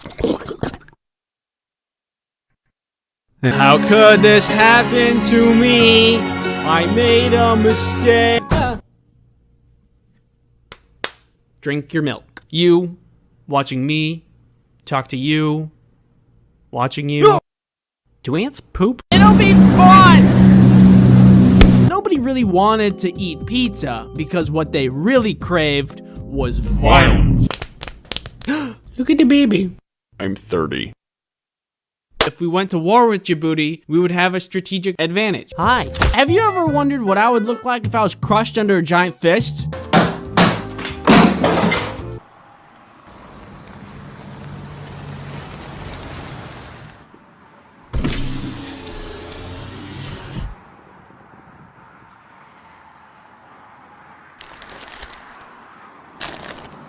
Broccoli? Well, what are you gonna do with that there broccoli?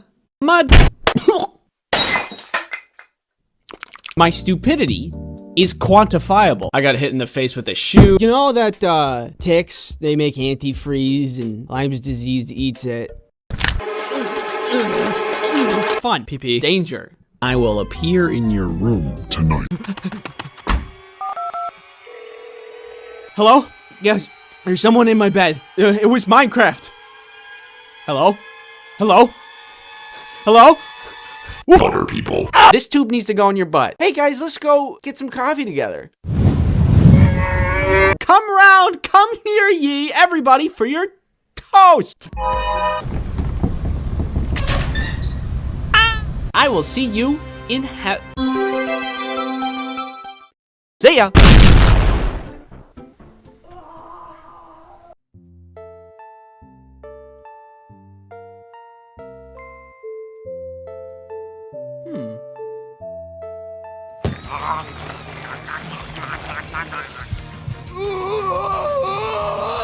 Which one of these would you choose? Given the opportunity, your arms can change into any shape or material. Make $100 for every mile you run, but it stops working when you stop running. And it resets every day. You can make $1 million in a day. You just gotta run 800 miles an hour. Stay young and have perfect health, but the moment you turn 70, you die. I'm 69 years old. Hey, isn't it your birthday today? Add 2 to anything. For example, add 2 to the amount of digits in your IQ. So I asked you what you would choose to see what you would say. So what would you guys choose? Hey, can you go away? What? Fine, more for me. Out of all of them, you guys really like the arms one. Honestly, I feel like out of all the options, interchangeable and transformable arms would probably be the best and most useful due to its versatility. True. You could do many things with the arms, Bill. You could open your own professional dog walking business. You'd never have to wait to cross the street ever again. You're basically just Jake the dog, but with only arms. Assuming the pill lets you change them at will and isn't just one and done, I'd probably go with that. You could change your arms into wings and fly. You can make them slightly buffer to open jars and stuff. Well, they're open. And you could maybe even create a second pair of arms to carry more things. Not to mention, you'd never be without a weapon in a pool noodle battle. You guys are pretty clever with your ideas. I also think it would be really cool to have. Maybe you could like, you know, like you could do, like make them into cool sunglasses. If you take this pill, it'll give you $100 for every mile you run without stopping. Can you guess who really liked this pill? I'll give you a hint. That's right. Long-distance runners. You see, I made a grave error when making this pill. If people can make money by running, then only the best runners will be rich, creating a new elite class in our modern world. An elite class of cardio athletes. While they will be out making bank by running and also improving their cardiovascular health, people like me will be doing the opposite, staying inside. All of us non-runners will be considered peasants, but you can't even run a 2-minute mile. What a dork. In this new future, the new beauty standard will be leg girth. This is a future we cannot have. I won't let them be more powerful than me. Oh my god. Now that I think back on it, I don't think I've ever run a mile without stopping somewhere in the middle. In high school, I ran a 7-minute mile. Felt pretty good about that. But I had to stop a bunch and I couldn't do it all at once. Which, if you remember, makes the pill stop working and reset the next step. So this pill is not my first choice. Hey, buddy. Sponsorship. This video is sponsored by NordVPN. A VPN is a virtual private network. How confusing. Simply put, a virtual private network is something that protects your online activity from big, bad, scary things. Shown here. I've soiled myself. The great thing about NordVPN is that it can be installed on multiple devices, which is perfect if you're chronically online. I love dopamine. Do you worry about malware getting all up in your business? Well, NordVPN can block malware. No.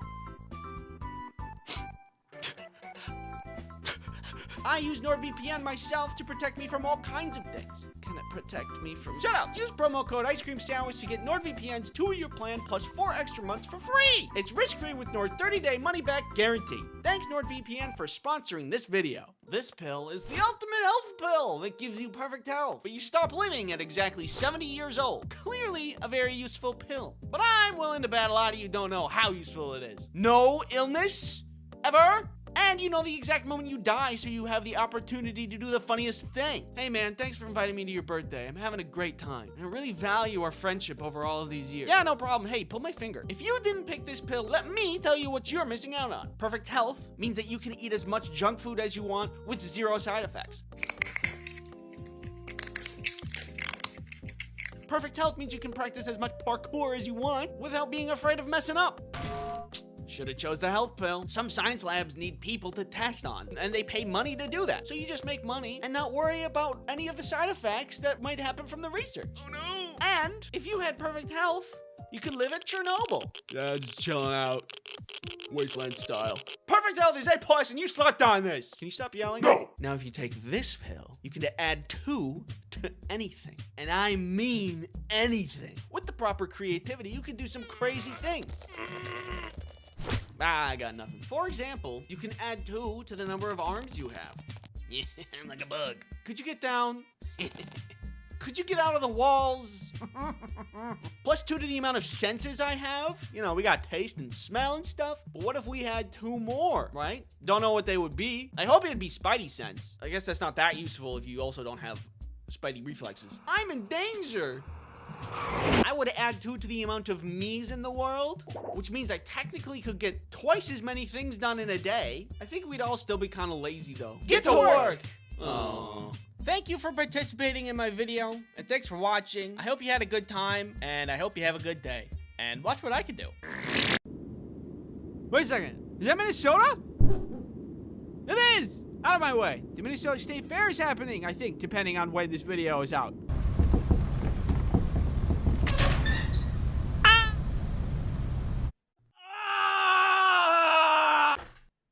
Welcome to Minnesota, the land of 10,000 lakes. Here in Minnesota, we got Valley Fair, Hot Dish, Mall of America, Goose, the Boundary Waters, me, hey, Snow, 3M. One time, Jaden got stuck here. Hey. Loons, lakes, and of course, the best state fair in all of the land. The Minnesota State Fair is about to happen, and that means delicious food and cute animals and butter people. Obviously, if you're gonna go to the state fair, definitely, absolutely, please wear a mask.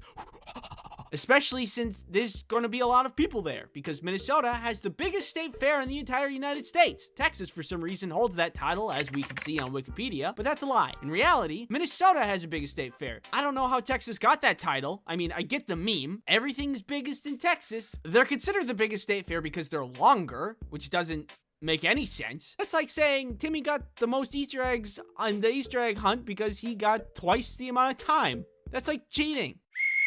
And that's time, everybody. Stop hunting. Time's up. Timmy, though, you can keep going if you want. After you're done, we can count all the eggs to see who's the winner. State fair? More like state unfair.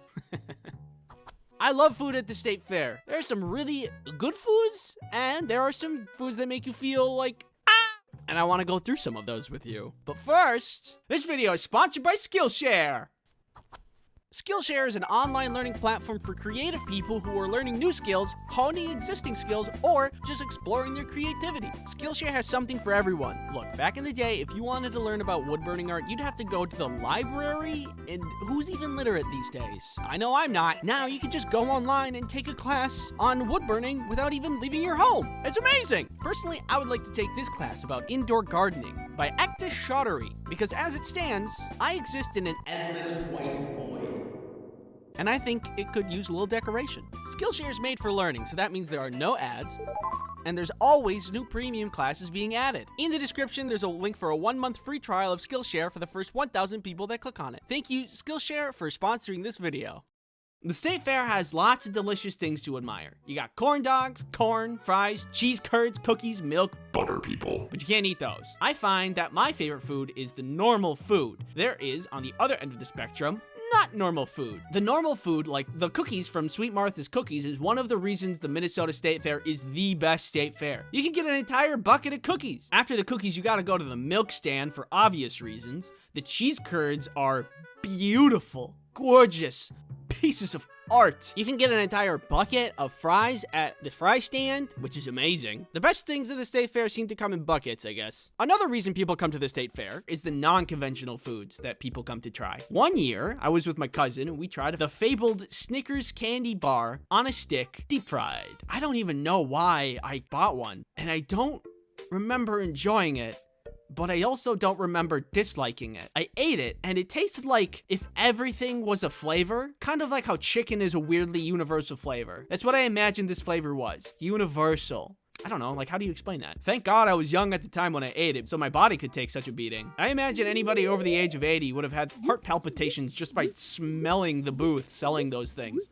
I don't really like those kinds of foods. It's really not for everybody. But here's a sample of what's gonna be there this year that I want to slander. Buffalo chicken dough skit. It's like a biscuit donut thing, stuffed with shredded chicken, glazed with a sweet and spicy buffalo icing, with bacon bits on the top. Ew! Cucumber jalapeno limeade. spicy lemonade. You know how lemonade is refreshing? Well, how about not that? Jumbo donut sundae. It's a sundae and a donut, but they put the sundae on the donut. Waffle burger, maple infused candied sweet crunchy waffles with a side of maple syrup. It sounds good until you realize there's a meat patty in there. Ew. But I also have to remind myself that's part of the draw of the state fair. I may be slandering all these foods, but I'm just one person whose favorite flavor of ice cream is vanilla. Other, more adventurous people come to the state fair purely because of the crazy foods. They either want to try it because it sounds good to them, or they want to try it because it sounds bad to them. Wow, that sounds like a terrible combination of things.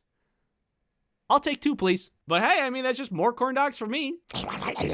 If I had a booth at the state fair, it would blow all of the other booths out of the water. It would be at the top tier best-selling food ever to touch state fair grounds. Come round, come here ye, everybody, for your toast. Yeah, you heard me right. I would sell toast. It's a tried and true breakfast champion. There's no complex combinations where the flavors may or may not clash. It would be thick and delicious, and everybody loves bigger portions anyway, so it'd be super popular. And it's simple. Bread and butter. No choices need to be made. The only thing you need to decide at this booth is how much do you want? Anyone? Okay. Thanks for watching. I don't have a lot else to say. Yeah!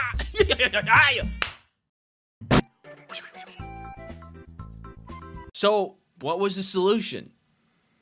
Doug. Help me!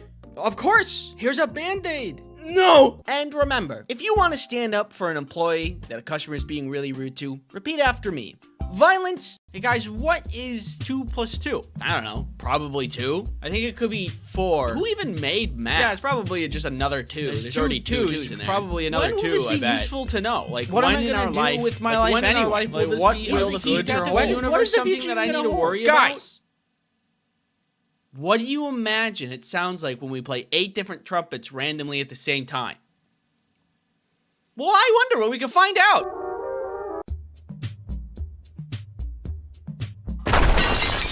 Get on the ground! Sweet, salty, crunchy, and savory all at once. I want to sleep.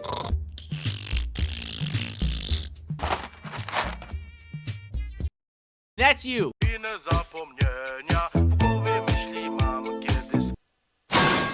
You're all comfortable? You want anything? Snacks, water? You good? Great.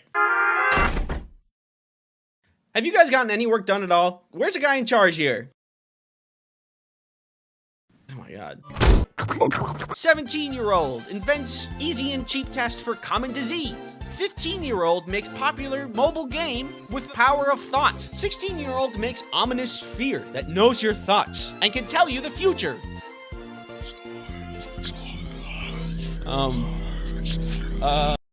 Oh god.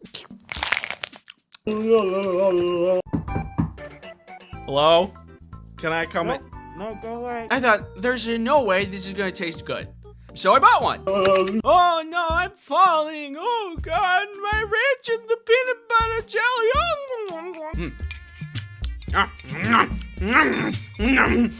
What we are seeing now is a victim of immeasurable psychic damage. His facial expression is a telltale sign of irreversible harm done to billions of neurons and synapses.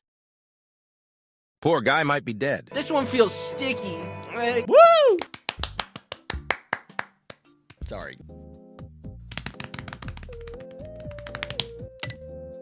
Perfect. What? No! Hey baby, it's just me, Tony. How you doing, Tony? How you doing? Good to see you, Tony. Good to see you. What's going on up here? Tony's here. Tony's here. Hey, Tony, how you doing? Good to see you. Tony's good to see you. Hey, what's going on up here? Tony's here. Hey, Tony, I haven't seen you forever, Tony. Tony. Watch. Thanks for watching. Don't forget to unsubscribe.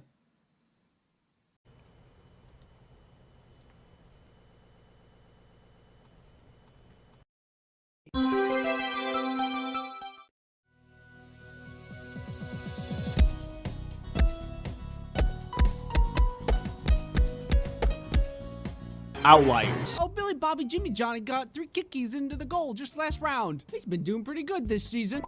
Have you looked at my YouTube videos and thought, anytime I use a sliding door, I'm frustrated. Yes!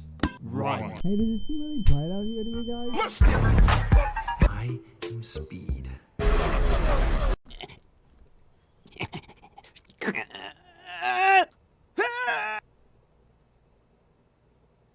Me. Spinny door go spinny wee wee wee. Perfect. With this dresser, he'll never be able to get a snap.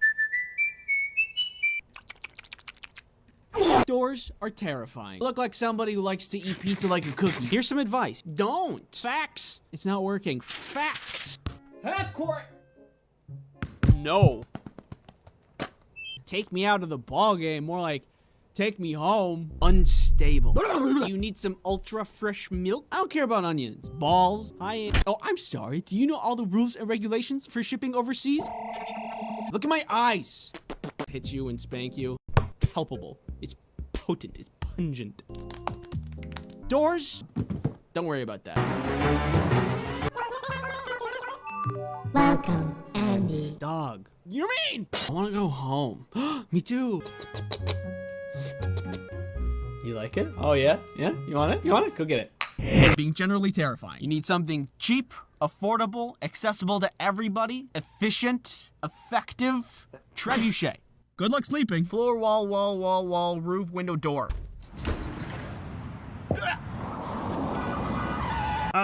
Is this safe? Maybe. It's for the better. Because now birds can eat them. Do they just not know how to use headphones? I'm sleeping. Please go away. Bonjour, je suis un enfant. Je m'appelle omelette du fromage. Sell your kidneys. Cucumber nimbus. Food trap will rain from above. Some girl gets hit in the head with a food tray. Sit down in that chair. Put that rope around you. Nah, I'm just kidding. I'll do it for you. Give you a little kiss. No! I hate kangaroos, and I think the whole country should be blown up. You're gonna stab you! Hey, who wants sushi? This is where Mario would die.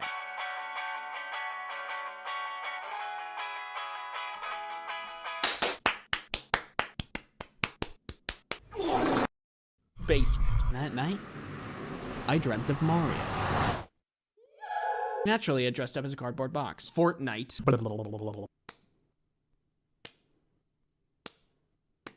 Got the cowboy, a classic. Clown, another classic. An eldritch blood god from a different dimension named Daniel, another classic.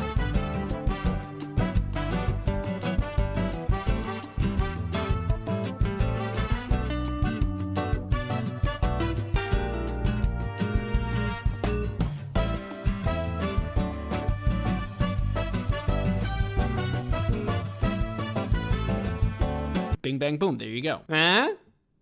Huh? Pretty slick, right? I should just put you with the rest of them. Congratulations. Little baby. Krista? Krista?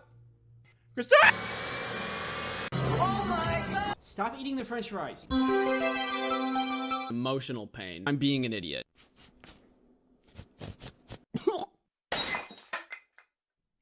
My stupidity is quantifiable. I got hit in the face with a shoe. Look, you can see.